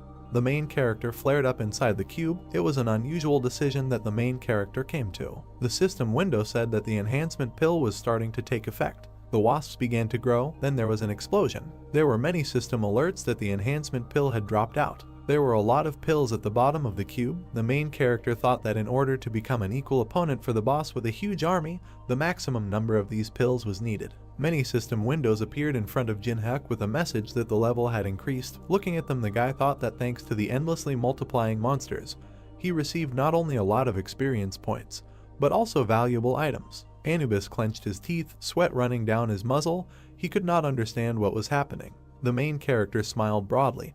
Behind him was a blue cube and a web. Anubis realized that he had prepared the items for unification in advance, learned the features of the hive, and created a trap. The guy's eyes glowed. He put his hands in his pockets and looked up. The ancient Egyptian god realized that he had succumbed to his provocations. Anubis slammed his hand on the armrest. His face contorted with rage. He raised his hand and cursed. God clenched his fingers into a fist. The system reported that Anubis had destroyed the hive. The fragments scattered in different directions. The main character clenched his teeth and, looking at the fragments, said that he was just getting the hang of it. Anubis frowned in irritation and asked how the man dared treat him with disrespect. God leaned forward and began kicking the floor, repeating the word disrespect. Anubis pointed his staff at the guy and said that he must survive and rise to him. Jinhak smiled and said that there was no need to shout like that, because he himself planned to do so. God smiled bloodthirstily and said that she would punish him for his disrespect. His eyes went dark. The system reported that the Anubis container had been destroyed. The system window said that the conditions were met. The main character smiled, and a square with the inscription saved appeared behind him. In the system window there was information that to activate the Judgment Anubis skill, you need to ask 3 questions, after which the enemy's strength is reduced by 50% and all skills and abilities will be blocked for 1 minute. A purple hexagon appeared with an ancient Egyptian symbol inside. The system reported that the skill can be used on one person only once, and if abused, punishment from the Egyptian gods awaits. The main character presented a fresco on which there was a creature with a bird's head and a human body. The system reported that the gods of Egypt were showing interest in him. He also presented an image with green skin. The system reported that some gods were experiencing hostility. Jinhak squinted, sighed heavily, and said that the local gods are quite picky. Lord's eyes were widened in surprise and she asked what happened here. The main character stood with his back to her and said that Anubis was tired. The characteristics of the player Jinhak were written in the system window. The Lord sat on his shoulder, studying the information. The guy thought that for the first time he was able to rise to so many levels in this place. 3 system windows appeared with a message that strength, agility, and endurance had been increased. The main character thought that he would pump up all his skills since he did not know what awaited him in the future. His eyes widened in surprise when the request for a video call came through. The guy in the dark shirt looked at the main character with displeasure when he asked why Yusung was calling him. Jinhak raised his hand when Yusung began to ask about where he was and why this place was not familiar to him. The protagonist said that it was none of his business and repeated the question about the reason for the call. A bead of sweat ran down his face when the guy on the screen said he had a proposition for him. Yusung introduced several people and said that in 24 hours, a martial arts tournament would begin at the Awakened Association, to which players of rank AA and above, including himself, were invited. Sweat flowed down Jinhyuk's cheek. He looked at his interlocutor in bewilderment and said that the association decided to hold the tournament despite more important things, such as the boss of the 3rd floor. Yusung frowned and asked the protagonist to take part in the tournament so that they could fight. The protagonist asked why he should waste his precious time on such nonsense and mentally added that his decision might change if the guy had new skills that he could copy. Continuing to frown, the guy in the dark shirt said that Jinhyuk couldn't refuse. The main character looked interestedly at the screen in front of him. Yusung showed a black card with gold designs and said that he had a pass to the black market. Someone tapped a brown object on the stand. The blonde man said the item was sold. The auction host waved his hands. According to Yusung's explanation, the black market was not a place where players could buy something with coins. The knight crossed his arms and smiled. This was a secret market where invited participants could purchase items exclusively for real money. The main character leaned back in his chair and thought that the Tower of Trials had become a reality and now people began to hold such auctions. And he just needed items to pass the boss of the 3rd floor, so perhaps he could buy a lot of good things at the secret auction for the rich. The guy looked at the system window and was surprised that his actions were already being discussed. He presented a website that posted a video of the upcoming raid. It was uploaded to a new channel by Unknown, and it featured the Unknown Masked Man, Teresa, and the leaders of the other guilds. There were 4 people in the still image from the video. Since Jinhyuk edited the moment from main, no one spoke badly about the guilds. And in any case, it was unprofitable to conflict with large guilds. There was a man in a mask on the screen. People in the comments admired him and asked to show his face. The main character imagined himself with a dagger on his shoulder and thought that people reacted predictably, showing interest in the masked player, who confidently declared in front of the heads of other guilds that he would go on a raid alone. There were red numbers in the corner of the screen. The main character was pleased that the video had 50 million views and expected to receive 50 coins for it, taking into account a commission of 90%. He smiled, looking at the screen, and thought that although the commission was simply incredible, the amount was still not bad. Jin-hyuk yawned and told himself that this was all clear. The guy was sitting on the podium among other people. He couldn't wait for the tournament to end. In the arena, opponents crossed swords. The dark-haired girl blew a pink bubble. The tournament organizers selected 24 players of rank AA and above. What was happening was filmed because after several failed raids on the third floor, the Association of Awakened and large guilds wanted to show the population the strength and greatness of the best players. The main character pursed his lips and thought that a show was happening before his eyes and that it was a good way to defuse the situation. He remembered how Yusung showed him the black card and said that he would give him the pass to the black market right away if Jin-hyuk agreed to the fight. The guy closed his eyes, raised his hand and said that he had not yet reached the rank of AA, so he could not participate in the tournament. Yusung on the other side of the screen ignored him and said that the winner of the tournament would be able to choose a replica relic from the National Museum. With a serious expression on his face, the guy on the screen said that the winner could invite a player who did not participate in the tournament to fight with him. The main character felt anxious. He pointed at the screen and shouted that this time he would defeat him in front of everyone. The guy smiled, waved his sword, told his friend that this was his limit and offered to surrender.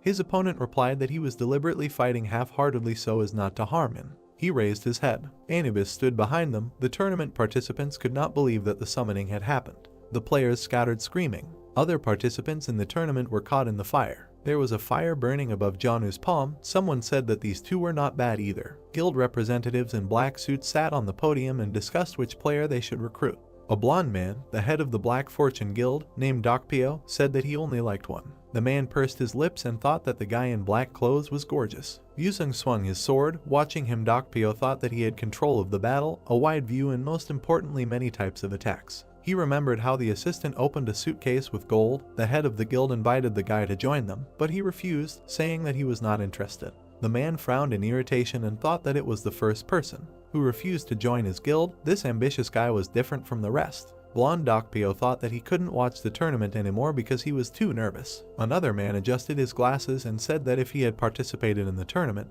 he would have dealt with everyone present and forced the one who refused to join the guild to bend the knee. The man took off his glasses and asked the head of the guild if he was right. His name was Doan. He had the rank of AA and was a member of the Black Luck Guild. He put his glasses back on. Dokpyo said that he should think less about the tournament and focus on the interview because he was invested in for a reason. The player replied that he had nothing to worry about because he knew how to shine in front of the cameras. Doan opened his mouth wide and yawned. The head of the guild thought that the guy had every opportunity to rise to the S rank in a couple of years and that if everyone knew that he had raised a rising star, then the prestige of the guild would greatly increase. The fight in the arena continued. The guy in the green hat turned around. The long-haired girl arched her back and screamed in pain. Yuri put her hands in front of her, protecting herself from the air currents. Janu fell to the ground and screamed from the pain in his back. Yusung held a sword in front of him. The host announced that they had a winner. There was a live broadcast of the tournament on the phone screen. Someone was surprised that the winner had been announced and asked to let him watch. The two girls watched the video and discussed Yusung's appearance. The interview with the winner was broadcast on the big screen. The guy said that instead of a line he was choosing the right to choose an opponent. People in the square were discussing his choice. Someone suggested that he wanted to fight a master from some guild. Yusung raised his sword. People were eager to find out who he would challenge to a duel. The guy pointed his sword in the direction of the podium and demanded that the enemy come out. Doan smiled widely and said that he approved of this choice. He froze in confusion. The guild leader put his hand on his back, demanded that he sit down quickly and said that Yusung did not choose him. The dark-haired guy frowned. Dokpyo drew his ward's attention to the fact that the tip of the sword and his gaze were directed slightly above them. The dark guy looked at the arena in confusion. He did not understand why the winner of the tournament did not choose them, because no one except him and Dokpyo could become a worthy opponent to him. Behind Doan, someone slammed his hands on his knees and muttered something irritably. Jin-hyuk stood up and told Yusung that he was good at annoying people. The guy lowered his sword. People could not believe that he chose an unknown player. Kwanwoo opened his mouth and began to quickly type something on his laptop. Another man asked him to punch the main character through the bases. Information about Jin-hyuk appeared on the screen. People were surprised that he was an F-rank player. The main character jumped into the arena. Watching him, Dokpyo thought that if Yusung challenged an AA rank player, the fight would be spectacular, but for some reason he chose an unknown guy with a low rank, but there is no benefit to be gained from this. The blonde man frowned and assumed that the winner of the tournament just wanted to publicly mock the weak. Jin-hyuk closed his eyes and asked Yusung to give up if he lost this time too, because it was time to learn to admit defeat. The opponent frowned and asked how he could be so sure of his loss after seeing him win the tournament. The main character gave him a thumbs up and said that he had definitely become stronger and asked if he had trained hard. The swordsman clenched his teeth and said that, without stopping for a second, she did everything to catch up with him. Yusung waved his sword and said that in order to get a pass to the black market, Jinhyuk must fight at full strength. The system notified that the player was using the sword soul skill. Blue streaks appeared when the guy activated the second stance sword soul technique. He gritted his teeth and activated the blazing swordsman soul technique. The main character tiredly closed his eyes and thought that Yusung had taken up his task again. He raised his hand, summoning fire magic, and said that he was ready to fight. Jinhyuk spread his arms to the sides and shouted that Yusung was a stalker. White clouds floated across the blue sky above the city. The beam pierced the roof of the building. The blue sky was visible through the hole. There were blocks of ice in the arena. The guy was surrounded by smoke. There were holes in the swordsman's clothes. He annoyedly asked how many skills his opponent had. Exhausted, the guy fell to the ground. The main character got down on one knee and began to look for something in Yusung's pockets. He believed that he was simply taking what was his since the enemy promised to give it back. He clutched the black and gold card and said that he would gladly take advantage of the invitation to the black market. People in the stands were discussing the battle that had taken place. Jinhyuk used a huge ice projectile and with some kind of beam smashed the ceiling. The audience doubted that there was a person in front of them. The main character sat down in front of Yuri and John and said that they had not seen each other for a long time. The girl pressed her hand to her chest.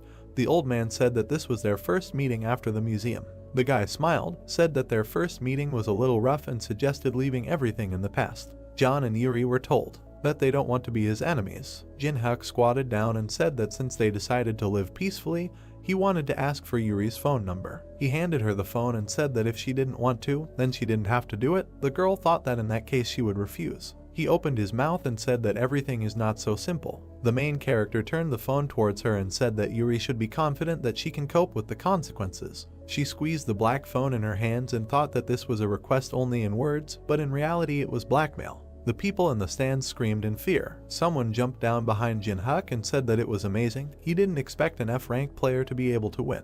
The main character's eyes turned yellow. The system reported that the Eye of Truth of the second level was activated.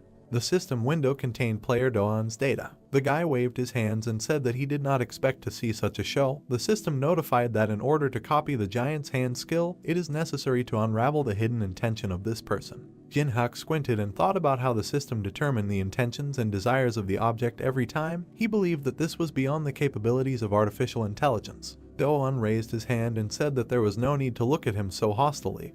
Because he didn't come to fight, the main character asked why he came in that case. The guy smiled and said that they have the same field of activity and most likely they will see each other often. He extended his hand to the main character and said that he was showing common courtesy to his colleague. Jinhyuk smiled and activated the third level Eye of Truth. The system reported that Doan's words were lies. The guy continued to smile broadly and hold out his palm. The main character thought that behind such a calm expression of face, anger, rage, and hatred were hidden. He was also embarrassed by the reporters. He imagined the blonde man and thought that the guildmaster Dark Fortune was waiting for something.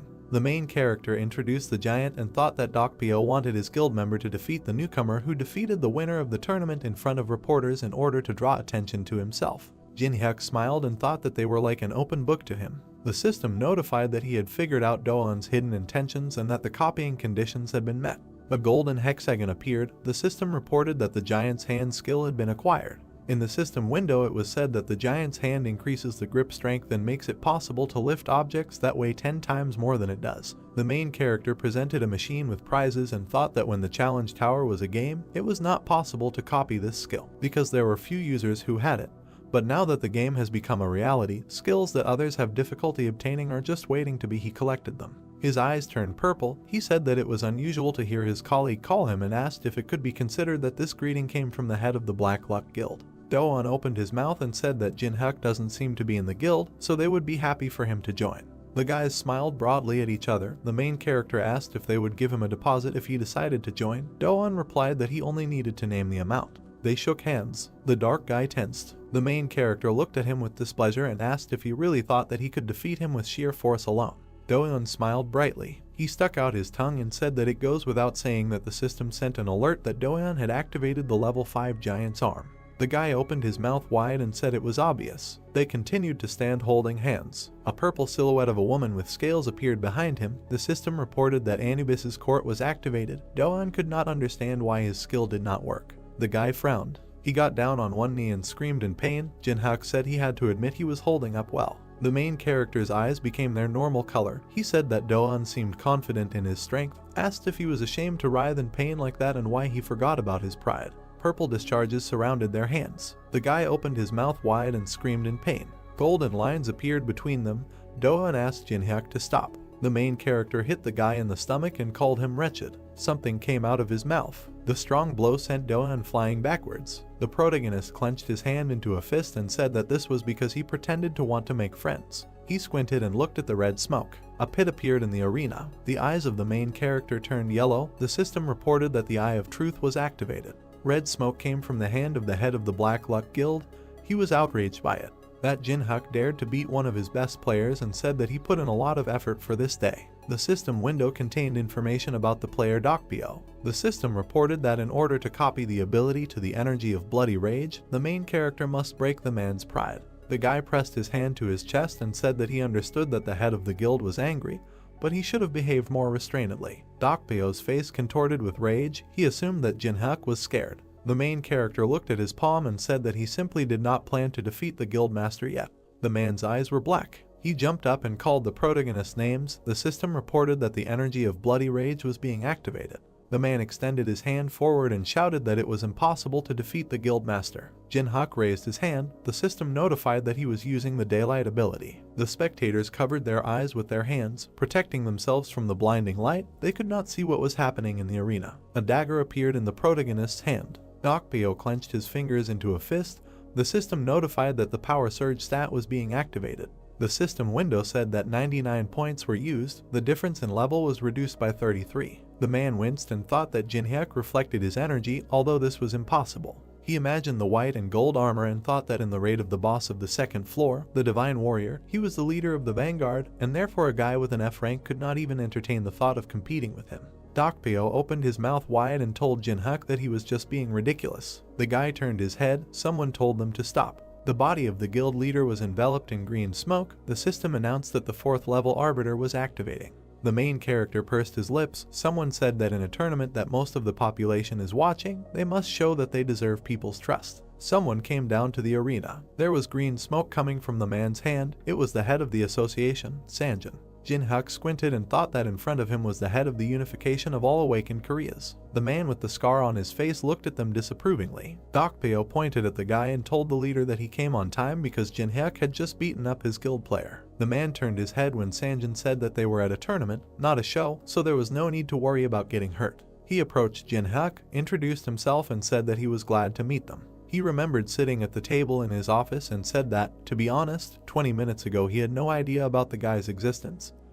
But the director in charge of the tournament contacted him urgently. A man sitting in the stands was talking on the phone. He told the head of the association that he had to come as soon as possible, because something incredible was happening in the arena. Sanjin introduced the man with glasses and said that he rechecked his test results due to the fact that there were many inconsistencies and found out that Jin-hyuk influenced the examiner. He looked closely at the main character and called his name. The association representatives bowed, congratulated him on receiving Korea's 16th S rank, and apologized for the association's mistake in giving him the wrong rank. Spectators jumped up in the stands upon hearing the news. People ran into the arena, eager to see the special player. Do-eun continued to lie on the ground unconscious. Dokpyo gritted his teeth and thought about what was happening, because this tournament was supposed to glorify the Guild of Black Luck, but it simply trampled them. He opened his mouth and asked them to wait when he decided he had to take control of the situation.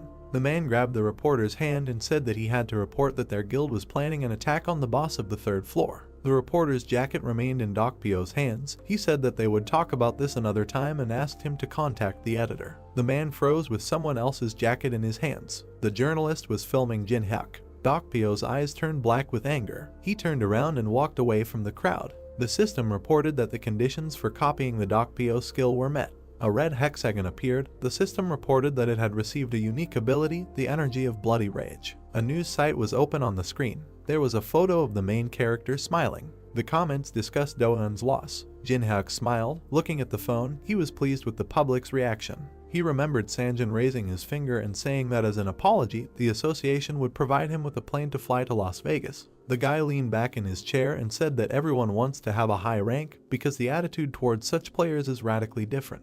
The plane took off into the sky. A flight attendant approached the main character. She placed the food in front of him. Jin-hyuk was delighted with the level of service in first class. He tasted the food. The main character closed his eyes and smiled blissfully. The Lord called him. The blonde guy was chatting with the flight attendant. The vampire asked the main character to pay attention to him. The man was surrounded by smoke. Lord said there was a strange smell coming from him.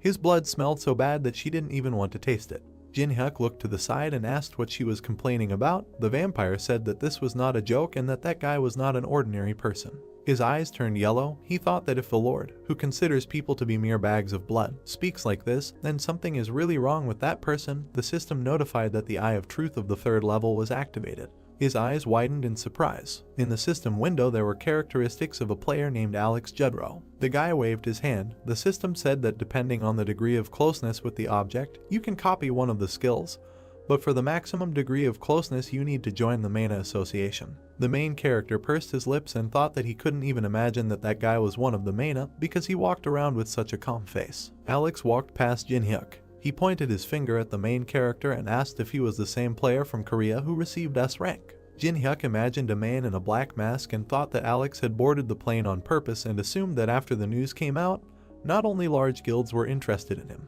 The guy smiled and said that he had recently changed his rank to S. The suspicious man said that he was amazing at the tournament. Alex handed over his business card and introduced himself. He gave us a thumbs up, said it must be fate, and suggested they have a drink together to pass the time on such a long journey. The main character took the black business card, decided to play along and said that he was right. There was a bottle of alcohol on the table. Taking out expensive cognac, Alex began to talk about himself. They sat opposite each other. The new acquaintance told Jin-hyuk about his cosmetics business and the difficulties he had to endure after the appearance of the test tower. The main character closed his eyes, smiled, and thought if this man knew that he knew who he was. The blonde guy smiled back. He raised his glass and said that to be completely honest, he didn't come to Korea for the cosmetics business. Alex tilted his head and said that he wanted to expand his business and start doing business with the awakened ones to keep up with the times. The guy raised the glass to his mouth and said that he had a problem. Jin-hyuk asked him to tell him more about it. Alex put the glass on the table and asked if the main character had heard about the masked player. The interlocutor realized that he was talking about the unknown. Jin-hyuk raised his glass and said that he seemed to have seen a video in which the unknown suggested attacking the boss of the 3rd floor and asked Alex how he was related to him. Main smiled and said that they also wanted to take part in the raid on the boss of the 3rd floor, but the masked player got in their way, so an unpleasant situation arose. Alex narrowed his eyes and said that despite the fact that the unknown said that he was doing this to protect his comrades, he refused them, saying that he needed to do something alone, so they should not interfere with him. They continued to sit opposite each other. Jin-hyuk suggested that Alex personally knew the unknown person. The man said that it could be said that way. The main character smiled falsely and said that the unknown person turned out to be greedy. The interlocutor agreed with him. Jin-hyuk was delighted with his ability to lie with a calm expression. The man put an ice cube into a glass. He poured himself more cognac and said that the main character would provide them with invaluable help if he went with them to the 3rd floor to the room. The guy raised his hand, expressed surprise at the invitation, and said that the unknown was going to fight the boss alone. Alex handed him a bottle and said that S-rank players are given the right to freedom of action, so that no one will touch them and they will be able to get items from the 3rd floor. The main character closed his eyes, thought that even the large guilds allowed the unknown to go through the floor alone, and agreed to block the entrance to the boss's room and assumed that the main wanted to get there with his help. He opened his eyes and said that Alex's request was too serious because he had just received rank S and his new acquaintance wanted him to go against large guilds. The man smiled and said that he was a businessman and that he not only asked a lot, but also offered a lot. A vial appeared above his palm. Main said that there is a medicine that helps with incurable diseases and even with cardiac arrest. His eyes lit up and he showed the main character a bottle of elixir. Jin-hyuk's eyes widened in surprise. He took the bottle in his hands, said that his interlocutor's offer interested him, and thought about how the Mana Association was able to get such a rare thing. Alex hid his hand under his jacket and said that many people wanted this elixir, but he was ready to give it to a new acquaintance as an advance. He put the contract on the table and asked Jin-hyuk to sign it. The system reported that Main would activate the contract with the 6th level dead man.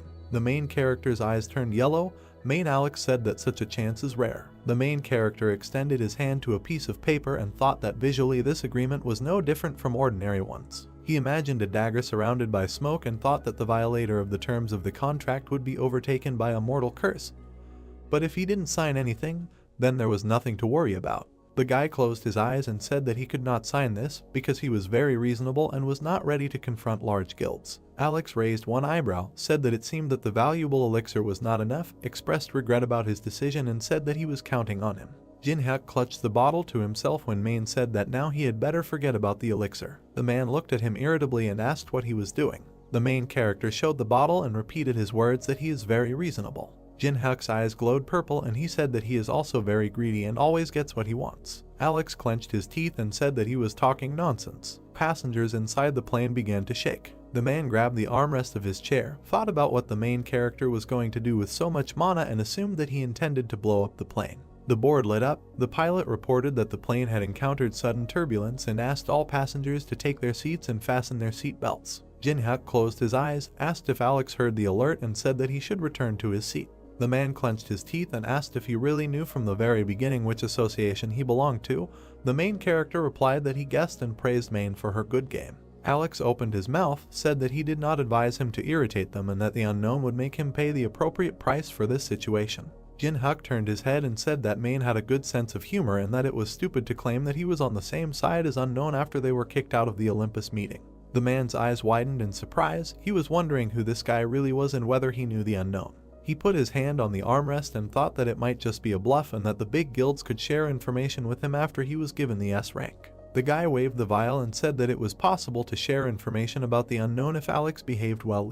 The plane was landing. Jinhyuk suggested we meet another time. The plane's wheels touched the ground. The signs were shining with lights. There were many light bulbs on the ceiling. A Ferris wheel could be seen in the distance. There was an advertisement on the wall. The girl opened her mouth and asked incredulously if this was a city of people. The Lord walked next to Jinhyuk. She said that she liked it here. The main character asked her to be quiet and threatened to send her to the ring if she did not listen. He imagined the blonde-haired Main and thought that as gratitude for the fact that the Lord had smelled Main, he released her from the ring with his current amount of mana.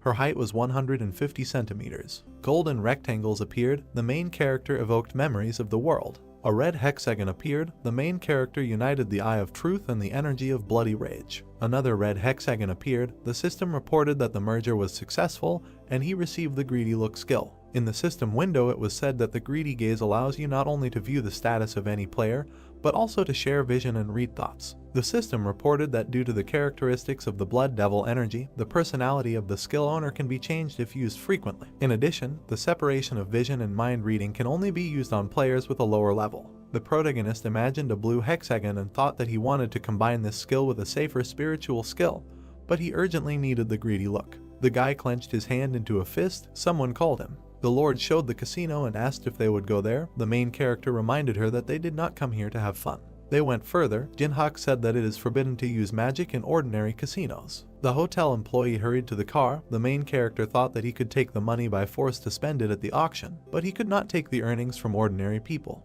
The Lord turned to him and asked where they were going. Jinhyuk smiled and said that this place cannot be compared to a regular casino. The girl's eyes shone with delight. They approached the building where the Tortuga private gambling house was located. The Lord frowned with displeasure and said that those buildings were better. The main character once again reminded her that they did not come here to have fun. A man with a knocked-out tooth shouted that he had seen with his own eyes how some person used the skill so that he became a victim of deception. Another man slapped him in the face and said that he used the skills himself and was now trying to get out. The main character and the Lord went up the steps. The girl said that those who are beaten like that are fools. Jinhyuk looked at the back of her head and agreed with her. The girl looked at the surroundings with delight, said that there are a lot of interesting things here and asked how this place differs from others. The main character picked it up and said that you can use magic in this casino. He sat Lord down on a chair. He asked the woman behind the bar to serve the girl any drink she wanted to try. The vampire was outraged by his action. She had not gone out for a long time, and he did not allow her to have fun. The guy drank some drink in one gulp. The Lord asked what he was going to do alone.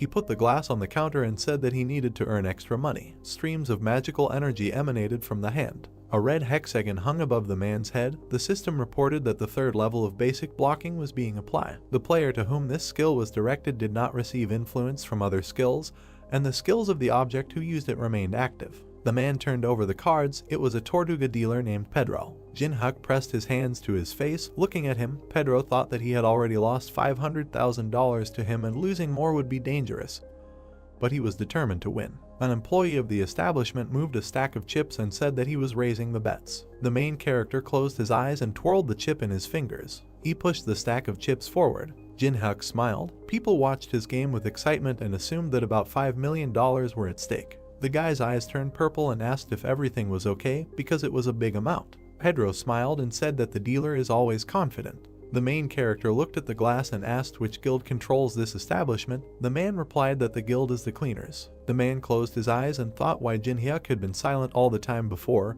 and now he started asking so many questions. Pedro waved his hand in fear when the main character asked if he could ask so many questions. The dealer said that he must answer all the visitors' questions. The man frowned and suggested that this player had the skill of reading minds. He put the cards on the table and thought it didn't matter. Pedro waved his hand and thought that Jin-hyuk would not be able to do anything if he changed the cards at the moment of revealing. The system reported that the sleight of hand skill was being used. There were 2 jacks on the table. The dealer's eyes widened in surprise. He could not understand how this happened. Jin-hyuk smiled. Pedro didn't understand how this was possible because he used the skill and changed the cards. The main character showed his cards and said that he won thanks to this pair of kings. He imagined a red hexagon and thought that the new skill, Greedy Gaze, which allowed him to read minds, was a good ability. Jin-hyuk held out his hands to the chips and said that he was taking them. Someone was running towards them. Men in black suits surrounded the table. The man in the red shirt said that he did not know thanks to what skills he received such a win, but he would have to follow them. The main character was indignant at the way they treated visitors.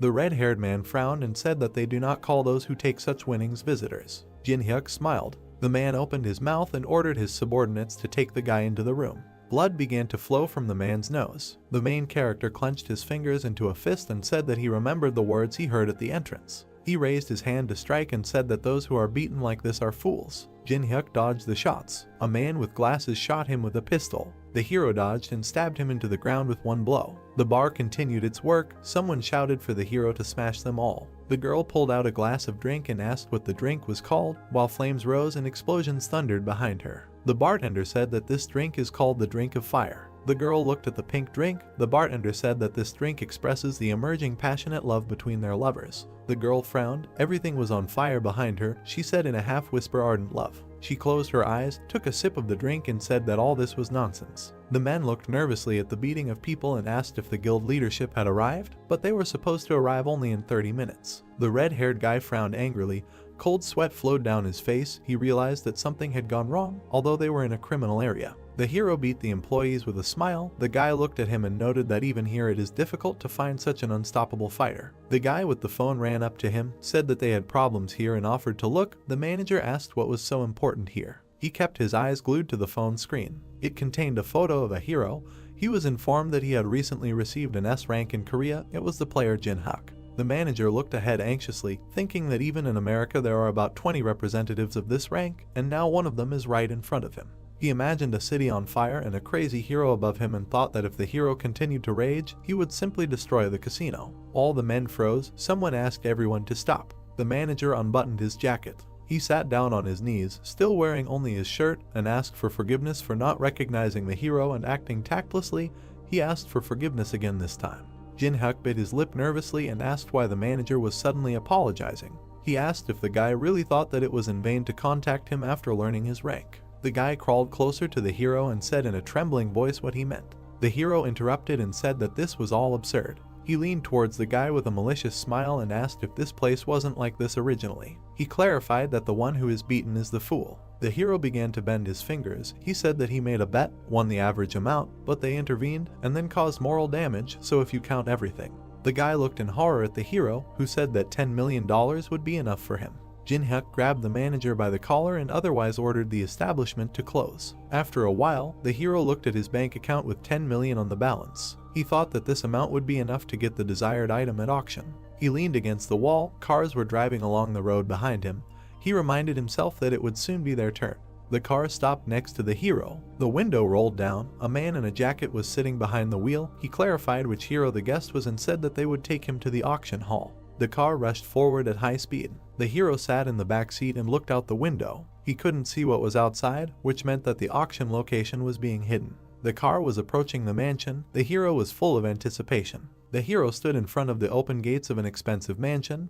They wished him a good time. The hero's pendant began to smoke red. He asked if the hero had forgotten his promise. The guy asked to wait because he was going to an inconspicuous place on purpose. The demon began to hurry the hero, but he nervously asked him not to be capricious. Alice incarnated into a human body. She was wearing a white shirt, smiled and said that she liked being outside. The hero smiled and asked if she really liked it that much. The girl said yes, and this place is suitable for someone as noble as her. The heroes began to rise. Alice asked if they were going to the auction now. The hero asked not to attract much attention to himself, and the girl asked why. There were a lot of people inside the mansion. The hero noted that there were too many eyes here. The hero walked and looked around. He had already participated 175 times. He participates every year.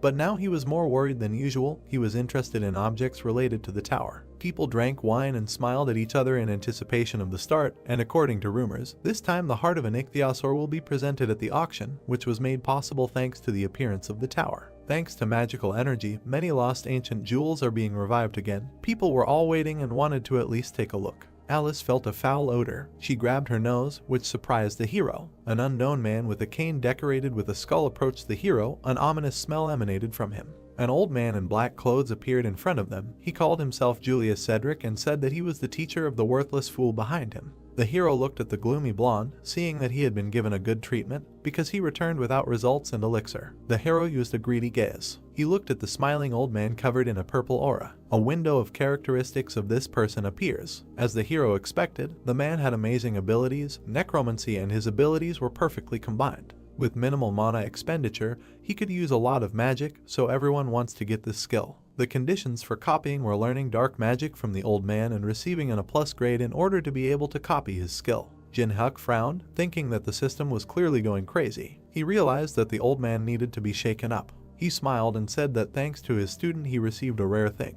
And the flight was interesting. Cedric said thank heavens if so. He looked at the guy from under the hood and said that he had arrived specifically to re-clarify about the information that the hero possesses. The hero asked about the unknown and Cedric agreed, saying that for them he was a big problem. The hero smiled and walked forward, noting how straightforward the old man was. He said that they were now in such a wonderful place, so he suggested discussing this another time. Cedric blocked the hero's path with his cane. His eyes glowed purple as he expressed his regret that there wouldn't be another time and he needed to deal with it as soon as possible. Jin-Hyuk waved the cane away. His eyes glowed yellow. He pointed at himself and said that he had missed the moment when this became his concern.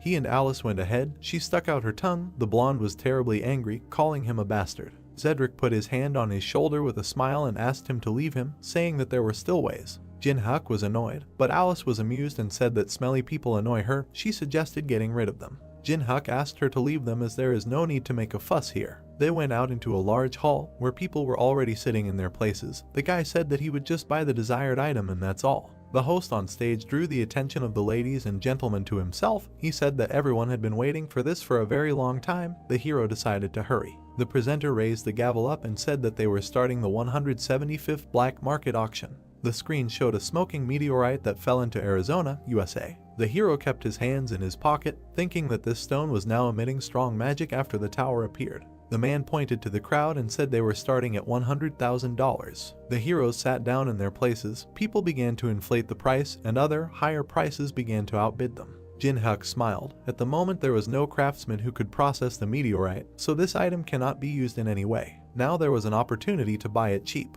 Jin-Hyuk raised the sign with a smile. The host hummed approvingly and asked if anyone was ready to beat this amount. Jin-Hyuk closed his eyes with a smile, thinking that he bought a meteorite for pennies. Someone held up a sign and said the amount was $1 million. The presenter began to sweat and began to beat his fist on the table. Jin-Hyuk opened his eyes in surprise. He looked down and saw that Cedric had entered the bidding. The presenter raised his hand and said that they were starting bidding, and the new slot was a sealed catalog of mental hospitals with a price of $100,000. People started raising the price. The hero raised the sign and named the price of $300,000. Cedric raised his sign with a wicked smile and named the price at $1 million. People looked at the old man in horror, afraid of such pressure. The presenter asked if there were any more bids and hit the gavel on the stand, saying sold. Jin-Hyuk bit his lip nervously, looking at the old man, realizing that he had decided to buy everything he had his eye on. He clenched his teeth. Alice looked at the hero with slight curiosity. The hero raised the sign. The presenter offered the next lot, a relic of the Mayan civilization found in South America. The hero immediately offered $500,000. Alice looked at the hero with confusion and said that it was unreasonable, because he didn't even listen to the end, but the hero said that they had a plan. Cedric held up the table and named the price at $1 million. The host was amazed again. He asked if there were any more bets. Jinhyuk shouted 1.5 angrily. Cedric immediately raised his hand and named the price of $3 million. The presenter was pleased. He asked if there would be more bets. Jinhyuk calmly lowered his hand. The presenter asked again. Cedric smiled. The item was sold to him for $3 million. He looked the hero in the eyes. The presenter began to name the next lot. The guy and the old man immediately raised their numbers. The presenter announced that he sold the item to an elderly gentleman for $2 million. The signs waved and the whole hall was silent. The next item sold for $3 million. The presenter loudly banged his gavel on the table. Sold for $5 million. The presenter pointed to the old man and said sold again. The next lot was also great. When Columbus discovered a new world. The student looked at the teacher and asked, how about giving in? Cedric hit the student and asked, what will happen if the guy gets what he wants? Cedric gritted his teeth and thought that they had big losses, but they would have enough funds. He decided that they would get whatever he set his sights on. They will definitely exchange it for information about the unknown, and they will definitely exchange it for information about the unknown. A chessboard appeared on the screen. The presenter said that the next lot was for real connoisseurs. He showed the first chessboard. The hero was silent with displeasure. The people around did not appreciate the trinket. They were indignant that even the figures were not attached to it. Some people wanted to bury the money on the heart of the ichthyosaur. Alice looked at the hero. He raised the board and named the price at 50,000. The presenter accepted the information and announced a new price. Cedric doubled his bet. Arguments echoed throughout the room as the stakes grew inexorably. The hero, covered in sweat, has already named the price of $1 million. Cedric drooled and indicated the price at $8 million. The hero sat down. People were in shock discussing the patient who took some kind of board for $8 million. The hero, all embarrassed, raised the sign and named the price of $10 million. The old man smiled. He could not contain the gushing energy, and like a madman he named the price at $30 million. He looked at the hero with a smile, saying that $10 million was his limit, and he found what he really needed. He threatened with his fist and shouted that if he wanted to get this thing, he would have to agree to his terms. The stunned presenter asked who wants to offer even more. The hero hid his displeased face behind his hand. He understood how much Cedric had spent and was surprised that he still had something left. It exceeded his expectations. He leaned forward, thinking that he needed a new plan. The presenter said that lot number 56, the very first chessboard, was being purchased by an elderly gentleman for $30 million.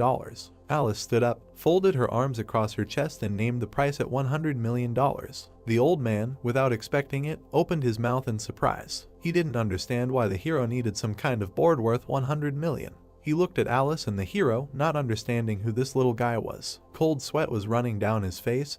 He had spent more than $70 million on all sorts of rubbish, and if he stopped now, it would be a complete failure. He shook his head and named the price at $110 million. But Alice immediately named a new price of $200 million. Cedric pointed his finger at her. She became covered in red energy. He said not to cross the line and asked if she really had $200 million. The presenter excitedly raised his hand and asked the girl to show her a certificate of her account balance. Alice began to cast a magic ball. A huge pile of gold appeared under her. The girl asked if this was enough. One man ran up with a special device and checked the gold crown for authenticity. He said the crown alone was worth more than $500 million. The old man looked at the girl in surprise. She winked at him slyly while the old man suggested that she was not an ordinary person. In this couple, Jinhyuk began to confuse him even more for keeping such a mysterious girl next to him. The old man frowned. Perhaps he had an opponent who would be more problematic than the unknown. He stood up and said that the situation had changed. He said that they were moving on to Plan B. The student smiled wickedly. His eyes glowed green and he said he had been waiting for this. The presenter smiled. The girl in a mask carried a chessboard in a glass box. Alice, uninterested, asked to hand the board over to the hero. She calmly looked at the mountain of gold and said that she was going to sort out all this rubbish anyway, and more importantly, she can't stand to see how these fools are looking high at her contractor. The hero exhaled, looked at the girl and thought that she knew how to speak words worthy of praise. There was an explosion behind the hero. Everyone began to take cover from the flying debris. The roof over people's heads began to crumble and fall. Auction employees began escorting people out. People ran in panic and pushed each other. The blade of the sword waved. Someone asked where are people in such a hurry. The student, enjoying himself, killed one person after another. He called people victims who he needed as raw materials. Alex used melt magic. A magical rune appeared above his hand. The floor under people's feet began to crack and emit light. People's skin turned gray. One man grabbed his head and said that it was torn. People fell to the ground. The little boy was crying and calling for help. The hero was covered in energy here. He looked at Alex and said that he was crossing all boundaries.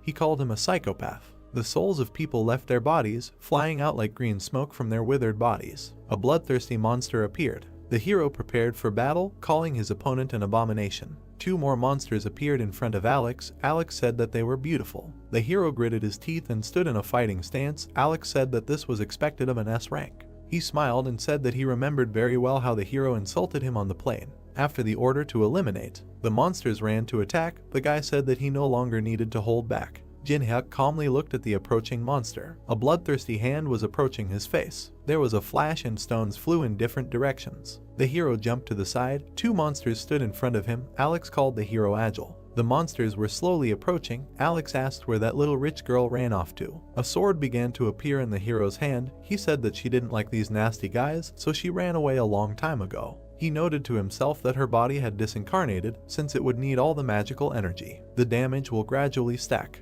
Jin-hyuk frowned. Monsters, covered in flames, ran to attack the hero. He understood that there was no point in wasting time and decided to end the fight as soon as possible. He took off. The sword graveyard has activated. The hero ended up behind the monsters, inflicting a bunch of cuts on them. The monsters disappeared in 2 black flashes. Alex looked at the hero in admiration and said how amazing it was. He couldn't even keep track of the hero, but another soul moved from the corpse into Alex's rune. He said that it's nice when the amount of resources exceeds expectations. He waved his hands. New monsters appeared. He said that everything was becoming nice and simple. The hero turned around. The 2 killed monsters had regenerated. He thought that Alex wanted to exhaust him and prolong the battle. Monsters surrounded the hero. They were fueled by the forces of people and therefore remained in the ranks while the enemy was running out of mana. This is their standard tactic. Alex smiled madly. This is how necromancers fight. Jin-hyuk dodged the blow and grabbed the dagger. He raised his hand to attack the blow and he slid back, asking if this was all Alex's trump cards. He pointed a glowing blade at Alex and said that he would burn them before they recovered. He used daylight. The outbreak consumed the monsters. Alex covered himself, annoyingly noting that he was using that skill again. But he had already analyzed his technique by watching a video from the tournament. A wall of darkness and huge bloodthirsty eyes appeared behind Alex. He realized that he needed to attack before the rays of light united. Alex watched as the rays of light incinerated the monsters. He asked why they weren't moving. The monster's legs were covered with ice. Steam poured out of the hero's mouth, and his fingertips were covered with ice. Alex opened his mouth in surprise, realizing that the hero had hidden the ice skill with a flash so that he could not see anything. "Leave me alone." A cold flash appeared. A deadly beam hit Alex from it. A powerful light came from the mansion.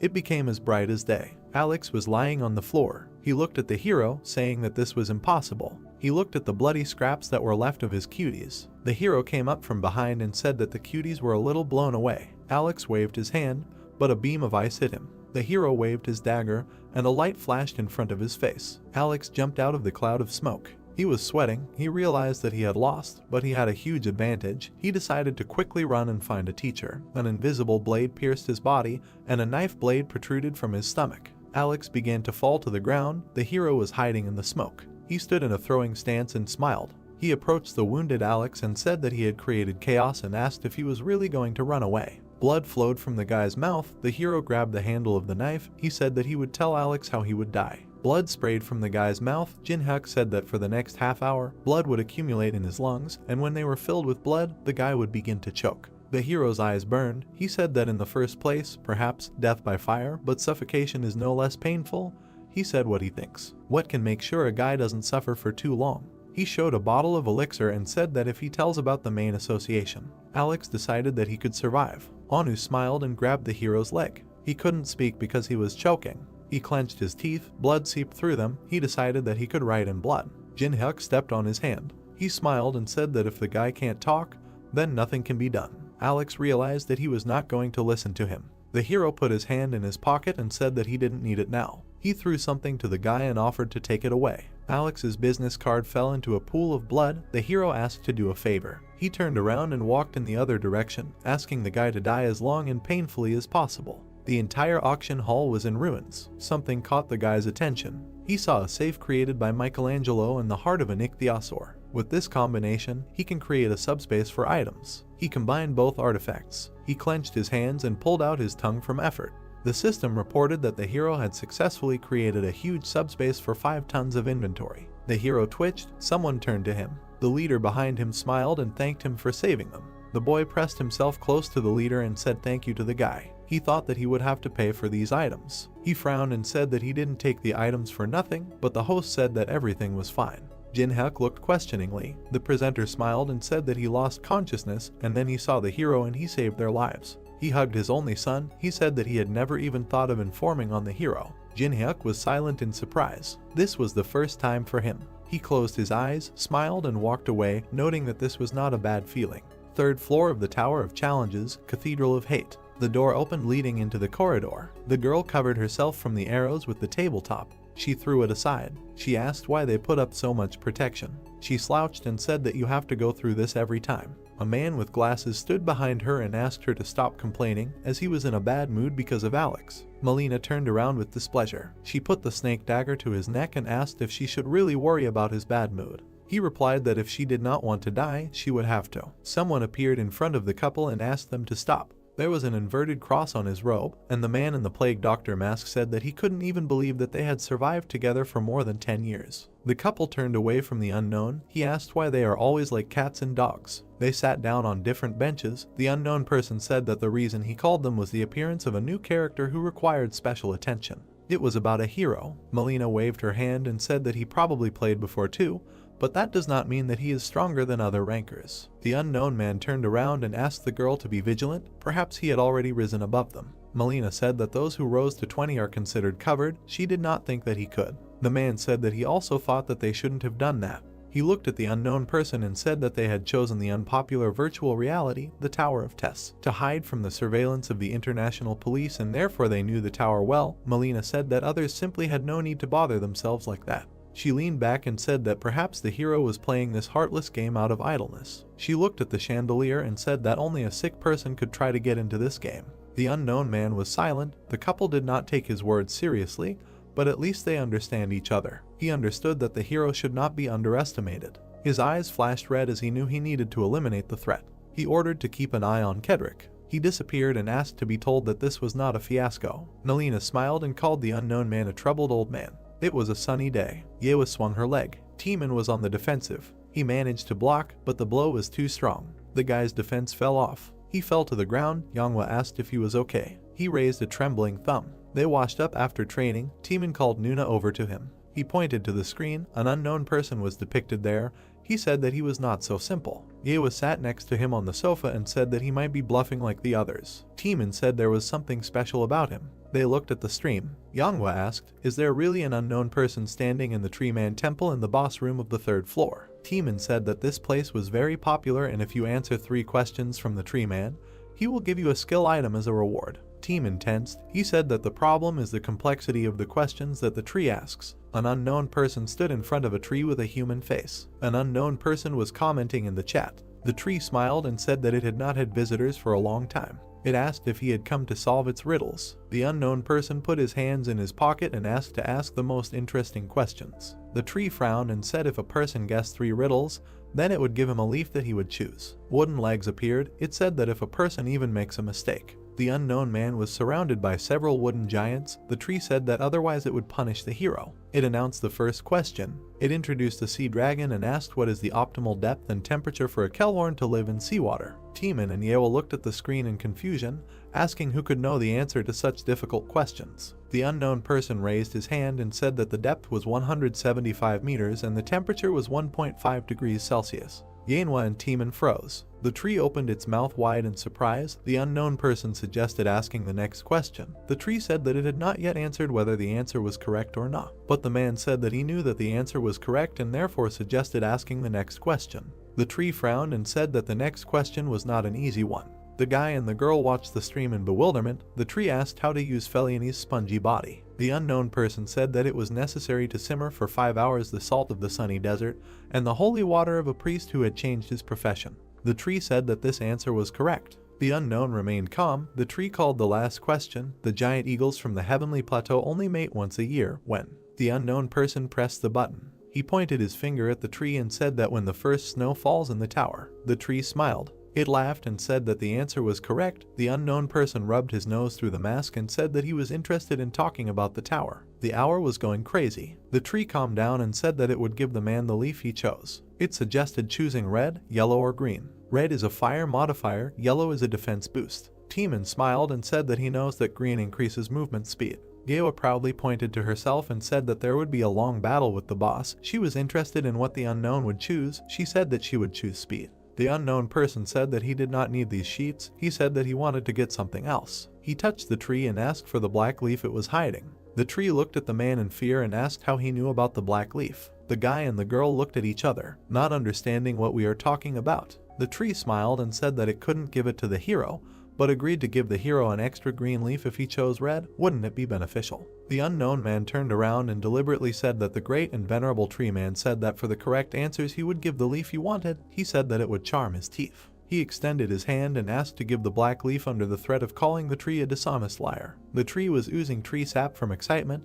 The unknown person asked what the managers would think about this. All the leaves fell off the tree. The system reported that the spirit had kept its promised word and the hero was receiving a well-deserved reward. The hero received 1280 black leaves. The unknown person squeezed the piece of paper in his hand and thought that the last element of the puzzle was ready. He asked if it was time to start. He took out a lightning dagger, looked at the tree giants and said that he would deal with them first. One guy turned to the other and asked if he had heard. Two guards stood in front of the portal and one said that the unknown person had already started a raid on the boss of the third floor. The second asked, "Is it really so fast?" They told him that they could sit here and go home. There were still soldiers in front of the guards. The guard asked if there was any point in protecting the entrance. "Will someone come?" "Only crazy." The second guard said that they were ordered, so they are on defense. He ordered them to do what they say. The guy smiled and said that they had a plan of action, and if he bothered too much, nothing would work out. The soldiers in front of the guys turned into purple smoke. Their weapons fell to the floor. Black circles appeared under the guards' feet. Purple lines wrapped around the guy's legs. A man appeared. The guard was wrapped in ribbons. The unknown person ordered to absorb and conserve all the energy since they need everything and they have no time to hesitate. Zedric stood in front of the portal with his sect. Zedric said that he had already started. Leaves were flying over the temple. The unknown man turned around. Behind him a headless giant fell to the ground. Chat admired the unknown's battle. The camera followed the hero. Someone in the chat expressed skepticism. The hero said that he didn't care whether they believed it or not. He said that he already had enough problems, so he asked them not to bother them. The chat was surprised that the unknown approached them.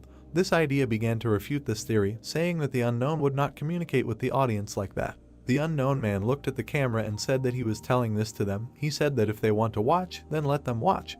But if they don't want to, they can leave. Many streamers curry favor with viewers to increase views. The guy looked at the phone in surprise. But if from the very beginning I come out with a concept, I do what I want. The guy smiled and asked what is he doing. Then a fandom will be formed from those who are interested in such a concept. In the chat they admired the hero's audacity. The hero walked silently towards the gate. There was a purple flash above the mountain. The hero turned around, surprised that there was someone else here. He grabbed the camera and asked to cancel the broadcast. This was not appreciated in the chat. The system reported that the broadcast was completed. A bunch of warriors ran to attack another group. The magicians put up purple runes. Warriors in armor ran to attack. Stone statues defended their positions. The evil spirits attacked the soldiers. The battle has begun. The hero watched what was happening from the cliff. It seemed to him that the sides were equal. The evil spirits destroyed the stone soldiers. The hero assumed that their side was stronger. The sorcerers put out runes. They shouted that the blow was aimed at them. Someone hit one sorcerer in the shoulder. The sorcerers saw fragments flying at them.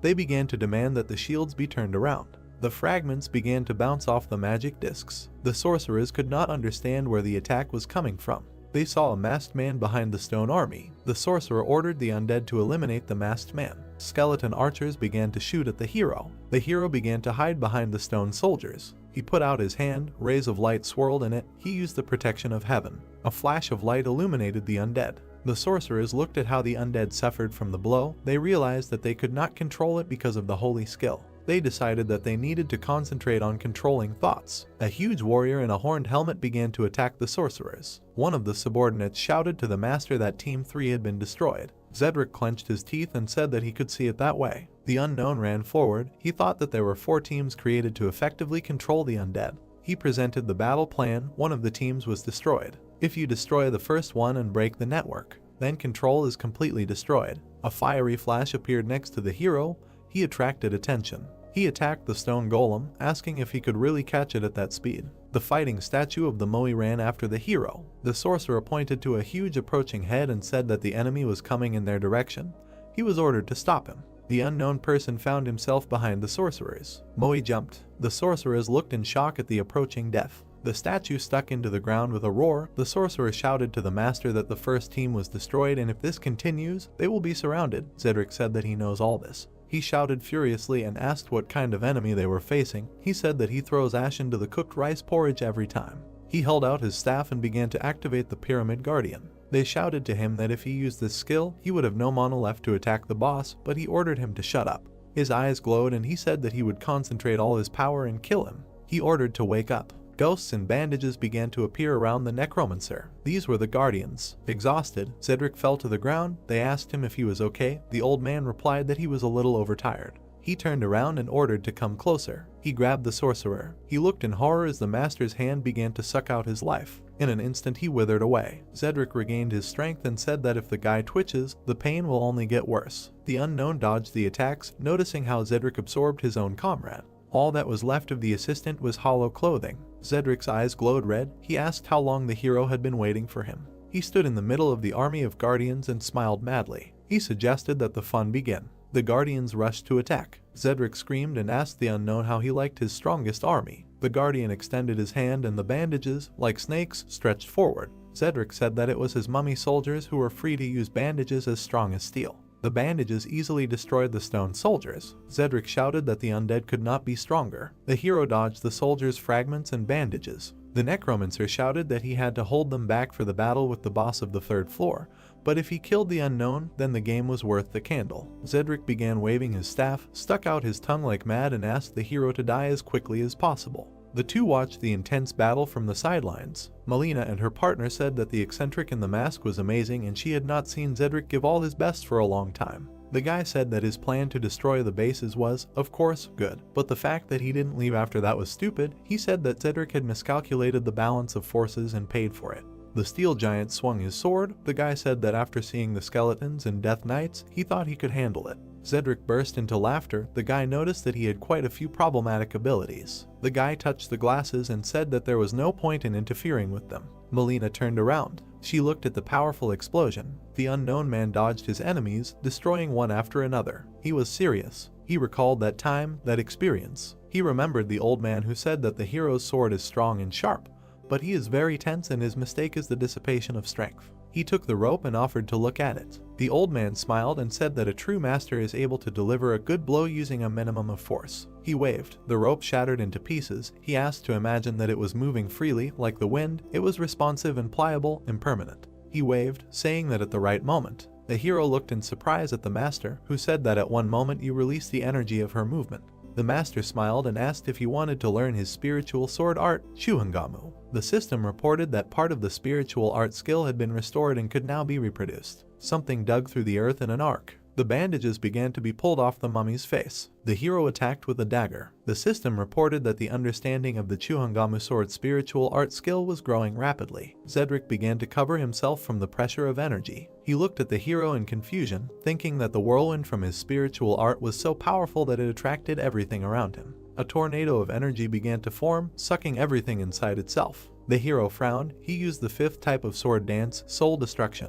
The entire battlefield lit up brightly and began to collapse. Cedric was able to stay on his feet, but all his mummies were scattered in different directions. Double shield activated. Cedric covered himself with a shield from the attack. He knitted his eyebrows, thinking that only 6 months had passed since their world had changed. He asked where he got such strength from. The skull on the staff began to crack, and a moment later it burst, spewing out energy. Cedric was thrown to the side and screamed. The tornado went out, leaving only twilight. The necromancer lay among the debris and bodies. He looked ahead and realized that he needed to run. He realized that he could not win this fight.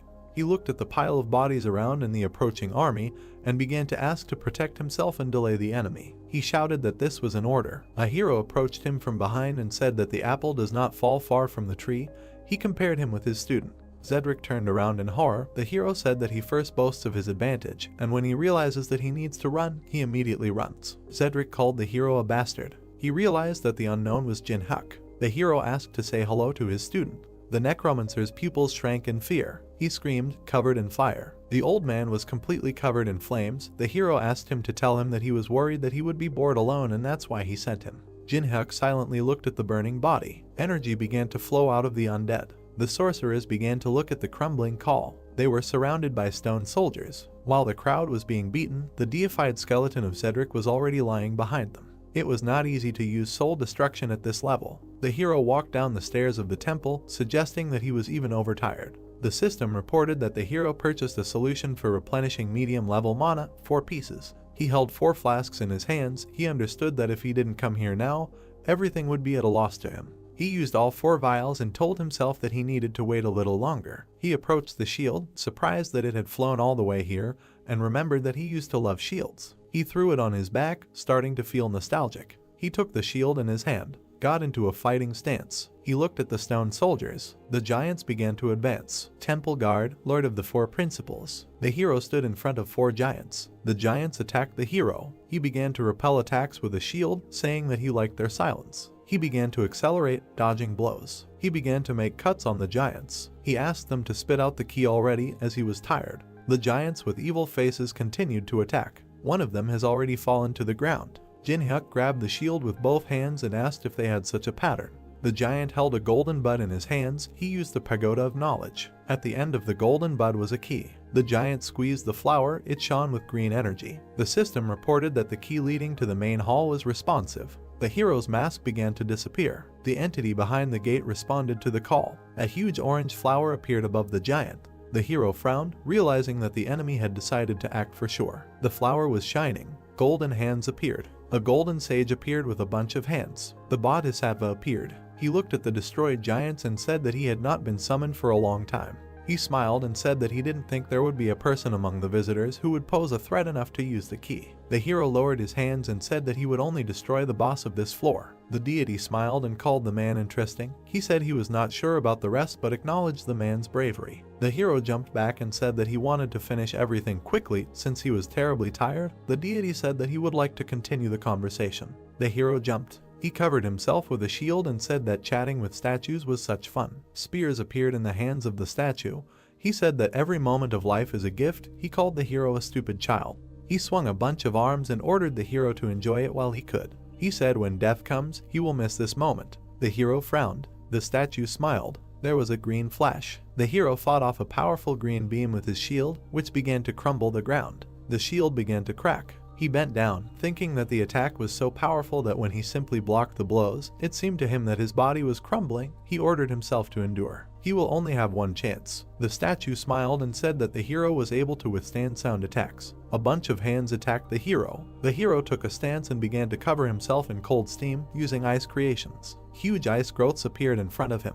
A moment later they collapsed. The statue's spears easily destroyed the hero's defense. The statue frowned and called the hero a boy. He frowned, saying that he was using Western magic. He swung with both hands, and he caught the shield with one hand. He smiled, saying what pathetic tricks he uses. Suddenly a black flash appeared in front of him. The hero remained in the throwing stance, looking at the statue's displeasure. The statue's hand was pierced by the hero's dagger. He said that poison did not affect him. The hero clenched his red fist and said that it was called blood energy and said that if you wound once, you could deal damage continuously. The statue tore off its own hand and said that it did not matter, and such a trick would not work twice. The hand fell to the ground with a crash. The statue asked what the hero would do, because he only took away one hand. The hero leaned on his hand and said that he was right and one would not be enough, and he said that he knew that he did not use the same method twice. He pulled the pearl from the statue's hand and said that he had received exactly what he needed. The statue frowned, realizing that the hero had been aiming for the hand with the gem from the very beginning. The hero began to combine the artifacts and told the deity to blame himself for giving away one of his hands so easily. The grimoire and the pearl began to unite. The golden dawn of S-rank Lemageddon has appeared, allowing one to learn magical abilities. The hero used a greedy gaze. He began to study the characteristics of the statue, but could not see anything except the name. The deity bowed its head in disappointment. The conditions for copying were as follows. It was necessary to infuriate the opponent within 5 minutes using ice magic, and to fulfill the conditions, suitable music and attire were needed. The hero froze in bewilderment in front of the system window. He didn't want to believe what he saw in front of him. He thought that the system was going more and more crazy. He pressed something and was glad that he could do it. The statue asked what he was doing. The hero ordered the gramophone to appear and said that the conditions are strange, but he cannot give up. He said that if he takes the lower 25 floors, then he can only get the mandala here. The deity got angry and asked what the boy was doing. Music started playing. The hero rubbed his head and asked not to ask anything else from now on. He created a woman's wig for himself. He said that he was also not happy with what was happening. The veins on the face of the statue bulged. He asked what the hero, in the name of the saint, was doing. The music was gaining momentum. The statue furrowed its brows. He screamed and raised his hand to attack, asking if he was going to play jokes in front of him. Avalokiteshvara activated the mandala skill. Weapons began to appear in his hands. He began to attack and told me to feel the pain that follows a millionth samsara. The hero waved the book. A huge wall of ice appeared. The statue began to attack the hero's defense. The hero stood calmly. Shards of ice flew past him. He said that he was getting an excellent result. The deity looked angrily at the hero. 1,000 attacks hit blocks of ice. Melina and her partner watched from the side. Melina said that she couldn't believe that the hero's ice magic had reached such a level. They were lying on the slope of a cliff. Melina asked what kind of wig the hero had. The guy stood up, noting that his actions could not be predicted. The unknown defeated Zedric and is now fighting with the 1,000-armed statue. Avalokiteshvara's strength is great and can hardly be dealt with. Even after reaching the 10th floor, she is called the second boss of the 3rd floor. The guy looked at the hero, appreciating the hero's strength, noting that he went beyond the capabilities of people. Melina looked at her friend and asked if the two of them could handle it if they attacked. The guy said that it would be difficult. The girl turned around and offered to retreat. She said that they could not cope unless they received support from management. Lichao said that they could not leave because then their place in the hierarchy, which they so stubbornly defended, would be at risk. Melina asked what to do then. Is he really going to die for the position? A coin appeared between the guy's finger and he said it was time for this. Melina smiled. A purple flash appeared on the hill. The hero turned around, noting that the mains had not only sent Zedric. He continued to dodge the statue's attacks. He closed his eyes. The statue attacked and said not to dare turn away from it. The hero sat down. His hand caught fire. He used the element of fire and apologized to the statue. The grimoire flipped through the pages on its own. He straightened his hair so he couldn't concentrate. Ice creation activated. A pile of ice shards rushed towards the statue. The hero said that thanks to him he even worries. The statue screamed furiously and attacked again. The hero used ice magic. The ice blocked every attack from the statue. The statue called the hero a fool. The barrier trap was activated and the green dome covered the statue and the hero. The deity waved one of his hands and asked if the hero could really only defend himself. She asked where the confidence went. The statue jumped and attacked again. The blows began to ricochet off the dome. The hero fell into a trap from a pile of golden cuts. He used ice magic again. He covered himself with an ice dome. The statue watched as a bunch of cuts ricocheted inside the dome. He squeezed the dome and said that it was useless to resist. He took advantage of disfavor. Huge palms appeared around the dome. The system reported that Avalokiteshvara activated the divine spear. The statue swung over the dome. The dome burst and blocks of ice flew in all directions. The hero took off. The statue smiled. Suddenly he looked forward in surprise.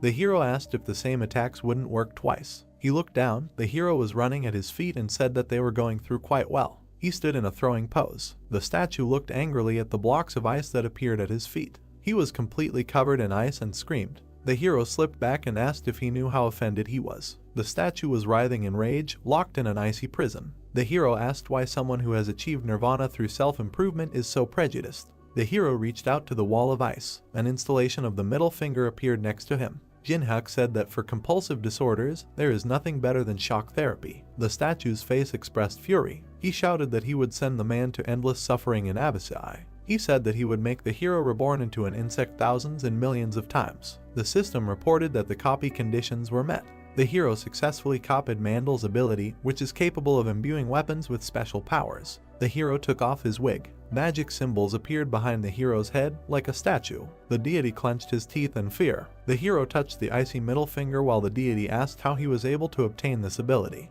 He said that it took an eternity of meditation before the mandala revealed itself to him. How could a simple man like him use it? The hero raised his hand and said that he would make sure that the potential of his skill did not go to waste. He ordered the statue to disappear. The middle finger pointed at the statue. He rushed forward into the ice prison. The statue was pierced by the middle finger. He looked in horror at his fate. There was a bright green flash. The statue was smashed into many pieces. The system reported that the hero's level has increased. Jinhyuk sat on the ruins of a 1,000-armed statue. He held the golden key in his hands and rested. The key allowed the hero to summon the 3rd floor boss on the 3rd floor. He walked away from the ruins of the statue and warmed up. He said that it became more difficult than in the game. He walked past the corpse of a necromancer. He said that he was overtired. He looked at his characteristics. I scrolled through and thought that I needed to spend my stats on mana. His mana increased to 77. He warmed up, saying that next time he would need to prepare something for mana regen. Suddenly he remembered something. He still had some things to do. The test tower is a place with a special atmosphere. He introduced a bunch of monsters. As night falls, the temperature quickly drops, and the aggressiveness and strength of the monsters grows. The players ran towards the portal. As night fell, most of the players did. Someone stopped hunting and looked for a safe place. The hero lit a fire, and in front of him lay a night forest and a starry sky. He cooked food over a fire. He took a huge juicy shrimp. The mask disappeared from the hero's face. He took a bite. He smiled, thinking that this was a taste that he couldn't enjoy. He decided that next time he would need to copy the cooking skill. Someone made a noise among the bamboo. Strangers appeared and said it smelled delicious. It was Melina and Lichao. The girl said that they would also have to spend the night here. Could they stay with the hero until dawn? The hero silently looked at the unknown people. Melina smiled. The hero agreed and offered to sit down. They sat down and introduced themselves. The hero held out a bowl of food and offered a treat. Milna's mouth watered. Lichao waved, thanked the hero and said that they do not eat what strangers who hide their faces offer. The hero put the bowl on the ground, asking if the mask really bothers them. Lichao said that it is worn when there is something to hide. Jinhuk pointed his finger and said that he could take it off if they were embarrassed. They were sitting by the same fire. The couple was surprised. Jinhuk raised his finger up and said that he wouldn't take it off just like that. He suggested holding a game. He showed 3 fingers and said that they would be interested in learning about each other.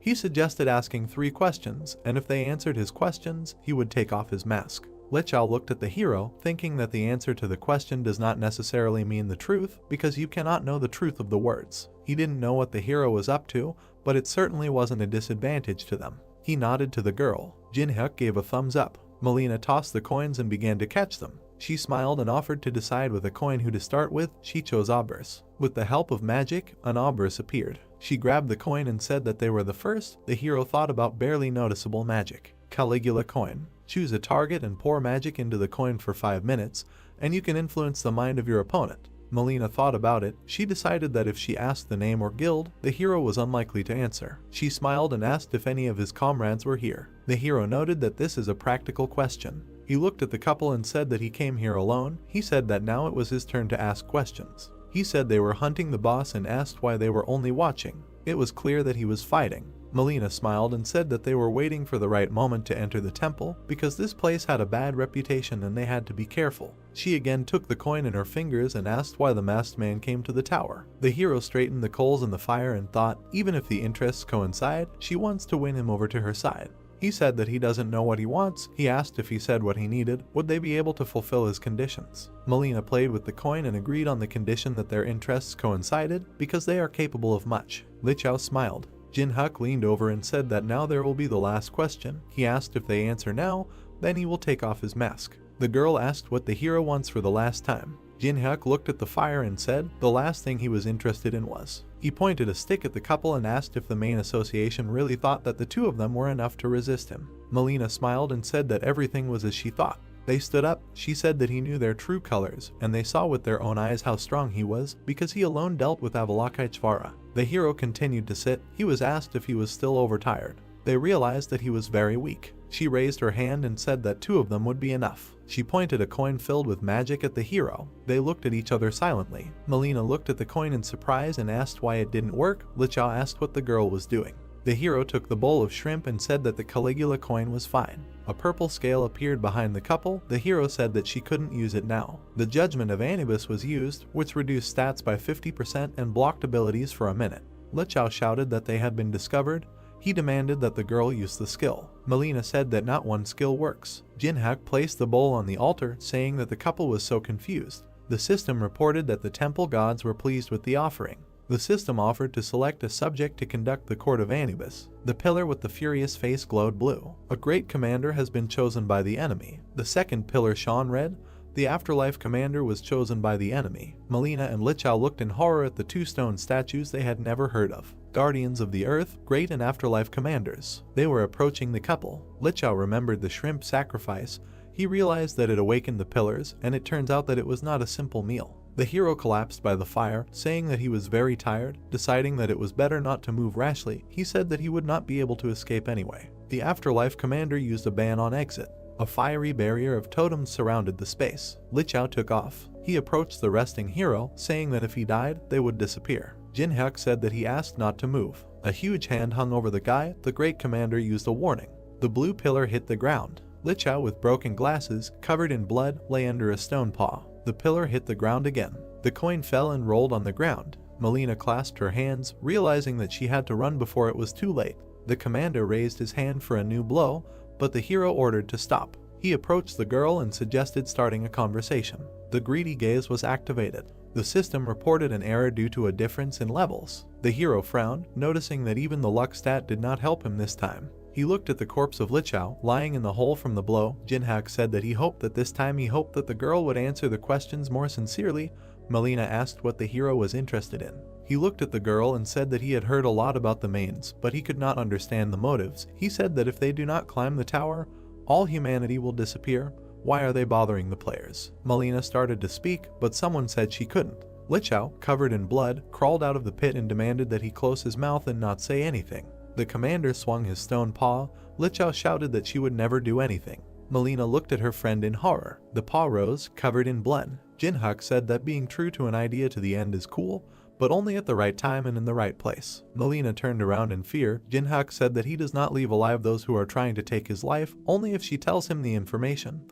He will save her life. He held a purple dagger in his hands and said that if she gives him information, he will leave her alive, because information is worth a lot, but not as much as life. Melina looked at the hero in fear. She said she didn't know the real names of those sent to kill him. She introduced a man in a plague mask and said that they call them Lancelots. Melina sat on her knees and said that besides him there are 11 more people, but she is in a group of assassins and therefore does not know. A greedy gaze was activated, which confirmed Melina's words as the truth. He sat down opposite and suggested we continue. The girl said that the management said that if he collected the 12 cursed relics of the tower, and even if humanity disappeared, they would be able to survive and would receive a great reward. She looked at the hero and said that she knew nothing more about it. Melina was telling the truth. This is all that the hero could find out. Lancelot and the 12 cursed relics. The hero smiled, thinking that they were even crazier than he thought. The goal of the mains is to summon the devil. They will survive even if humanity is destroyed. It will be necessary to act, taking this information into account. He stood up and thanked the frightened girl for the necessary information, because she would be useful to him. Melina smiled and asked if she could go. The hero said no. Melina began to say in shock that the hero said that he would leave her alive if he left her alive. The hero approached her and said that he would keep his promise, but only after concluding a contract. His hand shone. Melina did not understand what he was talking about. The hero smiled and used the soul brand. He said that the contract stated that she would listen to him. Melina looked at the hero in fear, thinking that this was 100 times worse than death. However, if she can survive. Tears flowed from her eyes. It was a bright, warm morning. Jinhyuk decided to replace the broadcast of the fight with video. He removed the system window and said that he had lured people with the broadcast and said that of course they would be annoyed. He moved on. There was a temple ahead. The hero suggested starting. He smiled and held the key in his hand. He used the call. A purple beam shot out of it and something began to appear. A purple sphere shone in the air. The birds flew away in different directions out of fear. The boss of the 3rd floor answered the hero's call. A gate appeared and began to open.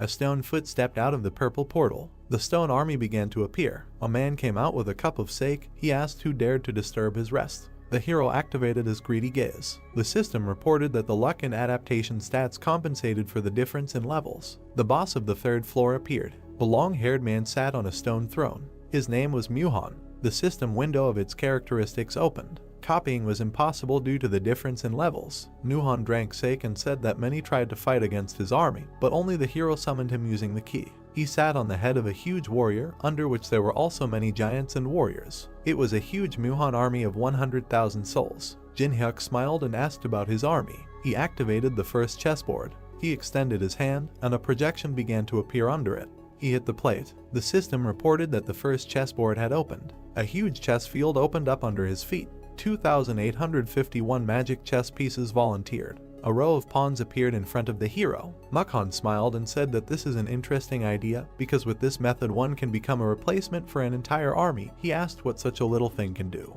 Jinhyuk smiled and said that he wasn't finished yet. He used enhancement pills on the chess pieces. Pawns turned into knights thanks to strengthening. The knight's eyes smoked blue. Musin chuckled with interest. He hit the ground and admitted that the hero was different from those who came before. A huge chess army stood around the hero. Jin-hyuk smiled. A man was cutting a chess piece out of stone. The old man turned around and asked Yuri to prepare a few more pieces. Pak Hana nervously sought out the figurine and said that since the goal had been set, they would know how much was left, and she did not understand the task of simply making sculptures. The girl imbued the figures with magic, saying that she had no time to think. She turned around tiredly and said that they had already made more than 2,000. If Jin-hyuk didn't like it, it would be a complete end. She took the bishop piece, saying that for that matter. She looked at the box of chess pieces and said that it was a plus for them to be on his side. Jin-hyuk smiled and said, since he is recognized. He touched the figure and said that to hear recognition from someone who just sits on his third floor and hides behind the servants is bluffing. He mounted his horse, taking a spear. He said that he doesn't care, not nice. Mukhan frowned and asked again.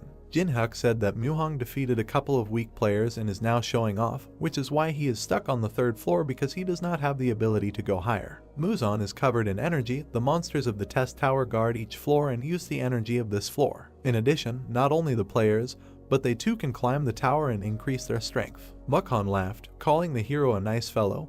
He asked if he really thinks that he cannot rise above the fourth floor because he does not have enough strength. The hero calmly said that it was so because he was tied to the third floor. Muhan stood up, smiled, and said that the hero can think as he pleases. He said that it seemed like the hero's plan was to piss off his opponent. His face suddenly became angry and he said that the difference in army size and level of tactics was obvious. He said that it was simply impossible to win with the strength of a hero. First Battalion. The stone warriors put up their shields. They put out their spears and went forward. The hero looked at the approaching enemies, calculated that there were 1,000 statues in the first vanguard. He realized that the enemy wanted to see how he would react. He raised his spear up. The first chessboard skill has activated.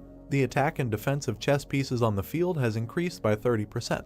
The chess warriors were beaming with energy. The hero presented a diagram of the upcoming battle. He ordered the outermost pawns to take 3 steps forward, and he ordered the first detachment to prepare for defense. The warriors moved forward. The pawns activated the shield wall. They put their weapons forward. The enemies were approaching. The hero ordered to maintain the battle formation. The shield warriors collided with each other. The soldiers stood in line angrily. The pawns were pushed back. The hero ordered everyone to fight to the death. The shield warriors were pushed back. The hero ordered to shoot. The boats began to shoot from crossbows. The arrows flew towards the shield warriors. They began to pierce the enemies. The warriors raised their shields. The elephant figures activated a wave of fire. They raised their staffs and fiery flames poured out at the enemies. The warriors held shields and fire seeped through the cracks. Burnt bodies fell to the ground. Muhan smiled. A purple mark appeared on his forehead.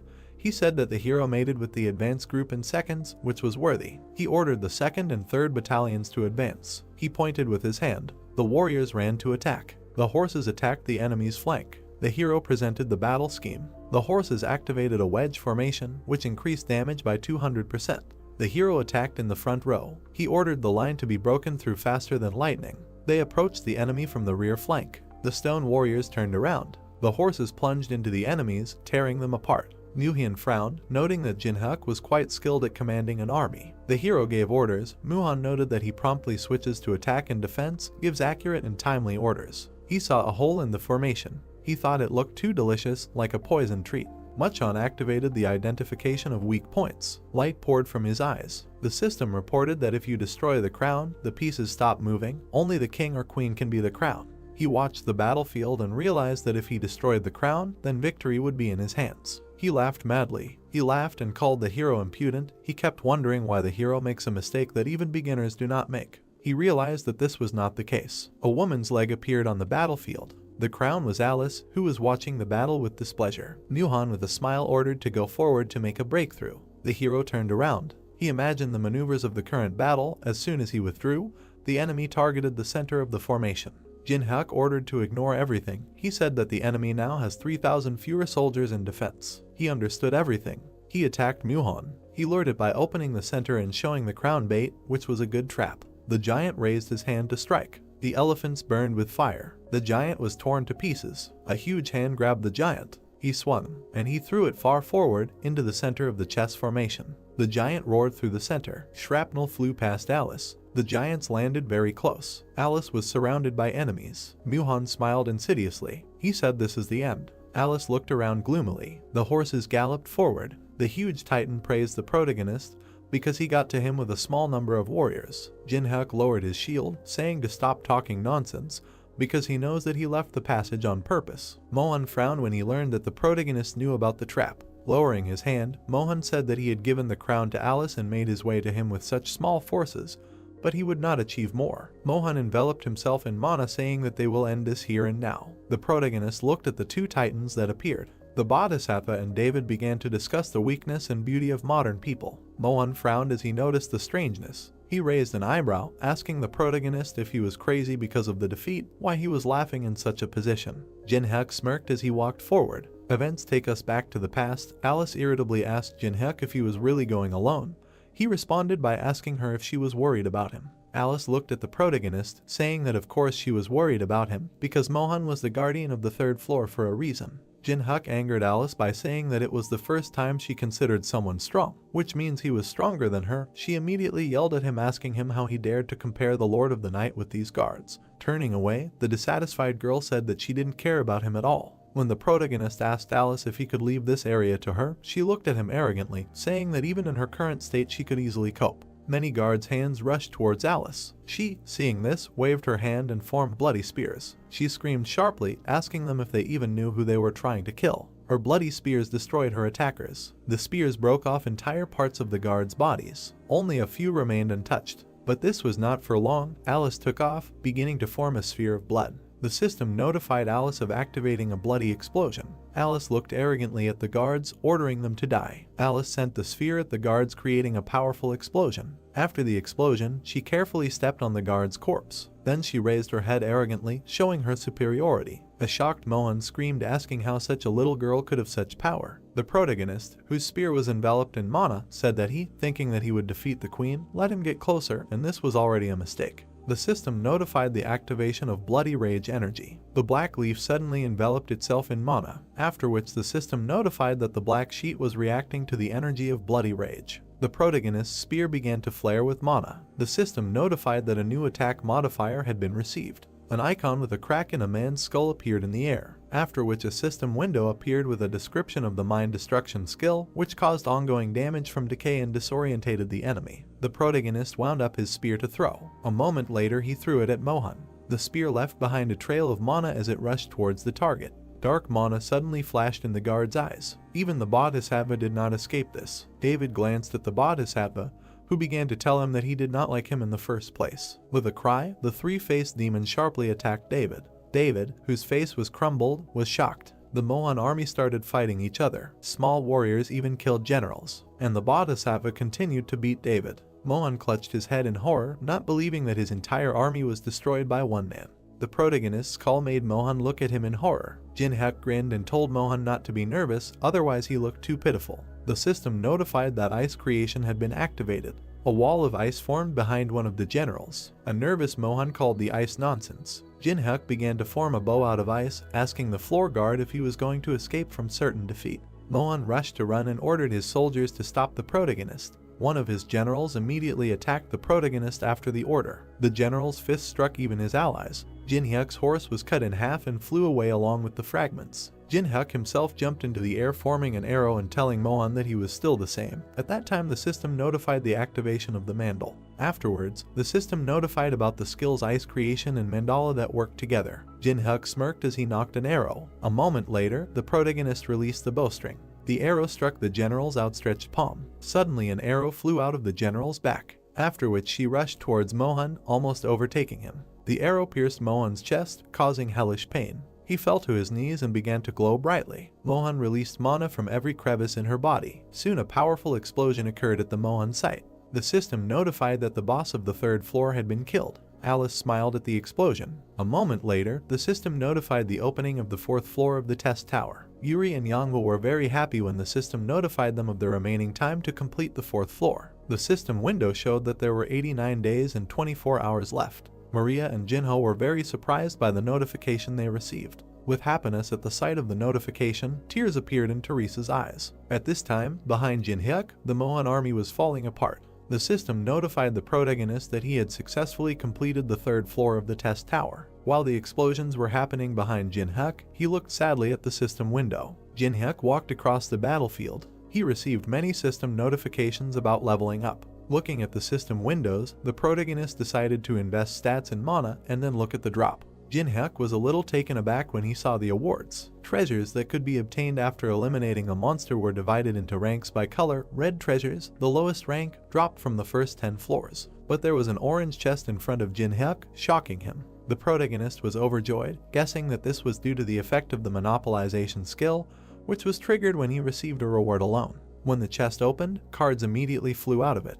The system notified the receipt of such items as pink diamond, first right, soft grain, living water, sunseed, and snail that breathes fire. Jin-hyuk smiled as he placed the items into his inventory. A moment later, he turned his attention to one of the objects. Looking at the sunseed, the protagonist was amazed by the effect of the monopolization skill. Alice felt awkward when Jin-hyuk started grinning, saying that with this item it would be possible to easily pass the 4th floor. But then she smiled. Looking at the protagonist with tenderness, she considered him incorrigible. Events are transferred to the office, where 4 heads of guilds have gathered. Frederick smiled nervously, saying that Jin-hyuk was actually able to walk the floor. Jinho laughed sharply, calling the protagonist a hero, and Maria sighed, saying that it was good that they got another 90 days to prepare for the next floor. Tenwei frowned at Mary's words. He slammed the table, shouting, asking if they thought the success of this kind of raid would be good for them, since Jin-hyuk got everything. Loot, views, everything. Tenwei abruptly fell silent when Teresa asked what he was talking about just now. Teresa screamed, saying that Jin-hyuk was cleaning up after them. They could not cope with the boss and almost teamed up with the mains, but thanks to him, humanity received the 90 days they needed so much.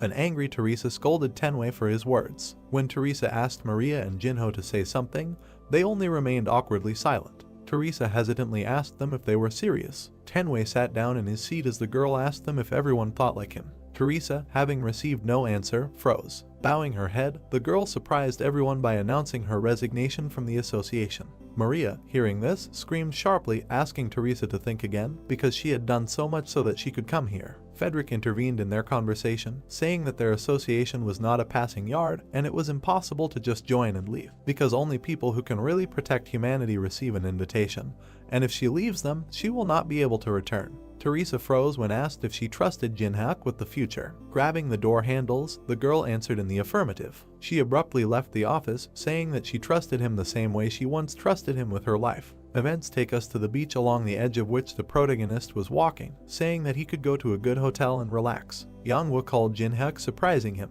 While climbing the stairs, the protagonist said that he had been in the tower before and could not answer. Yanghwa bowed her head and said that her grandfather did not open his eyes. Jin-hyuk became wary and asked where she had been. Yanghwa was the granddaughter of the legendary martial artist Chunin. She was always resilient, active, and cheerful. But looking at her now, the protagonist was amazed. She looked at him crying. It was the first time he had seen her in such a state.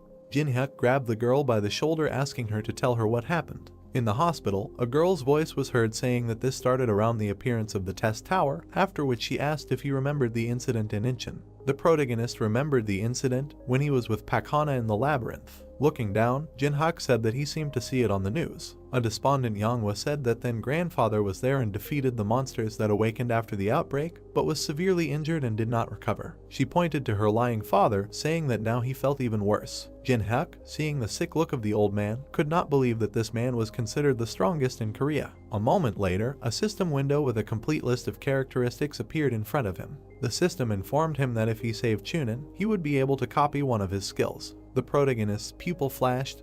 He could not believe that in front of him was a person who had never entered the tower. Suddenly, a doctor entered the room, asking Yanghwa what was going on here. Entering the room, the doctor said that she left the room too abruptly, coming to a man who could do nothing but fight. A dissatisfied Hajin approached and said that even an S-rank person could not help here. Jin-hyuk turned around, telling Hajin that he came to see if he could do anything for his friend. Walking past him to Chunin, Hajin asked for forgiveness, saying that he was embarrassed when he thought that he, the famous Jin-hyuk, had decided to also become a brilliant doctor. Yanghwa made Hajin shudder by saying that she was so desperate that she called a friend who is not a healer, although he is strong. Yanghwa shouted sharply, saying that the best local specialists in this field are here, but even so, her grandfather did not recover. Hajin took off his glasses, saying that they are doing their best. A moment later, he put them on, telling Yanghwa that even with the help of modern equipment, they have no time to study the diseases that appear due to the influence of the tower.